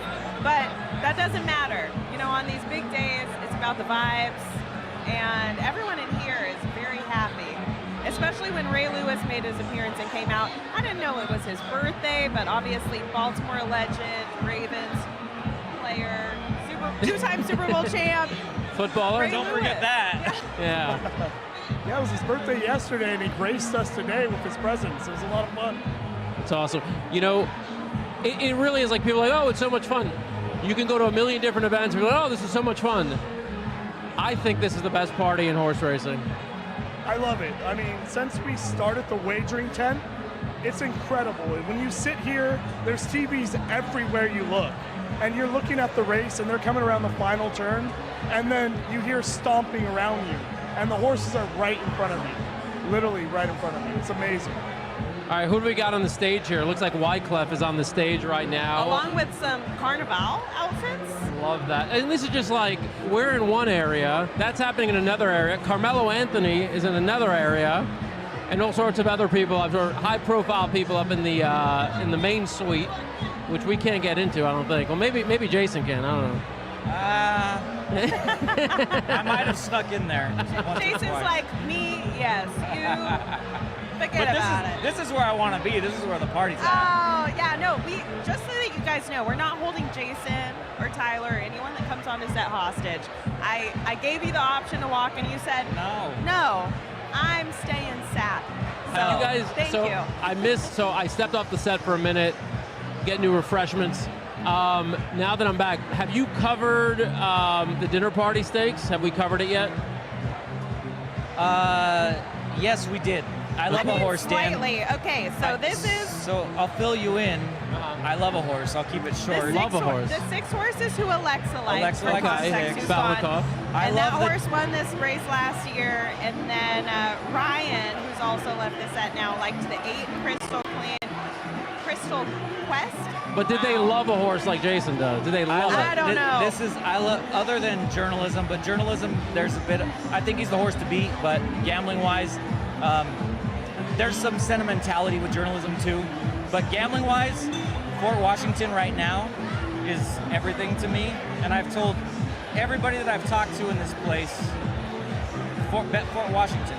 Including me. You need to make your rent money, bet Fort Washington. 4-1 right now, the 10 horse. If he loses, he guaranteed my rent. Well, yeah, because the 10's down to 4-1. It's 4-1. I'll take 4. I'd be happy with anything 4-1 or higher. Ridden by Junior Alvarado, won a little race called the Kentucky Derby. He's hot. He's hot. I just think he's going to fall into a perfect position with the scratch and, you know, yeah. Who do you like, Tyler? Yeah. Who do you like, Tyler? So yeah, I'm looking for value as well. I'm really looking for value. The morning line odds of 20-1 on a Brumar did not sit well with me. What's he at now? 12-1. Sitting at 12-1, double digits, I'll take that all day. And I was afraid that he might get bet down even more. So I already played doubles going to a Brumar. Okay. So the doubles were paying pretty nice, and I'm alive, but I might fire some more. This horse, I mean, the J.W. Murphy last year came third, but he was steady at the start. I watched that race over and over. There's a lot of stuff that happened. I liked the horse better when I was handicapping earlier in the week. I was handicapping for soft. Yeah. Now it's dried up, but I still think the horse is a valid contender, and at that price, I'm willing to take the risk. Take a shot at 12-1. You envision this horse being on the lead early? I think so. The scratches help with that. Yeah. So, The 4 Neat is the current. So I didn't like Neat at all, and I mean, he's taking the money. I mean, he's the favorite. I mean, not a heavy favorite, but he's the favorite. So I don't want to like flip-flop here, but... You like Neat? You just said where people can find their rent money. No, so Here hold we on. go. But see, here's the thing. Gambling is so much more different than picking winners. So it's not about just picking the winner. Right. You know, you want to try to find horses to fill out the exacta, the try, the super, whatever you're betting, the doubles. By the way, my buddy Dylan Donnelly, who's a stud gambler, he's such a better gambler than I am. He's won one or He two did really well contests. with He's won a couple things NHC, here and there. He loves. He's okay. He loves neat. So I'm not going to go against him, but I did tell him I love Fort Washington. I think Tyler's onto something with Abrumar. He's not obviously 20-1. He shouldn't be. I think his last race was better than it was, more solid than it looks on paper. I think it was a quick pace, and I compare publications, and I've seen a couple that say the pace was slow, and I don't think it was. Okay. And it's more of a visual feel thing, but I think he's value. 12-1, I think he's still value. I thought 20-1, there was no shot we were getting 20-1. So not to mention, last time was first time running after an 8-month layoff or so. Correct. So, I mean, should be better here, yeah. Should be better. And Safi, Joseph, like how the other Safi? Right. The other right. Safi. But I want him to run second. I don't want him to win. I just want him to run second. Right. All right, so I'll play an exacta box with your horse. Why not? We can both win. 10-4, you got 4-1 over 7-2. Most of the time that's good. Over here it's the top two choices. Well, actually, you've got vying for favoritism, trickery on the outside, who, I mean, I think is fairly proven, right? I mean, and with the scratches, isn't drawn as wide, which is, I think for me, that was my issue initially. So you didn't hear I had a really bad beat story with Tricari. Was that like what, Derby Day last year? Derby Day last year, yeah. Oh, dude, that was sick, yeah. Yeah, it was one of those, gambler woulda, shoulda, coulda stories. Yep. But it was just really, it was me being too aggressive, and it was really uncalled for because the odds on I loved Formidable Man, who was 25-1, and I liked Tricari, who was like 46-1 or something, and I just went all in on Formidable Man. I didn't bet him to place. I didn't bet him in exactas in second, and I like Tricari too. Yeah. So that's brutal. Did you have Formidable Man when he came back and won? I forget which race. He's won a couple, but he's a good horse, so he's 3-1, 4-1. Right. It doesn't take the sting away. Yeah. People jumping in the chat with their picks. 216 trifecta, so not listening to us at all, except for Balnikov. We did how you said Alexa like Balnikov. Yes. All right, so. And the two, Crabs and Beer. Crabs and Beer, I mean. That is a Maryland horse if I ever heard one. The starting gate is officially in line, which is perfectly in line with where we're reporting from. So we're going to see how they go in. I'll give my thoughts when I physically can get eyes on these horses. Who speaks Spanish here? Anybody? Mine is very broken. I should, because I'm Mexican, but I don't. This might be easy. What does this mean? Mila de 6 to AI. Does that mean anything? Where? That? I'm taking that as a 6 to win. I mean, I'm assuming they like the 6. I don't know. I don't know. I don't know if that's Spanish. That might be Swahili. So yeah, Greg said it means artificial intelligence, AI. So that was his big. So there are the odds for you there on the screen. Keep letting us know who you're going to bet. We're 12 minutes to this race, and then we're about another hour away from the Preakness Stakes. Tyler, yes. Preakness. Talk Preakness. So Preakness, let me backtrack a little bit. Jason mentioned Dylan Donnelly, great tournament player, right? So we have the Preakness Challenge going on right now. 172 entries today. So great time to play that. $20,000 cash prize to the winner and choice of seat. The leader right now is at like 10,000. So it's anybody's game still with 2 races left. That being said, Preakness, who I like, doesn't really matter. I'm looking for value again. But I think the value play is Flavian Pratt, who's hotter than hot, and Bob Baffert moving this horse up to class here, goal-oriented. The one horse. One horse. What? The one horse, yeah. 6-1. Just for the viewers, in case they don't have the program in front of them. 6-1, I think, is a great value. Obviously outclassed for sure. One is maiden, one an allowance or optional claimer, and then here at a grade 1. That's tough. That's a tough jump. Yeah. But if anyone can do it, it's Baffert. Okay, so the one to maybe pull off a mild upset here. I mean, the horse might, what was the odds that you've seen on, I don't know, 6-1, 7-1? haven't even looked quite yet. Yeah. I forgot. I've been all around here today. 6-1 on the morning line, but I don't know what he's at now. I can tell you, polling the public, a lot of them seem to be saying that horse. We're hearing a lot of that. Journalism, obviously, a ton of. Do you think journalism can be beat? Journalism is a great horse, but again, I'm looking for value. I think journalism will go off at very short price, and I'm not going to play a short price in this race, I don't think. Always looking at it from the betting angle instead of realistically, how does this race shake out angle in a way? I mean, Jason kind of alluded to that as well. Like, Yeah. it's not necessarily about picking the winner, it's finding the best value. In reality, if you always pick the favorite, you're going to lose, right? What I can say about journalism is going out to the backside in the mornings at Churchill Downs, then also at Pimlico, I'm seeing a little bit of a different horse from what we saw going into Kentucky Derby preparations to now. He looks maybe a little bit more lean, like he was a proper beefcake training up for the Kentucky Derby, and maybe has lost like a little bit of that shine, that sheen on the coat. I mean, he still looks very healthy, happy, but just slightly different condition than what you saw in the mornings going up to the Kentucky Derby. You know, we're not gonna give anybody any breaking news on journalism. Obviously, he was the horse to beat in the Derby. Nicely done, by the way. That was really nice. Breaking news. It was journalism. It was by accident, Oh, Dan. dude, Thanks you for didn't have to. pointing You it out. didn't have to say that. Like we're just gonna give it to you. So, but the thing with journalism is, I respect his connections so much. Michael McCarthy is an amazing horseman. Really, truly. He's worked under the best. He's a very good horseman. Aaron Wellman, who runs Eclipse, who's part of the ownership, is very smart. I trust these guys. They would not run this horse if they didn't think he was good to go and ready to win. And it's his race to lose. Like, I'm not trying to beat him. For a long shot, I do like the 9-horse Gosker, but I'm not trying to beat journalism. I'm going to bet a little bit on Gosker, to win just in case something crazy happens. But journalism still looks good. When they announced that they were going to the Preakness, that to me was all I needed to know.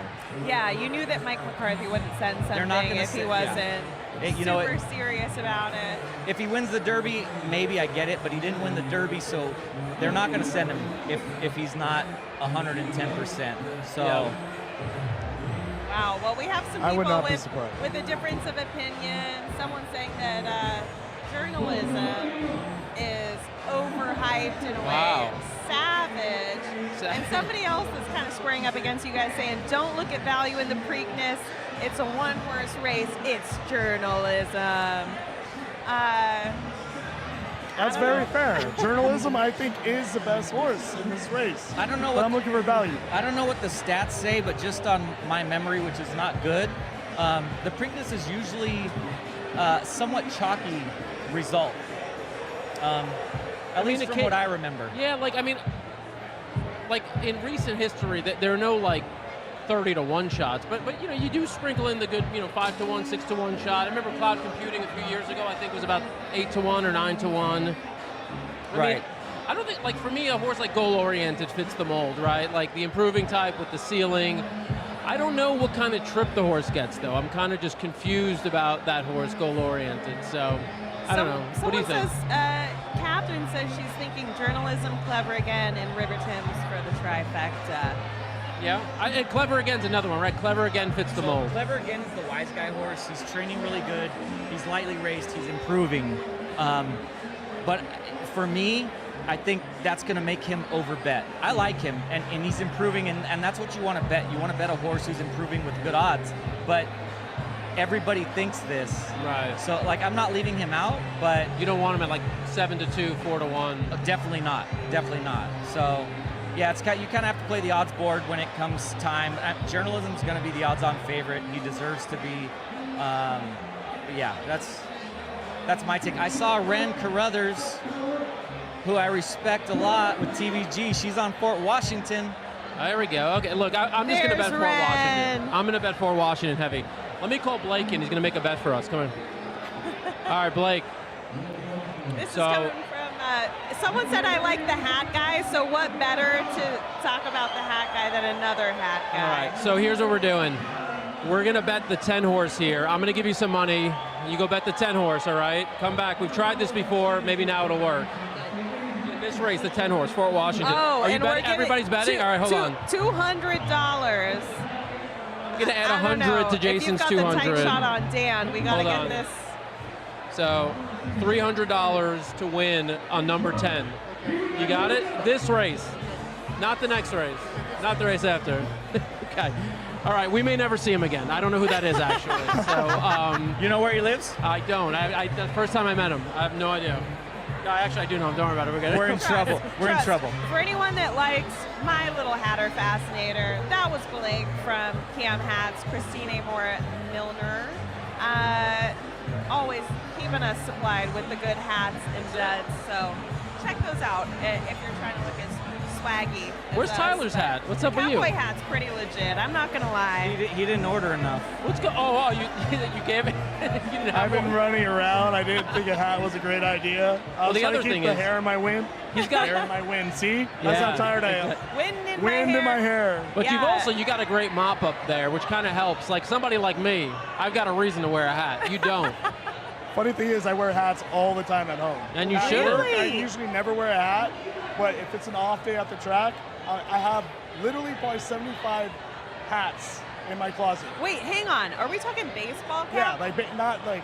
Everybody has their go-to. I know that Dan's go-to is Mets related. Greg's go-to is Cubs. What's your go-to baseball hat? I like my team first hat from NHC. This guy. I put my name on it. You know, it's kind of cool. What a company guy. Dan, I'm sorry you're a Mets fan. I am sorry I'm a Mets fan too. I mean, it's pretty rough. They did win today. I saw they pulled it out. They beat the Yanks today, which we needed. I mean, Soto got embarrassed, yesterday. Like, the fans booed him and all that. So, I don't know. I'm just. I respect you because you're a diehard. I am. And I understand that. Are you a Dodgers guy or a Padres guy? I'm Dodgers, a right? big Dodgers fan. Yeah. I was forced to play baseball when I was young before I found hockey. Uh-huh. So I was a huge Dodgers fan when I was really young, and I've stayed that way. But yeah, I've been a Dodgers fan. An Angels a little bit, just because my grandfather, who got me into the racing, was an Angels fan.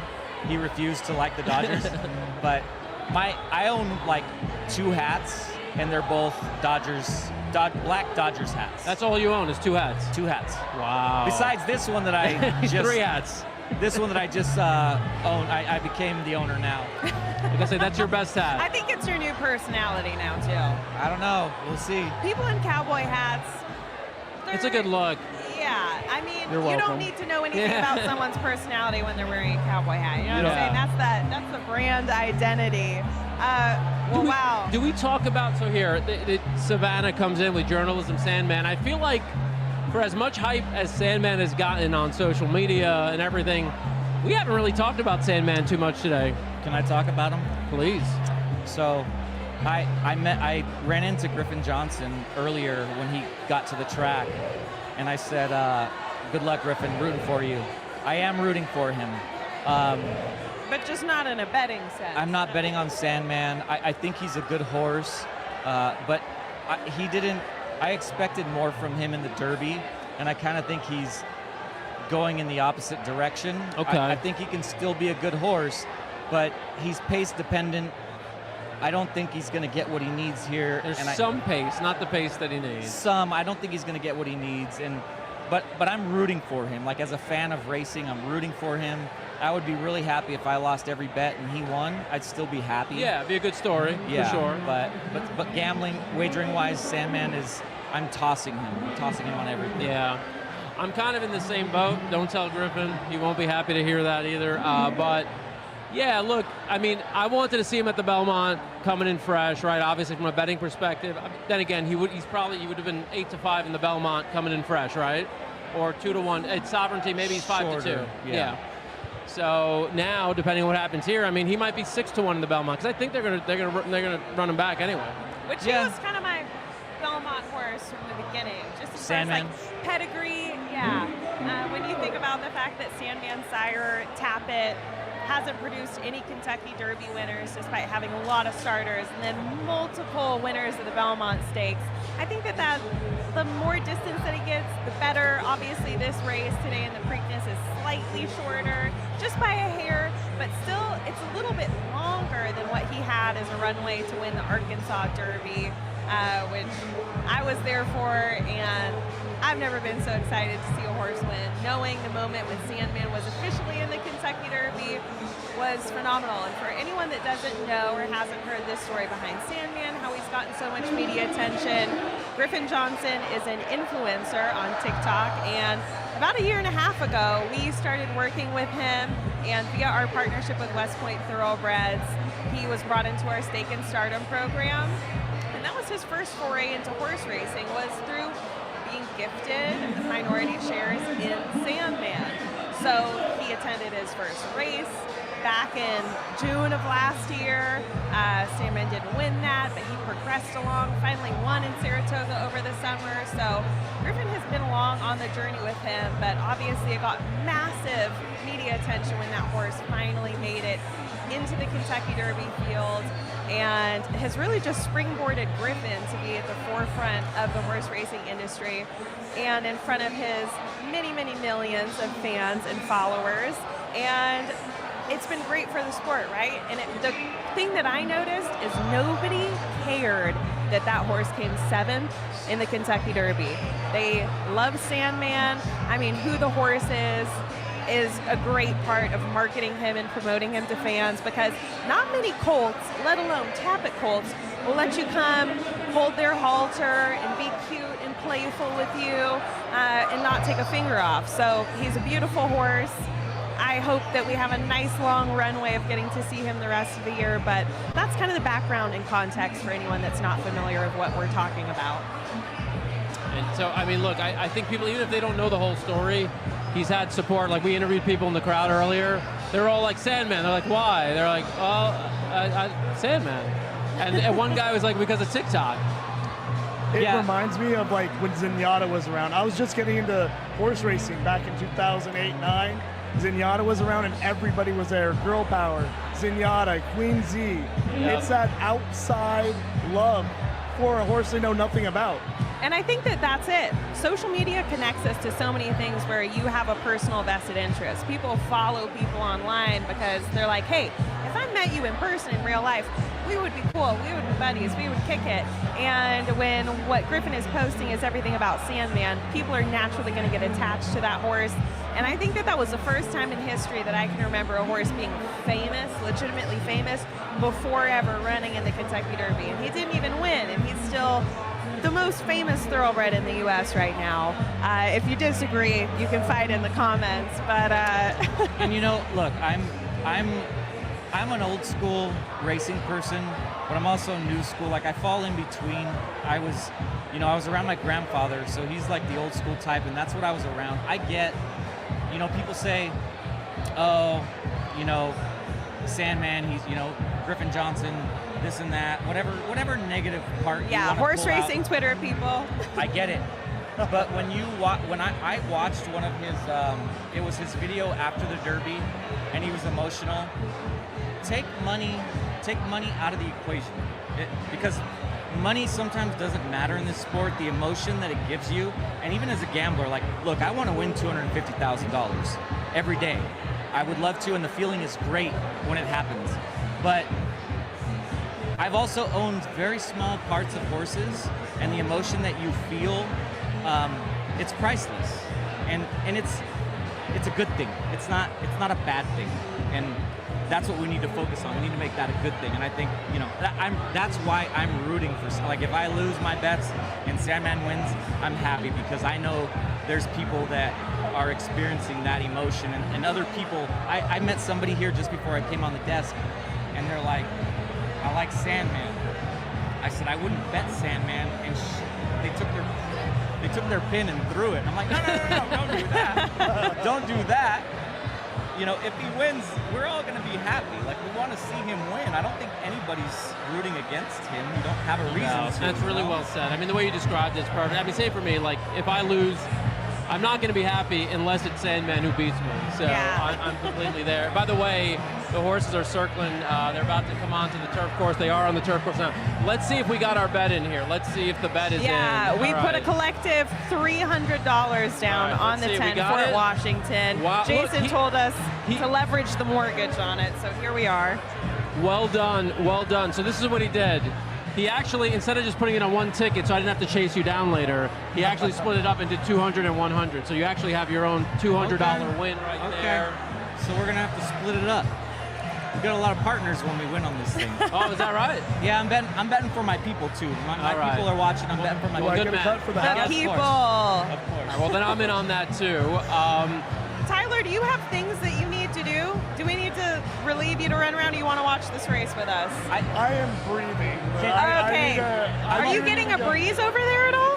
Not really, but I'm just having a breath, a little relaxing moment. Any with you chance to guys. sit? Stay with us. This is the perfect excuse. I'm not very superstitious, but I'm a little superstitious, and you can't leave yet. Yeah, there we stay go. right there. Yeah, we need your energy. Energy? I have no energy left after today. Do you have enough energy to call this race? Because we can't show it right now. We can't show this on NBC. You can watch it on First Bet as well as you're betting. Yeah, Tyler, can you call a race? I cannot call a race, nor will I try. All I'm right, sorry. Jason, it's up to you. You got to call the race. If I try this, I can go British accent. I can tell All you. right, do the who's in British front. accent. Do the British accent. Wait, is Michelle going to call it? Michelle's Oh, going to call give it to it. Michelle. Michelle, we got a little track feed up there, or you can look up at these screens up above us. Michelle, you, by the way, now on the set. Still sit down over there, Tyler. Tyler just Still left. take your breather. You're taking a he very just long time to ditches get it his going. iPad.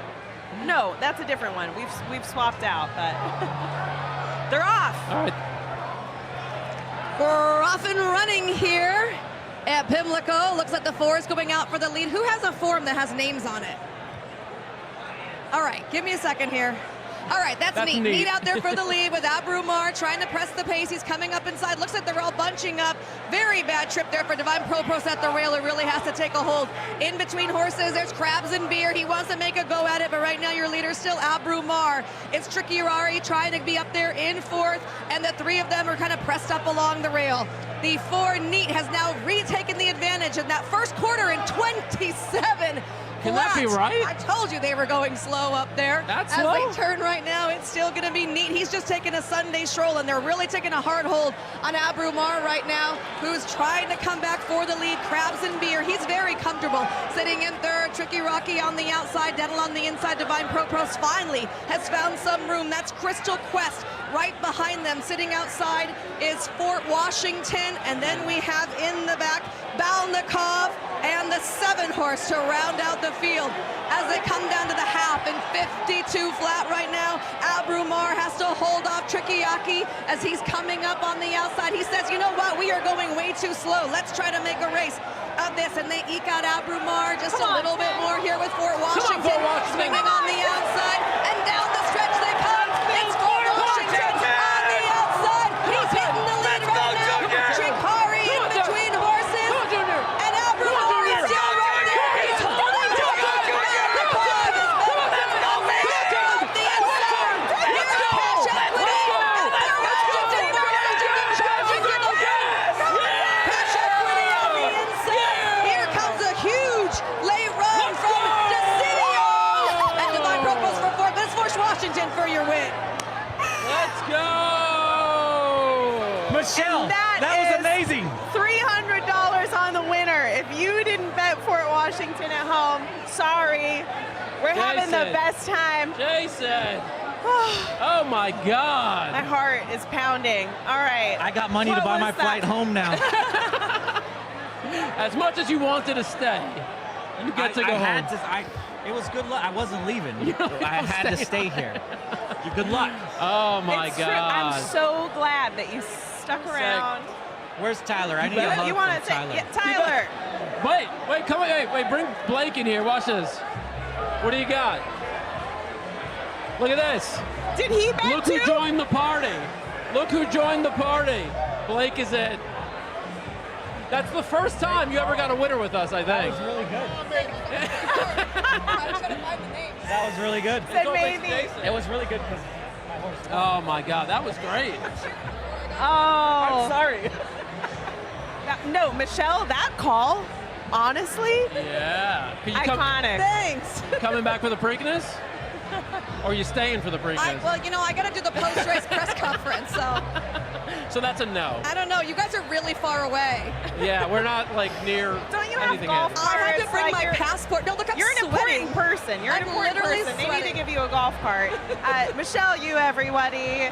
Michelle, tell us what you've been up to today. Oh wait, What by the way, happened? just I don't know. real quick. This one's for you. Thank God I can pay my rent now. Thanks, There we go. Jason. Yeah. And also from David. Michelle, you called it awesome. You're getting Thank you. big props. That was exciting.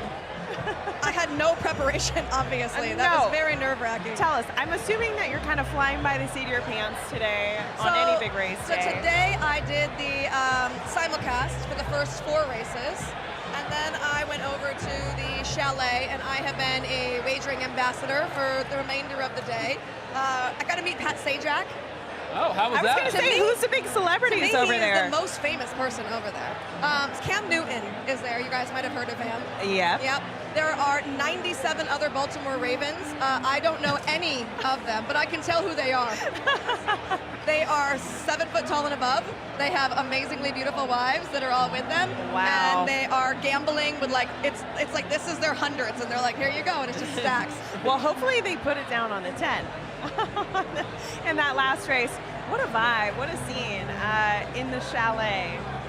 Well, I think we don't want to recap the Mage Rage, right? We're going to leave that out. We're not going to talk about it. That's up to you. Yeah, I think we'll leave that out. So me and Michelle were in a contest picking our horses, our Triple Crown horses. No. Our Derby it's horses. not Triple Crown. It Just was Derby. That was the hard part. And literally, we picked these horses like in early March or something.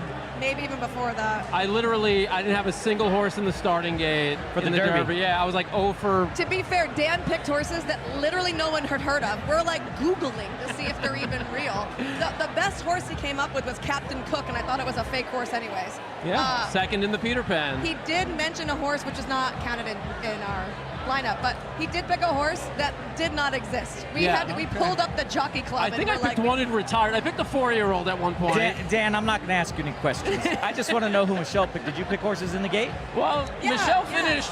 You could either say Michelle finished 4th, or she finished second to last in the contest. Well, 4th takes home a check, Dan. Yeah, I guess so. I you wasn't get even in the consoles. super. Yeah, Maybe I you was in get the super consoles. high 5. I mean, it was only a 5-person contest. I want to get into this contest. Well, next you year. got it. You take my spot next year. We'll be a team. All right, that's better. That's better. I like that. All Get right, in there, see how you fare. Michelle, Dan. a million people have asked you for your Derby pick. My Derby pick, Preakness, it was too. Sovereignty. Never mind. How about? It was. This is a great time to I claim. can't even get my Be like, questions yeah, right. I did that. I can't even ask the right questions. All right, I'm going to ask you your Preakness pick. Give me your Preakness bets. So I have a double going. For Fort Washington, nice. I do. I have a Fort Washington. Hold on, I gotta look it up. Okay, check it out. I've got a double going, Fort Washington, and I have journalism, clever again, and River Thames. Okay. And then I have the Black Eyed Susan double going To the same all horses? those horses, and goal oriented. Okay. And then I have the Black Eyed Susan all dirt pick Jesus. 5 going. What have you not bet this weekend? Dan, I have lost so much money this weekend. It's like not even funny. You're going to make it all back in this last Yesterday race. was really bad. It's gonna Today happen. has been better. Actually, I got to give huge ups to my best friend from college, Madison Myers. She ran. yeah. Yes, she ran Big third one. with Twain. I thought that horse actually ran an absolute banger, but I he was was hoping buried he'd on hold the for. rail. I was hoping he'd get for second. I was screaming. I'm like, Hammy, move out. Have you not watched a single race? know. Pratt's winning on the outside. Move. And And, then he you never get- moved. You get nails. And then right here, she had DeCivio run third at 45 to 1. That's a big boost to the try. I'm so proud of Madison Myers. Dan, can I just say, so proud that you did a straight You knew win bet in the last race. I never do that. First non-exotic bet that Dan has made in 2 days. I love maybe all the 2 gimmicks. years. I don't know. But the way he said Fort Washington can't lose, I was just like, all right. Dan, well. when you bet said Fort Washington can't lose? When Dan bet it, I got a little bit nervous because I'm like, I don't mind losing my money, but I feel bad when other people lose their money. So when Dan called him over to bet $100, I'm like, oh, damn. Well, So if I was playing the gimmicks, I would have probably lost. But if anybody bet the trifecta, 10, 7, 12, Fort Washington cash equity, Desvio, that paid $13.80 for 50 cents. So what is that? $2,800 for $1? For $1. Yeah. So congrats if you hit that. Nice try. That's your trip to Belmont. Actually. We just needed Michelle telling us that the 12 was going to round out the try before the race, and then we'd probably all retire after We'd this just race. walk off the set. We'd walk off the set. Yeah, I'm quitting. Yeah. So for those who didn't bet doubles from 3 weeks ago leading into this race, how would you bet this race straight up? I mean, is journalism still even money? So we'll see the odds here pretty soon. Be It's sure. so bad even money, right? I mean, Pay Billy's like 9 to 1. That's terrible. Isn't that crazy? Way down from. I would not take him at that. I would just try and see if there's someone at a good price that I like and bet him across the board. But like, a lot of the prices are just not great right now. And it's hard with the Preakness because you have the Derby, you have everybody that's emotionally attached to the Derby, so they're emotionally attached to journalism. You got a lot of emotional money on journalism. No. You're silly. It's not emotional money. It's smart money. That horse has always run a good race. Correct. It's smart. There's obviously the smart money. I think he's the horse to beat for sure. But on top of the smart money, you have everybody that doesn't bet, and they see journalism ran second in the Derby, and now he's in the Preakness. Who am I going to bet? I'm going to bet journalism. So I'm kind of saying there's extra weight on him because of that. So it makes it tricky. For me, I can't bet him to win, but I think he's the winner, so I bet exactas and trifectas, but mainly exactas, and hope that I'm right with my second horse, and crush that Why opinion. don't you play the late double with the Arabian race? Because I know nothing about Arabians other than it looks like they're hard to ride. Yeah. They're not hard to ride. It just looks really like not fluid. And they have a little bit of a higher action because obviously they were bred to run on sand, so Right. they do keep their heads up in the air. But the good news is they go slower, so you can kind of get into like a better cadence. Do you have a winner for us in the last race? You handicapped that Give me race? a second, I will.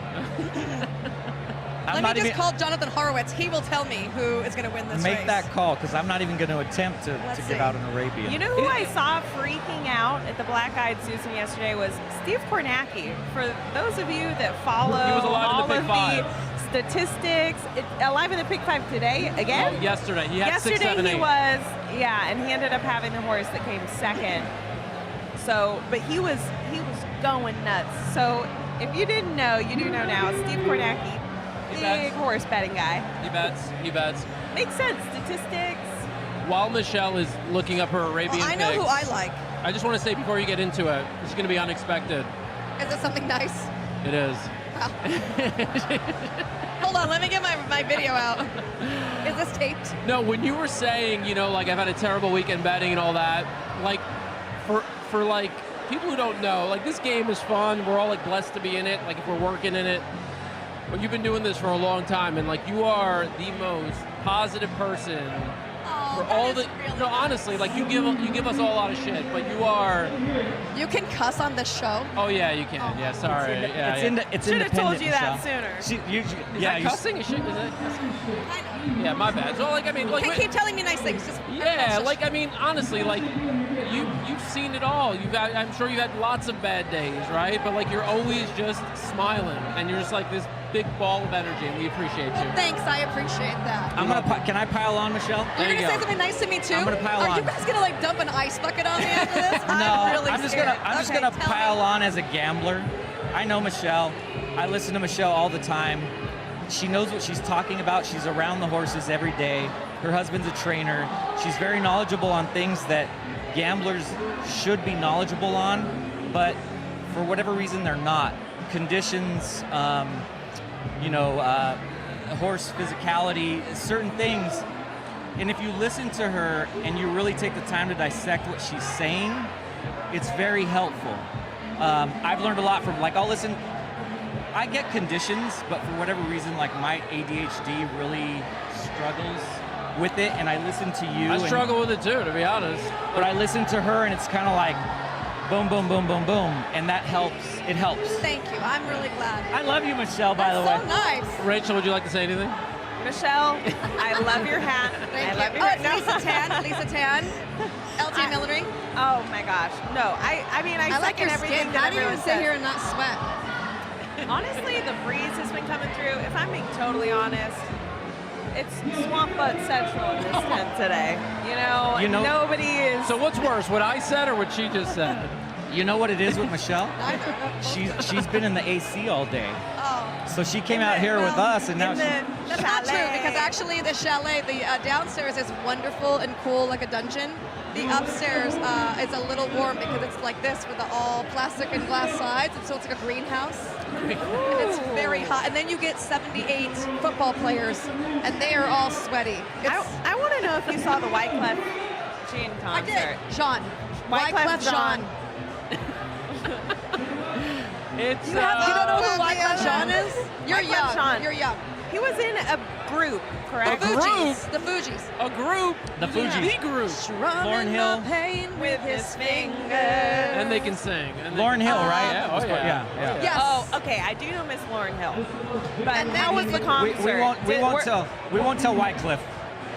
Thank you. He was in some I'm group. sure that he's watching, but were all of the players like out there? Yeah, vibing? they did. So some of them came down and were on stage, and then he yelled at them. Really? Yeah, he was like, "Hey, why do you got your phone in your hand? I'm not performing with no phones. Put your phones down. Let's be in it." Oh, wow. And so he wanted everyone to have their phones down. And then he gave a shout out to Shakira, who didn't come, by the way. Oh. And then he gave a shout out to Belinda, and then Belinda's up top dancing. And so, and then Cam Newton's out there, and he's dancing.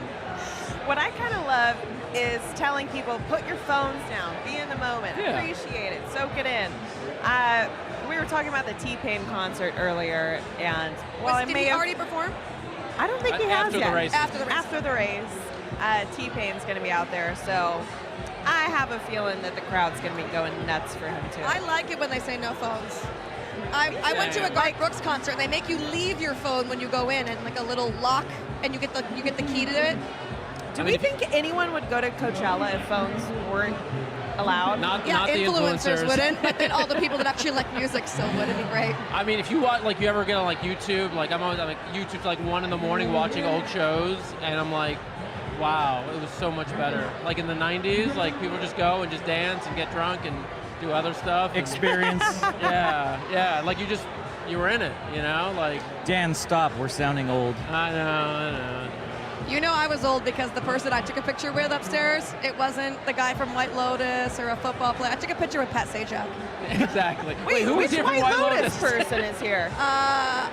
Patrick Schwarzenegger. Oh, what? That's a big one. Maybe. That's a big one. Don't quote me on that because I actually don't know what he looks like. I'm just taking like Patrick. That's he said, she said.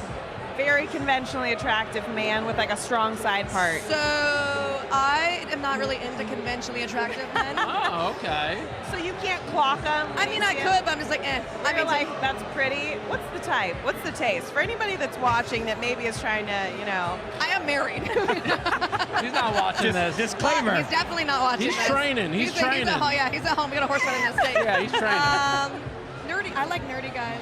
Nerdy. What's dirty? Nerdy, not dirty. Oh, okay. This is Please dirty. shower, please. I was like, wow. I was like, I like nerdy guys, really skinny, no muscles. I don't like muscles at all. skinny? Yeah, I don't like how muscles. skinny? Like 110, 120? Can you give them a piggyback ride? Yeah, I can give anybody a piggyback ride. I can give Cam Newton a piggyback ride. Wait, how about I am jockeys? very strong. Jockeys? Like that skinny? They're too muscular. You want like tall, skinny, no muscle? She said 110, 120, not 4'5". 105, right? I could just see, I just envision like making weight. Like you got to step on a scale. Like, nah, 125. I'm not interested. No, I do the wrist test. Right? Oh, if you could wrap your hands. Oh, I can't wrap my hands around. No, thank you. Too big. have- Yo, that's a real thing. I have earthy wrists. I'm not gonna lie. Like I dare one of these to break. I've got big wrists solid. too. Wow, you got a fan in the. I'm not going to put the Oh. comment up, but somebody thinks they've got a shot now. I'll just say that. Just to be clear, nobody has a shot. Nobody We're has just a talking shot. hypothetically. Nobody has a shot. Unless the guy that plays Spider-Man is watching, Tom Holland. Okay. If he's watching, I mean that would be fine. Well, incidentally, Tom from Jersey says. Yeah. No, he's not. He's actually not here. All right, the Arabian race. Who are we betting? I like the two. Oh, let's see if Jonathan wrote back. Oh, okay. So Jonathan said Diamond Gem AA for a long shot. I don't know what number that is. You have to look that up. For a long shot, WMA Smoke Signal was third in this race at Gulfstream last year at 25-1. What a name. Do you know what those like letters mean? Yeah, they're the farms that bred them. Oh, is that what it is? And then, okay. okay, now so the A at the end means Arabian. The letters at the beginning are the farm that bred them, and you don't have to put that. It's just like some of these farms do Like that, flexing? so you can kind of like follow. Oh, It was like, okay. remember when we had Conquest? Yeah. Everything? Yeah. It's kind of like that. They're flexing. They're just like, yeah, that's our horse. It was Okay. Diamond Gem and who else? Diamond Gem and Smoke Snicks. WMA Smoke Signal. I can't say signal. But how come some of them have the A and some of them don't? All of them should have the A at the end. I'm not seeing, Arabian. like the 3 is named like Moulin Rouge. Hang on, Like, the there's no A. 5, WMA Big Baby. Yeah, like Moulin Rouge A. The I A don't is have an again. A in mind. Well, right here, look. All right, you got a more official program I than have me. BRF. The Yeah, racing you've form. got Okay. you've got the legit thing. I hope they're a sponsor. For context, yeah, no. They're fine. After They're the good. They're with Preakness us. Stakes, they said the thoroughbreds, we're done with them. Time for the Arabians. Time for these spicy little peanuts to take to the field. I can say that. I used to ride an Arabian. My first horse was an Arabian. County 4-H. Man, my Arabian traumatized me. I'll tell you what. I was like 10, 12 years old, running around, crying, saying, "Who's horse?" King Shalimar to be specific, really took me for some rides back in the day, but no character. We saw a little dip in viewership when we talked Arabians, but we did have a spike when we talked about your interest in men. Oh, So- great. You want to talk so, more? Yeah, let's go back. Let's get back to that. Let's see. Who else is really hot? I think very unconventional people are good looking for sure. Let's say Machine Gun Kelly. He's like skinny, tall, but lots of tattoos and kind of like. He's facially, I don't really find him that attractive, but he's got that like grungy, sexy awkwardness that I do like. Pete Davidson? BDF, I mean, but also no. You know what I also dig? Guys that are just really good at their jobs. So like, if you're at the mechanic and they're not like that good looking, but they come out and they're like, I know exactly what's wrong with your car, and they're like fixing it, I'm just like, that guy is so hot. Wow. Bring something to the table, honestly. That's how I fell are in you love with gonna my make husband, actually. our life better? He was your mechanic? No, he wasn't my mechanic, but we were. In some ways. I had a really big horse trailer, and I used to have a big truck. And then when I moved to California, I couldn't park it anywhere, so I sold my big truck and I got a Prius, right? And I had my horse trailer parked up on this like embankment, and there was a huge storm, and our farm was under flood watch. So I asked Ryan, we were just kind of like friendly at the time. I'm like, will you come help me move my horse trailer? And he's like, yeah. So he goes out and he has this little like Dodge. I had a big like F450 dually, okay? He has this little Dodge, and it's like it starts to rain really hard, and we're on this like huge, in-face hill, and my trailer's loaded with like my 4 horses, and he's like trying to like get his truck up, and I'm like, your baby truck probably can't pull my trailer. We should probably come back another day. And he was like, you're so dumb. And got in the truck and was like, up the hill backwards. Got it in like, doing this over the back. Oh, that move. That move. That's all so it I was took. standing outside watching. I'm like, oh, very good. I'm in Got trouble. right up to the horse trailer, brought it in sideways, so like it's not exactly where the ball needs to go. And he like knew it and whipped it around and got it right to the ball, first shot, and hooked it right on and was like, let's go. I was like, damn. And is there anything that honestly gives you the ick more than somebody that is bad at something, for example? Like imagine if he did that and it was just a huge fumble, like not very confident, going back and forth. That's why we gotta be confident with these picks. No. Should we step off? No, the energy that you guys brought in that last race, you said, hey, we're laying it out on the table. What about you? $100, $200, What about me? Have I ever failed? $300 to win. I failed a lot. I'm not going to tell Rachel about it, though. Rachel, you like conventionally good-looking guys, huh? I mean, I don't know. Your what do you guys boyfriend is a think? pretty Swain? good-looking guy. Yeah, Let me see a picture of your boyfriend. In a Swain? he was out here doing live hits with us. He was We great. put him to work. See, this is why I wanna like see a picture him. of He's a him. good-looking Because man. we can put him. It needs to be without a shirt so I can see if he's muscly or not, though. Do you have photos without a shirt on? We need his weight also, Rachel. Yeah. Is there a picture of his wrist? Not exactly, safe. Let's see. Where is here's a little video of him talking yesterday. That's Oh, what he's he very looks like. he's much too conventionally good looking. I also don't like facial hair. Really? Yeah. Oh gosh. But he's very good So looking. much for that. Conventionally. Love a beard. Love a beard. Swain, the main thing that hooked me is on our first date, I said, kind of sound like Matthew McConaughey at that moment. He knew hook, line, and sinker. I showed my cards. He was like giggity. I was like, I don't think that someone would say you Is he sound from like Texas? Matthew McConaughey, Kentucky. Even But better. he talked to Texas people in here today when he was doing the Rover Cam stuff, and they sounded exactly like him. So I don't know. He might be a mystery. We don't know. Things are taking a strange turn. What do you want us to do? It's still 40 minutes before the Preakness. This is like a live podcast, honestly. Everybody loves a podcast. I'm sure we can talk more We do about have the odds. Preakness. We have the odds. I do want to We say have the this. official odds. We can dive into it. But Michelle, Dan told me if I came, I would get a drink. Oh, I did say this. I called a race. I've You been should talking get- for There- 47 Wait, minutes. there's a White Claw right there. What? The open Bitch, one? was White Claw on I my remember. list? It was Crown you and made Coke. me sign a rider. It was Crown and Coke. You couldn't pay me to drink Michelle, that. it's warm, by the way. It's a warm White Well, Claw. I'll have it. It's warm? Wait, you said Crown It's and Coke. Crown and Coke, This and it is has to be but this is a coconut Pepsi Pepsi. track. I hate Pepsi. I only drink Coke. I'm with you. I have done a hard 180 when someone's like, "Oh, we have Diet Pepsi, not Diet We gotta Coke." get you a drink. I can't. How about we do Crystal this? Pepsi is the only Pepsi that was ever worth drinking. Can Ryan grab? Agree. He won't be able to because they don't have Coca-Cola at Pimlico. Don't worry about it. It's gonna be Coke. A Coke and Maker. What? Crown? No, I don't have makers. It has to be Crown. Crown and Coke. Crown and Coke, and then we're gonna give you that. So we're gonna get you that. We saw a guy in a Crown Royale suit. There's a Did you Crown see him? booth. There's a Crown booth. There's a Crown booth. Royale booth. And here Dan is forking out some of those winnings.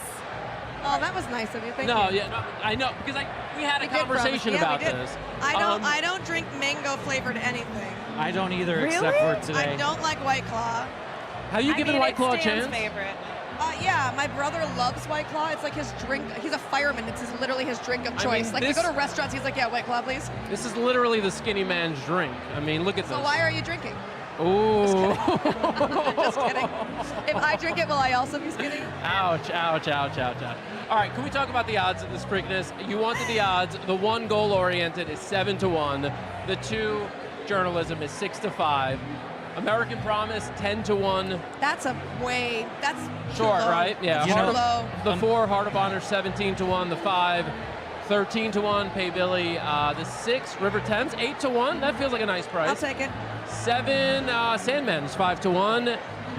Clever Again, the 8 is 5-1, and the 9, Gosker. I did all that off memory, by the way, which I guess is good at this stage of the game, right? I've only been talking about these horses for the past 2 weeks. 2 weeks? Yeah, Gosker's 18-1. So overlays, Gosker and River Thames. Underlays, Sandman, Pay Billy, and American Promise. Agree?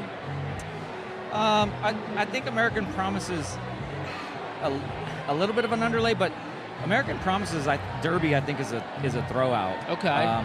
You like American Promise a little bit here. I don't like him. I actually don't like him at 10-1. If he was closer to 15, I would like him a little bit more. I think his Derby is a toss. Had some trouble going into the turn. Saddle slipped.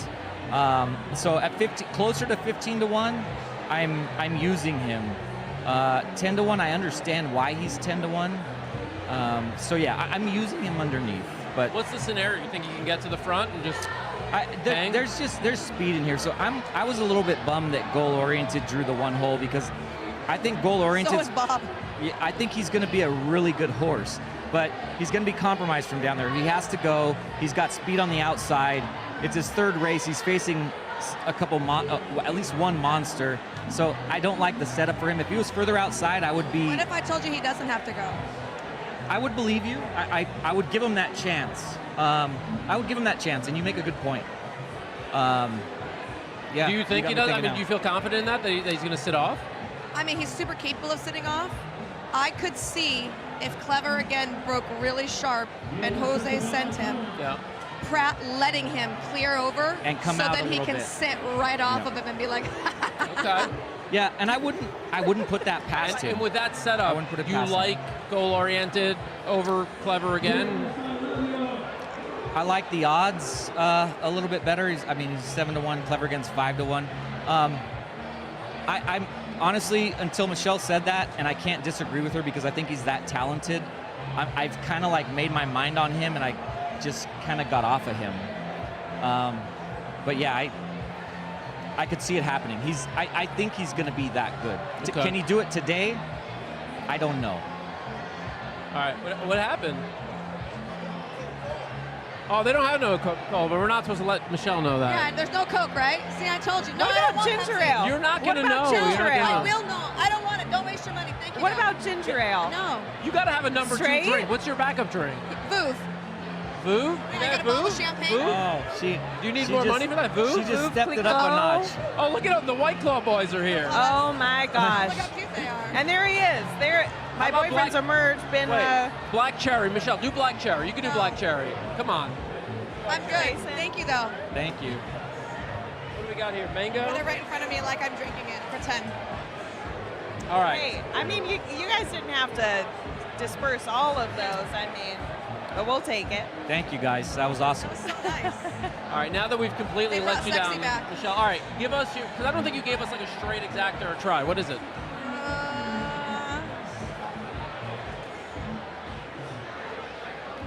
And we're going to let you go after this. You have better things to do. I would probably just We play, need to let her you're get tired through. of me now? Journalism, River, Thames, and Clever again, exacta box. Nothing 268. Nothing Okay. that exciting. All right. All right. I think the juiciest part of the wagering card was just earlier. I mean, you want to play the Preakness because it's fun, but with journalism as low as he is, it's. Yeah. I let the obvious horses, right? And even the ones that are you think, oh, I'm gonna bet on this horse, Heart of Honor. I mean, he's not that big of a price. Your double to the Arabian race was who? I'm gonna double to the Arabian race. I'm gonna double the Arabian race with You only play my double, top so. pick, who's the 2, and Jonathan's top pick, which is the 10, right? 10. 210 in the Arabian race. And he liked the 4. I didn't. He said that horse could hit the board. But. Okay. 210. Michelle, we can't let you go without asking everybody about Sandman, a horse that was like, the name was everywhere for Derby. Thoughts? Wait, on first of all, Preakness? your thoughts on Griffin and then Sam. Oh, yeah. I love Griffin. Okay. I think we were the first people to have him on a horse racing podcast. That's what he told me. Yep, And you he were. was so eloquent and so well spoken. He actually, if you don't know where he started his TikToking because he was a nurse going through nursing school and he wanted to let people in on like the process. And then he just kind of grew followers from there. He does such a good job explaining. He's extremely humble. He is always open to learning, to criticisms. I think horse racing Twitter got completely out of control. That's why we can't have nice things. They need to bring it down a notch. I mean, that's what influencers do. They get free shit to talk about the shit, right? I mean, when Michaela gets her free makeup and tells you, hey, this foundation is so amazing, and you try it, the foundation's amazing, are you mad that she got it for free? No, you're happy that she told you it was amazing. So just let him tell you the ups and the downs. He's telling you how fun that it's been. He's telling you what he's experienced. He's telling you about, coming to Preakness and why you should do it. Yep. Why does it matter if he came for free? I don't care. So I think he's been fantastic. I think he's so nice to talk to.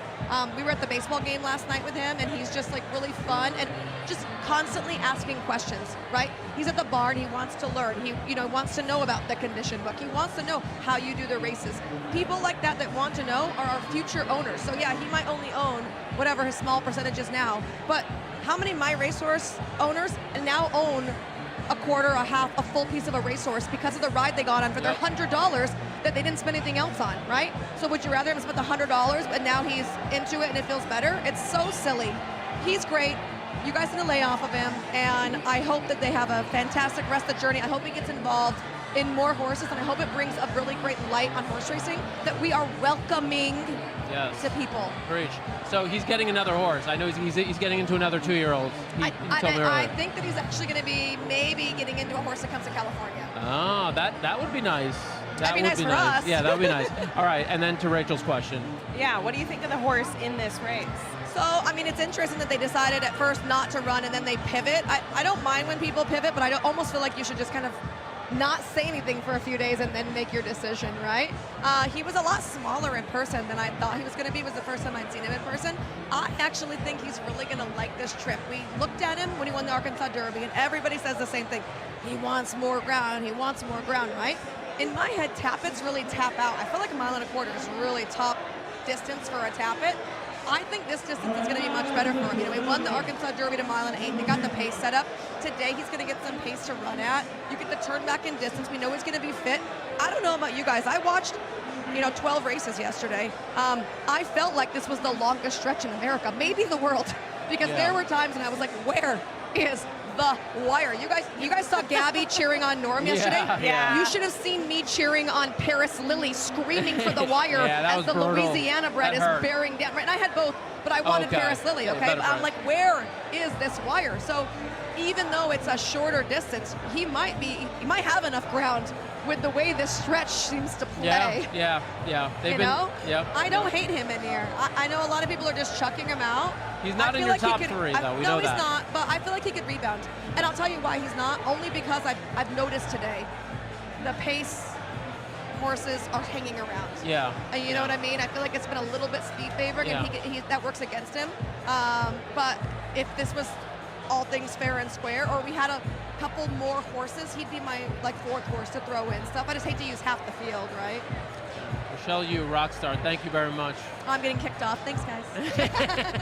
No, thank you for making time for us. Really appreciate it. Thank you. Good to see you. Well, shake hands because you're far away. I don't want to hug you or kiss you, Dan. Thank you, Michelle. Thank you, Michelle. All right, Ryan, come back in. We should probably let you go, too. So I gotta go make enough money to pay my rent for the rest of the year and on the Preakness. Send them out. So, send the people out with the selection one last time. Thank you guys for having me. Give us the number one last time. How you paying the rent? Just this race? The numbers of the Preakness. So I'm going to play an exacta cold. I'm going to play journalism over Gosker. And I'm going to play trifecta journalism over Clever again with Gosker, River Thames, and American Promise and Goal Oriented in 3rd. And that's all I'm going to do. I'm really going to watch this race as a racing fan and just root on journalism and just have fun with it. Yeah. Right. There you have it, people. Right. Jason. That was awesome, and thank you for that horse. Thank you for watching. Making Dan a lot of money today. Appreciate you, brother. That made my day. That absolutely made my day. So that was spectacular. Probably the biggest win of the day. That was wonderful. So we'll do the shuffle. Everyone keep an eye out for the cowboy hat. If you see him, tell him what's up. All right, this will be our final set change of the day. Ryan's Jason Ava. back yet again. Thanks for the Welcome, invite. friend. And we got Andrew with us. Andrew number 2. So Yes, I know that we were Andrew calling number 2, not as good as Swain. our Second infield best. reporter Andrew Swain, but he's also technically an Andrew. But Swain just has a nice ring to it. Does. How you been? What's going on? You didn't get the text message from him when this dude's flush. What? Hang on, that's the text that you showed me? He just hit for 20,000. Yeah, 20,000. Hold the mic closer to your mouth when you say that. Negative. No, it was not 20,000. How much? Closer. 600. Closer so that 600,000. people can hear. Oh, I'm sorry, 600. 600,000. Okay, Yeah, so 600,000.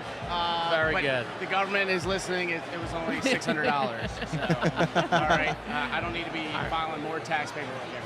Well, you're coming in hot. For those who don't know, our guy here, Andrew, we met each other way back in the day at the Mount Washington Preakness party, and now he's been coming out. I mean, you've been coming out to Preakness for years, but you're a Maryland guy, Maryland Insights. Last Preakness at Pimlico, what's it feel like? It's kind of hard to believe, it's a little nostalgia kicking in. We met and I was coming out of college, and that was, over 10 years ago. It's crazy, and we just been coming back and back. And, COVID hit and we didn't come that year, but every other year we've been here, and you see a lot of the same people, and it's nice to come down to Baltimore and just see people from out of town and make a big day of it. A lot of money coming in, which is nice. It's going to be hard next year. I'm kind of torn with going down to Laurel, being a Baltimore guy and live up in Hartford County. And, it's not going to be the same next year for sure. So it's surreal, We see a lot of people that we don't know what's going to happen next year. But, we'll find out. We let him go on for a little bit. We may see a tier or two. Yeah, it happens, and it'd probably be the last win still setting in. Lost my voice a little bit. We were screaming. I need to know if you gave Swain that bet. Well, Swain did his typical exacta with only 2 horses. We're Swain, still why learning. not? We're still learning that he can put 3 horses Did in he the miss exacta out? bet. He missed out. He really liked the 13. Yeah. Swain, gosh. Yeah, Motion hasn't been doing well today, but he was still riding them, you know? Motion usually does well here in Maryland, but not today. Swain was still riding them. I faded a little bit, so I felt bad. But look, I mean, you got to learn, right? You got to learn somehow. Oh, 100%. You got the journalism pin on. I mean, is that your horse? I do. I still think he's still the best horse today. Even with the short turnaround, I think class still holds there. I really don't see anyone. Maybe Clever again. With the speed. Yep. That's one here in the past. Get out front and hold the lead, especially off the short run. That's probably my pick. I'm probably going to do, probably some exotics. Going to do 2-8, probably 2-8 again, and then try to hit some long shots underneath. That's usually my play in the Preakness. So. All right. Well, let's take a look at the odds. We could show you this. Some of the horses entering the paddock. The race is on NBC, so we won't show you the race. But if you want to watch on NBC, you could do that. You can also watch on the First Bet app. Ryan, I want your reaction to some of these odds after. Actually, you know what? I'll say. Feels right, overlay or underlay? You tell me what you think for each one. So number one, goal-oriented, 7-1. Feels right. All right. Journalism, 6-5. That's pretty fair. Fair. That's fair. Okay. American Promise, 10-1. Oh man, underlay. Underlay on American Promise. Yeah. Okay. All right. 4, Heart of Honor, 17-1. Fair. Pay Billy. Underline. What is Pay Billy at? That's a local 13 horse, to 1 man. right now. 14 horse. 14-1? That's a hard-working horse, man. 14-1? That's a hard-working horse. You don't think that's an underlay? I could see it. I could see it hit the board. I could see him hit the You board. can see the odds there. You can see the odds there as well. The 6, River Thames, 8-1. Overlay. Slightly. Overlay of the race, right? Yeah. Of the race, yes. 7, Sandman, 5-1. Underlay. 8, Clever again, 5-1. That's pretty fair. That's fair. That's and Gosker, 19-1. I would say overlay just because why is Pay Billy a shorter price? I agree. Yeah, same. No disagreement on anything. American Promise is the one tricky one, right? Because I could see, Lucas has done this over and over again. He comes to this race with a battle-tested horse, sends the horse to the front, they get loose, and you're like, oh my God, Lucas just beat me again at 10-1, like last year, 9-1, sees the gray. I don't know if American Promise is that horse, but he's not as quick as Sees the Gray was.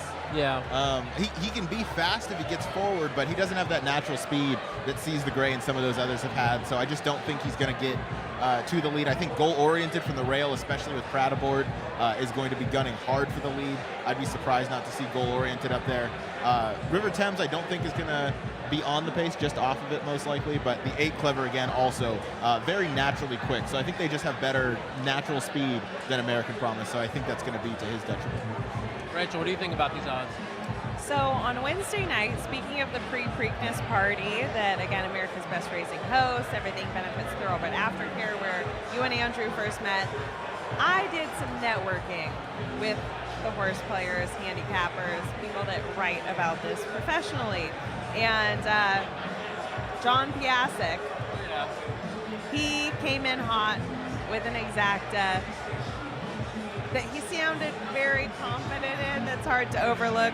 So know that this is not personally coming from me, but as the mouthpiece of Piasek, we've got the 2 journalism and the 6 River Thames. I would do maybe a box exacta for those 2, but he was like, that's just how it's going to shake out. That's going to be the top 2, and that's that. So if you don't trust me, trust John Piasek. Yeah, trust JP. Drop your picks in the comments. We want to see it. Everyone's got. So this is my favorite one. I think this is primarily directed at me, but I love it. Some guy goes, "Hey, fatties," which is so good. I do like the rude people in the comments are funny. Like there's vicious, right? But that's like funny, right? Like that's actually funny. I mean, I thought it was funny at least. I thought it was funny. I thought you looked great. I mean, I'm not skinny. I'll tell you that much. I think you look great. I think the bow tie is nice and slimming. Well, Kay's got 2, 6, 7. Little Sandman in the back with journalism and River Thames. let's see. Come on, guys. Oh, he said my homies. He's like, I didn't mean any harm by it. That's how he shows love, you know? We love you, Dave. It's all good, baby. It's really all good. It's all good. I love it. Anytime that we say something, I'm like, you know, well, look at this comment. They will come in and be like, love you. No, we really have like the sweetest chat. Our chat is the best. JD Fox, our guy, celebrated a birthday yesterday as well. Wow. I don't know if you heard the birthday, happy birthday singing. That could have been for JD. JD and Ray Lewis, same birthday. Same birthday. Yeah, you share a birthday with Ray Lewis. Do you know that? All right, he's going clever again. He's you know going who clever I again. have the same birthday as? Rosa Parks. Well, that's a good one. That's a great birthday to And share. Swain, too. You have the same birthday, don't you? Yeah, same birthday. All right, let's see, 258. So they're putting Pay Billy in there. Journalism, Pay Billy. And now this is the old four-horse pick, 1, 2, 4, 7. So. Is that going to be a box exacta, box trifecta? Tell us. Tell us how you're betting it. Tell us if it's, when you're rattling off these numbers, is there one that you prefer over the rest? Let us know. Got the track feed up again to look at the horses. Again, if you're looking for the race itself, it's going to be on NBC, Peacock, or you can watch on your wagering apps. This is presented by First Bet, so we certainly recommend you watch on First Bet or Express Bet. And I think it's PRK200 is the First Bet sign up bonus. So do that again. If you don't have Peacock, if you don't have NBC, if you don't have access to FanDuel, get the First Bet app, put some money on, watch the races. Easy way of doing things. Let's see, what else can I add to this conversation? I was in the backside of the barns on Thursday morning to watch the horses go out and do some training. I didn't see everybody. A couple of the ones that I saw, again, training up for the Kentucky Derby are here again. American Promise, who, again, this is the son of Justify. He looks pretty similar, and he was moving over the track, at least at Churchill, really well. I didn't see him move over the surface here at Pimlico. Goal-oriented, the one horse, he was literally rearing to go out and exercise on the track in the morning. The pony horse even had to let go of him a couple times just to have his little freak out rear excitedness, which honestly, you don't see a lot. Most of the time horses are locked in with their pony, they're taking their little stroll over to the track, and that horse was ready to rock. Ready to go. What do you guys make of that horse? Goal-oriented, and also Californian horses coming out to the East Coast. I usually fade West Coast coming to East. Baffert, you know, obviously his resume goes without saying, but definitely being a Maryland guy, I usually fade the West Coast horses. I just can't. Just feels wrong to me. So that's just on a spiritual, mental, emotional level, not necessarily. West Coast horses never win on the East Coast That's level. True. That's true. Aren't you supporting a West Coast horse? Where's journalism from? Well, journalism, but again, that goes back to class. You're right. Way to put me in my place. Thank you. By the way, you know where he's from, right? Well, no, I do know. San Diego. Oh man, They call it Man Diego. We've been aligned a Michelle would lot hate today. it out there. Now, Way now too many muscles and military for Michelle. Well, I think now I'm fading journalism based on that Oh, angle. my I think I God. got to change Are you it up. gonna take this pin Wait a off? second. I'm going to take the pin off. Yeah. Can someone give me a clever again now? There was one floating around earlier. There is. Definitely not That's saying an American Promise that's up there. Oh, true. It's Taken off. It's off. He took the pin It's off. off. The gloves have come off. All right, so no goal-oriented for you. No goal-oriented for me. All right, a lot of people like River Thames, Pay Billy. We got a little 168, so goal-oriented there. Have you ever watched Pay Billy? Is that a movie? No, but the horse. We're talking horses here. I'm not sure if it's a movie. Maybe the comments would say so, but I'm not sure. I'm talking about the actual Did he say horse. it like it was a movie? Like, I was like, have you ever watched it? I mean, I don't know. He did. I watched the Tessio, right? That was his last race. Yeah. He ran a nice race. Look, if you told me right now, Pay Billy wins this race. No, I'm not saying that. No, but if you told me that's going to happen, I'd be like, sign me up. Okay. Like, I mean, if we're going to lose every ticket. We're alive in the pick 5. We're dead. are. None of us make any money. That's true. That would be such, like, the way to send out Pimlico That's the way. With a local horse. I How like that sick angle. would that be? Maybe it's meant to be. Paybilly All wins right, 100 the to win on Paybilly. I'm in. I'm in. Paybilly wins the Forget award those for West Coast most. horses. We're going local. 100 to win on Paybilly. I like I'm that. in. I like that. Lock it this in, guy- Ryan. Lock this it guy's in. betting. How many I'm not betting zeros 100 is on that? Paybilly. How many zeros? Is that 10,000 or 100,000 on journalism? I can't even see at this point. Hang on. One. My contacts are bad. 1, 2, 3, 10,000. Only 10,000. Okay, so this guy's betting 10,000 on journalism. Somebody bet. else said they were betting journalism. Is it a 100 win play show? I don't think that's a good idea. No. And the I mean, reason you're is definitely going to cash something in, Yeah. but no. You're not gonna make money on You're that not bet. making money. You're probably losing money. Yeah, I don't like that bet. All right, this guy's betting 168 PHRO T Joe 168 $100 bucks box. So that's a $600 total bet. I mean, I don't mind that. I mean, you got River Thames in there. I mean, you got prices. I mean, you hit You that. have all the you're fresh good. horses pretty much coming Yeah. in. They didn't just run in the Derby. How I don't hate important that. do you think that is? After, because a 2-week turnaround again in modern racing, and this lends itself to a bigger conversation of does the Triple Crown structure need to be reworked where there's more space between Derby, Preakness, Belmont, separating them a month apart potentially. Because this is a serious test to do that turnaround in 2 weeks. No horses are doing that aside from trying to target Triple Crown races. How much of a factor do you think that is in having a fresh horse coming into that race, this race? I think it's a huge factor, and as I've been here every year, we've gotten worse. Like, the best horses aren't coming here anymore. They just skip it to You get skip to Belmont. it, you skip it. So we're not getting the same horses here. To be honest, even from Maryland, I'd rather have it pushed a little bit further, even if, we were after the Belmont here and still had a race here. But we want the best horses back here in Maryland. And today's card, even, we didn't have some of the horses we've had in the past. And it is because it's such a quick turnaround, and we need more spacing in between races with horse safety and everything. It is important to kind of give that rest, make sure you have the best athletes here.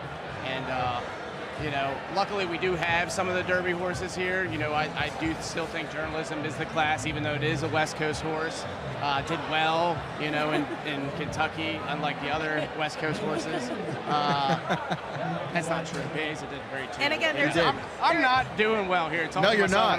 The horses that raced the most recently, again, the 3 that went from the Kentucky Derby and have continued on to Pimlico in this Preakness is Sandman, who is the 7, American Promise the 3, and Journalism the 2. We have a comment specifically for Andrew here. I want to suck his legs. Somebody wants to suck your leg. No, I'm kidding. I don't know who that's about. I don't know. What does he say? They want to suck legs. I don't know what that means. I don't know what that means. They've got a superfecta box, 5, 6, 8, 9. That's a better comment. That's big money. That's a better comment. Yeah, I mean, that comment is... How do you see the pace going? Like, the last race kind of was shocking. Like, they walked. Like, I could see this coming out slow. Were those fractions correct? What's that? Were those fractions correct? It felt like it. 27? I don't know if The you half guys was saw it. definitely the horses, in 50. Yeah. The first quarter in 27. I could see, it lines up like it is going to be paced, but I could see them following suit, and I could see this being walked. And then I think it's clever again on the lead. I think goal oriented from the rail too. So that's why I think there has to be some paces, because I think Clever again only has one way to go, and I think goal oriented's hand is pretty much forced with the rail drop. I'm surprised most of the comments. I mean, people aren't really touching Clever again that much, which I mean, I don't get that. If you look at the way that people are betting, Clever again, the 8 horse is 5 to 1. So people here are. What is that? So Journalism's the favorite, and then tied are Sandman and Clever again. Are you kind of surprised that Sandman isn't bet down more? Yeah, I thought Sandman would be shorter, actually. I did. As much as people were talking about Sandman today, I thought he was going to be like way 9 to 2, 7 to 2. Everyone's talking about Sandman here. Maybe the people that laid out the cash that are new fans on Derby are like, I'll watch him in this race. We'll see how it goes. Mentally, I'm cheering for him. Yep. But I am a little bit surprised by that it's all leveled out. And then you have the longest shot in the field right now is Gosher. How is he the longest shot in the field? Yeah. That You're also telling me doesn't Heart make of sense. Honor and Pay Billy have better chances to win than Gosger does? It's because I'm talking about Pay Billy. It It's must all be. me. It's all me. I mean, Pay Billy, I guess because we're in Maryland, that makes a little bit of sense, but Heart of Honor being bet down more than Gosger makes no sense to me. How much do we think the factor is of, okay, Sandman in past races, he's been ridden by Jose Ortiz. That's who rode him in the Derby at least. Johnny V, the legend, John Velasquez. I think the main reason this happened is Jose had already taken him out on Clever again before they knew they were sending Sandman. So for anyone that's watching that maybe doesn't know the context there, Sandman originally they announced right after Derby he's going to Belmont. And then a week before they said, stop, just kidding, flip it, reverse it. Yeah. He was there. Baltimore. He was at Saratoga. So he was? He made it to He Saratoga. shipped into Saratoga? He shipped into Saratoga. That's shipped kind of bonkers. Yeah. That's kind of bonkers. So anyways, Jose, who rode him in the Derby and some other races, remind me, who rode him in Arkansas, though? Jose Ortiz. Jose no, did. Christian Arkansas Torres was Derby, the rider Christian before. Torres. Torres. Christian Torres, Rebel. again, had one of the most unbelievable starting gate situations where Sandman reared and kind of went sideways out of the gate. He stayed on.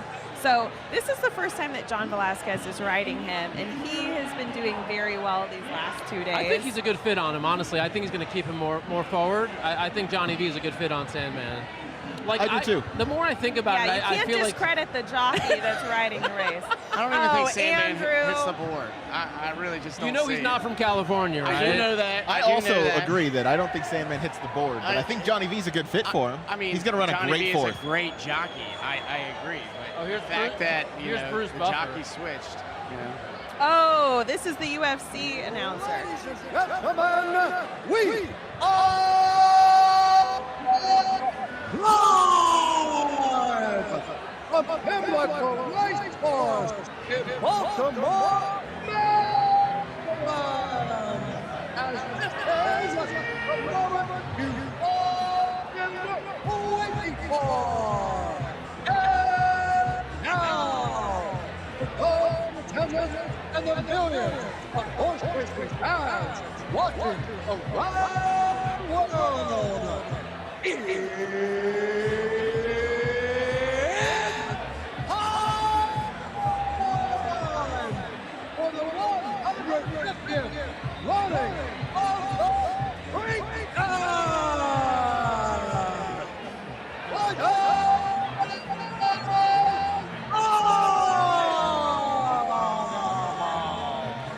I'm going to say it right now. Best riders up call that the Yes. Preakness has ever seen. insane. I know that we're in the Ray Lewis fan zone. He did it last year, but JD behind one of these Oh, he's cameras. loving it. I've never seen him happier. Huge UFC fan. He was sat, and you know what? He stood up? stood up. He Man said, stood up? "You know what I'm going to do? Respect this. Listen to this. Hear this."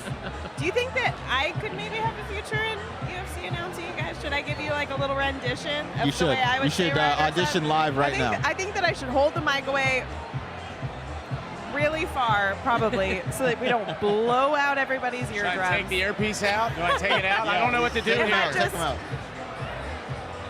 Ladies and gentlemen, people of Baltimore, Maryland. I noticed that he really drug out some words. It's the moment you've all been waiting for. Riders!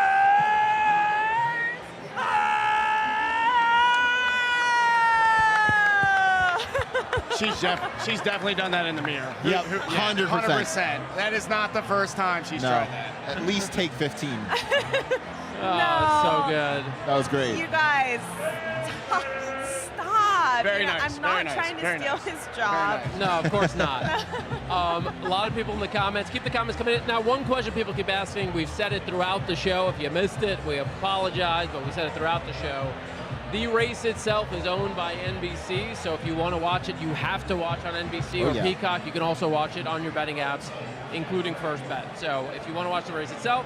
But the good news is we'll be here We'll be taking you right up to race time. We will also tell you what's going on in the race. So if you can't watch it, we'll give you a play-by-play so you know where your horse is, how you're doing. Now, are you going to do the play-by-play for the Preakness, or do we want to pull straws for that? Ryan is way better at a race call than me. All right, I'm still worse than Michelle, but I'll do it. I know that I shocked a nation just then with my Riders Up call.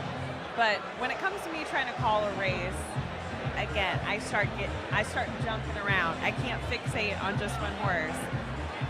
Things are going crazy. My eyes are going 2 different directions. I'm spinning. I think that for everybody's sake, Ryan, you get the honorary call on the Preakness Stakes. And again, I am that person where I don't have Peacock and who's it, Chris? He that likes was your, somehow he likes better. your quote better. And free. Oh, yeah, thank you. And free. And the riders are up. The horses are going over the surface. Let me tell you what I can see. American Promise, looking very calm, cool, collected, relaxed. He's got his blinkers on, neck circling around. I can do the horse commentary. How about that? 4, still being held by his groom. They're about to do the handoff over to the pony horse. Horse got a little prance to it. And again, European horses, he didn't link up with the pony horse because that's not how they do it over in the UK. They are strong, independent, confident horses. And in the US, we do a little bit more hand-holding. 5 was looking good, a little jazz step. And again, that was Pay Billy. 6, River Thames, looking ready to go. He's got a little tiny hop in his step. Seeing myself doing this commentary is ridiculous. Sandman barely strolling along. Sandman is barely moving over the track. Wait a second. It's sleepy time. Enter Sandman. Couldn't be more relaxed, honestly. And then after that, we have Clever again. Again, leisurely stroll. He's pooping. That's a good sign. That's a good sign. He's getting light. Pre-race poop. That is valuable pounds we're talking about. And then we've got Gosser, Gusher. He is trotting, feeling himself a little bit. Okay, there you go. My work's done, you guys. You're done? What do you mean? And they trot away. They gallop away. I think that Greg just really liked that I said a horse was having a little pre-race dump. Yeah. That's one of the angles I bet. I don't know Think about about you that guys. as a human. Before you go and you're going to run a literal race, unload. Yeah. Unload. Run light. Why not? Whatever viewership we had. Everyone should start their day that way, right? You know?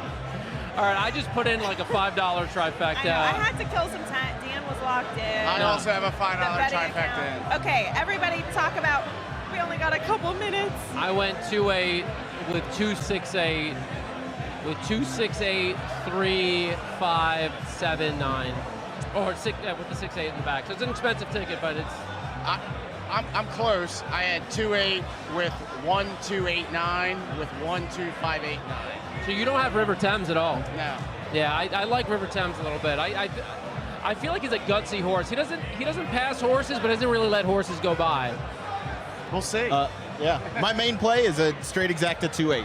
2-8. Yep. Yeah, you simplified it. You Keep could it probably simple. make more money betting that $50 2-8 than we did putting $100 on these trifectas. Hey, who knows? But yeah, I'm keeping it simple. All right, guys, let us know. There are 3 minutes to post. Let us know in the chat. Talk to us. Open the First Bet app. Watch the race there. Watch it on Peacock if you can stream. We got people in the crowd giving us 8. Someone is holding up a 5 and a 3. Someone in the crowd's giving us 8. What about you? What horse number? What 8? horse number for the Preakness? What number are you going with? Probably not, but sure. Only for a second. Who's your pick? We have Sandman winning. Nothing else is going to happen. Sandman's going to win. We're going to take it home. We're going to take it right back to Pittsburgh. Go Steelers. Nothing else. Nothing else. Hey, Why Sandman? why Sandman? He's the man. Nothing else. There's You no like other Griffin? comments. Huh? You like a Griffin? I love Griffin. I love him. Griffin, send me out. Enter Sandman. That's the end. Thank you so much. There you have it. Team Sandman here. That's what I'm Sandman saying. A showing lot up, of people but were his talking friend about wasn't Sandman with all him. day. His friend was with Clever again. if, mathematically and after how many White Claws they've had, he's still holding up the right number of hands and digits. Which is only a maybe. I need them to hit the window harder on Sandman. Yeah. I need them to to keep pounding that Let's number. get him down to 3 to 2. Yeah, I like can. that. Yeah, tell me to go back to the Which, if window. you can believe it, Sandman's the third choice. Clever again, second choice. All right, now, he's going to, I mean, he'll be a clear cut. Well, actually, Clever again, second choice. I figured Sandman would be second choice. I thought Sandman was going to be 7-2 in this race. Yeah, that's around where I had him, 7-2, 4-1. All right, in the comments, we've got a Team Sandman, another Daily with Deb, Sandman for the win. Yeah, guys, as we told you multiple times, we can't show you the race. If you We're not pay NBC. our litigation We are not. fees, Yeah. Take it out, jump for joy. We but won. otherwise, you have a great race call to look forward to from Ryan. And honestly, what's the difference in watching the race here with us and then 5 minutes later watching the race posted on NBC? You're going to It's the find same out who won the race live with That's us. right. You may as well stick with us. Exactly. You don't need to see anything. You're going to see it on Instagram a minute after the race is done. Preakness Stakes will post it. You're good. Hang with us. Hang with us. All right, all these picks coming in. A lot of different picks. Goal-oriented. Crosscheck is asking, when does the race start? We are 1 minute to And post. that is 1 minute away. We're very Probably close like 3 here. minutes. All of the horses are still circling with the ponies, getting ready to load into the gate. As with these big races, it always kind of takes a little bit of time to get everybody in order and sorted out. Another claw. Let's do another claw. And yeah. All right, how about this? We love this group. I'm full. I'm full. You need one? You crack Good. one. I'm still drinking this ranch water. Delicious. Ranch water? Delicious. God, I love the ranch Grab water. a drink. We got to do a toast to Pimlico, right? One last time to Old Hilltop. Stop. Now you are going to get a tear. I want you to do the toast. Oh, man. All right, you got to do it. You got to send us off. Man, that's so Give tough. us a cheers. Man, you Give really us a put me toast on the to spot. Pimlico, the condemned track. Well, the big thing about horse racing is it always brings us together, whether we're cheering on a winner, or if we're going to the ATM again together. It always brings us together. So here's the friends, here's the family, here's the, another good year. Let's do it. Cheers. Let's do it. Cheers, guys. Cheers. Guys. Sláinte. Happy And you Preakness, at everyone. home, All right, guys. You've got 0 minutes to post now. 0 minutes to post. So if you haven't put your bets in, put them in. Dan, I have one more question for you as we approach the gate. Yes. Why is Black Cherry White Claw your favorite? That might be my least favorite drink that exists. are you just suffering in silence over there? Well, that was my first sip. The other one was mango and then peach, so those are all right. It just Black cherry flavor. It just stings the stomach a I feel little like I'm less at the than dentist. the others. Yeah, the other ones are just a little more acidic, like mango, all the other citrus, lemon, lime. Not enough love to the watermelon White Claw. No. Oh wait, what is Rolando? Nina, the race Best has turned not out started yet. They're still The groom for working journalism. on loading in. So goal-oriented is going to be an overlay. Sandman's a slight overlay, too. River Thames is an overlay. 8-1 on River Thames is really good value, I will say. I'd also Heart like of to say- Honor. We didn't really talk about Heart of Honor. That's another overlay. Maybe to round out the try. I don't know. What do you think? Admire Daytona did not run well in the Derby. Heart of Honor ran second. But why did they come? So they're sending the horse back after this. I feel like they've been downplaying the horse's chances all week. There's got to be something going, right? Why would they come and say, oh, yeah, well, we're just experimenting? Come on, it's got to be more than that, right? Oh, they definitely, you got to run the race to have a chance. So they're in the race. They're in the gate. I don't know, though. Still not on our tickets. Yep, still not on my tickets. And thank you, Carol.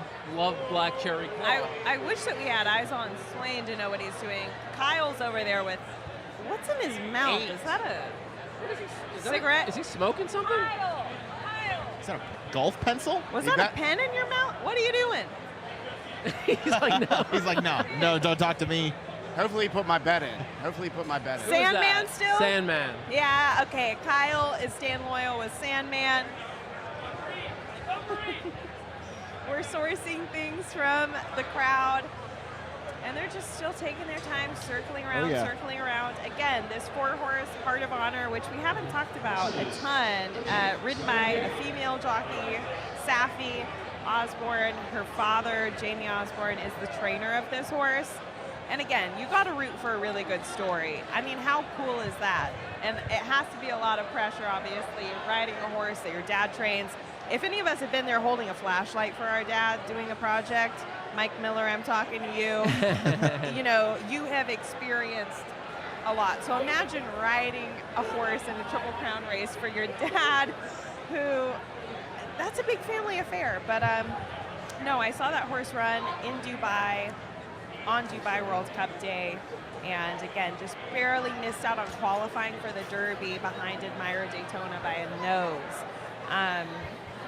But I don't know, it's really tough to ship over here and show up in a big way. It's just kind of a different style, especially in a race that's a mile and 3/16. So This really guy's like got 8 here. Kyle is a genius. He's looking good walking up. 8. Clever Looks again, strong. is looking nice. Yeah. all right.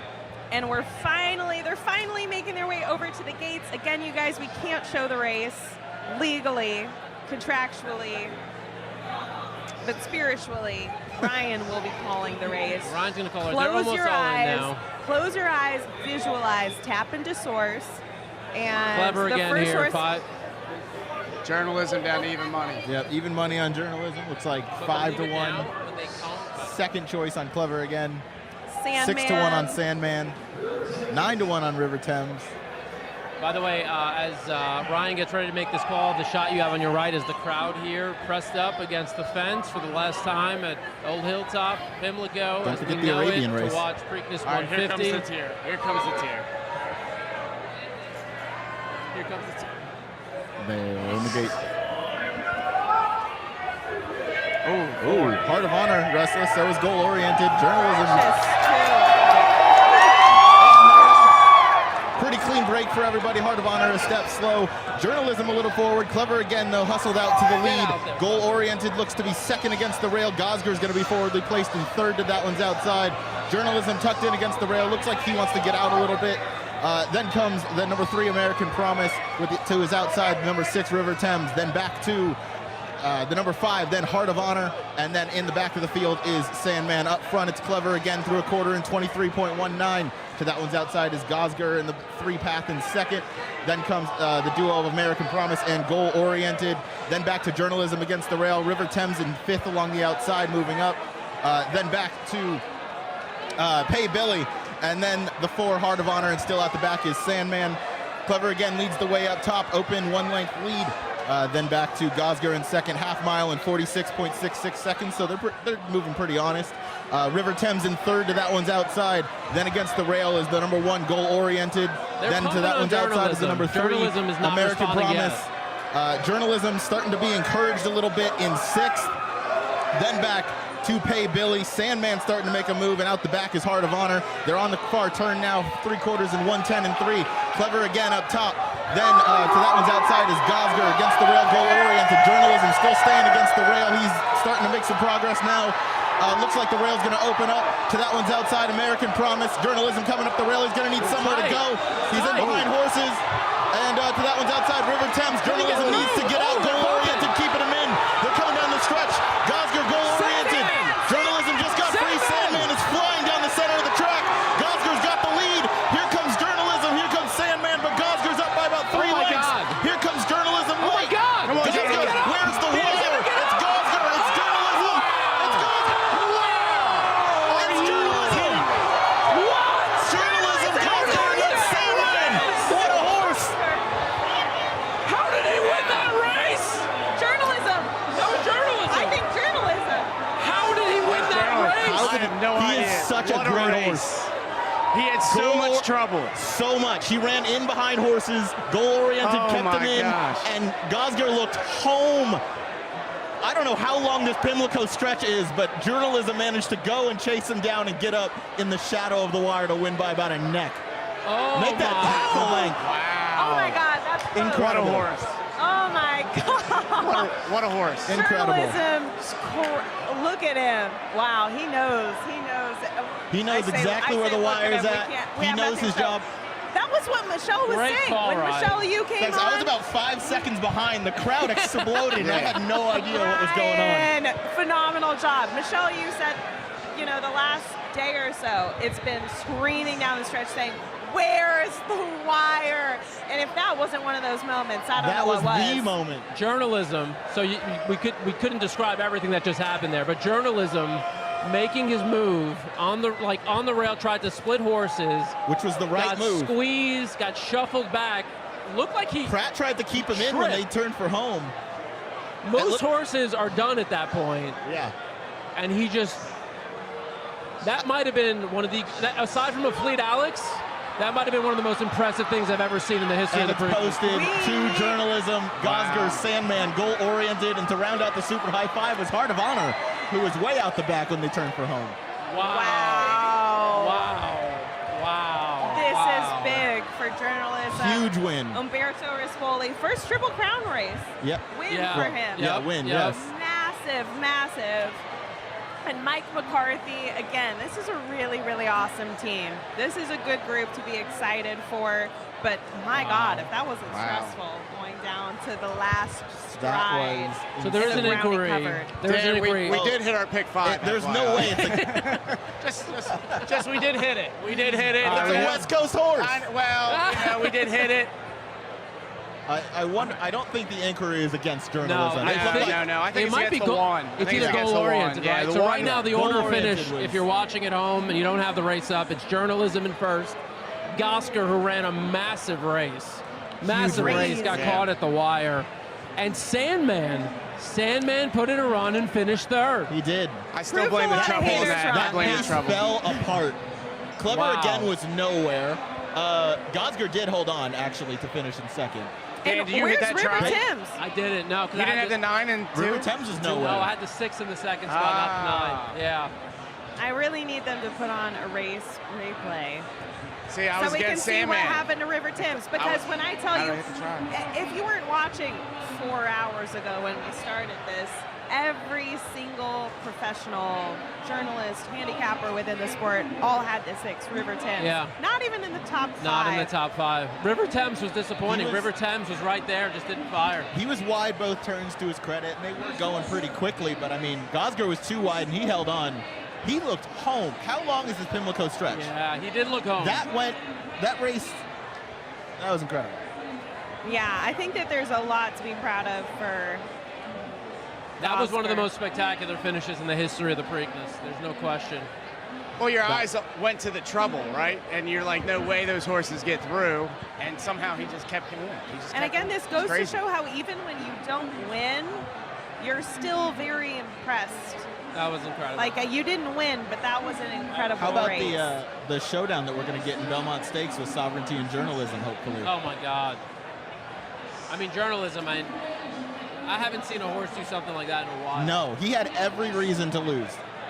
Is he going to Belmont then, or? I think so. I think you have to. Wow. If he's I mean, I think Sandman goes now, too. That was a really nice run. That was a really nice I run. think that journalism and Sandman, they're going to push it.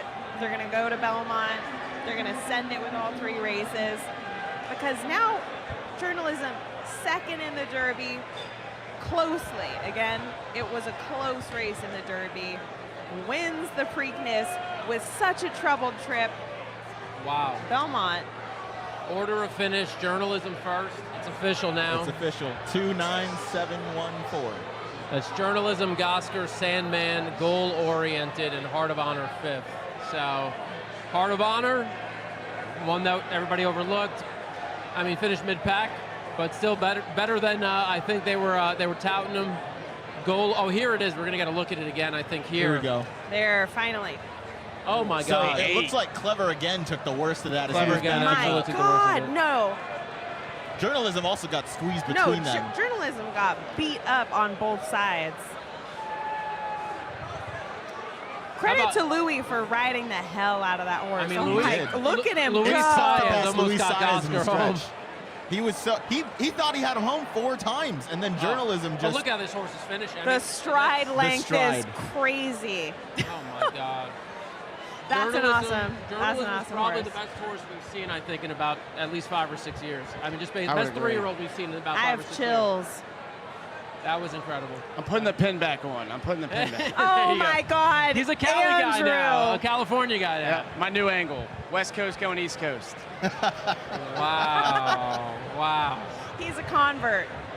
We love to see it. People are flooding the comments with that they were touting journalism, and I'm really happy to see that. Well, the guy who bet 100 win play show didn't lose money. Did not. Did not.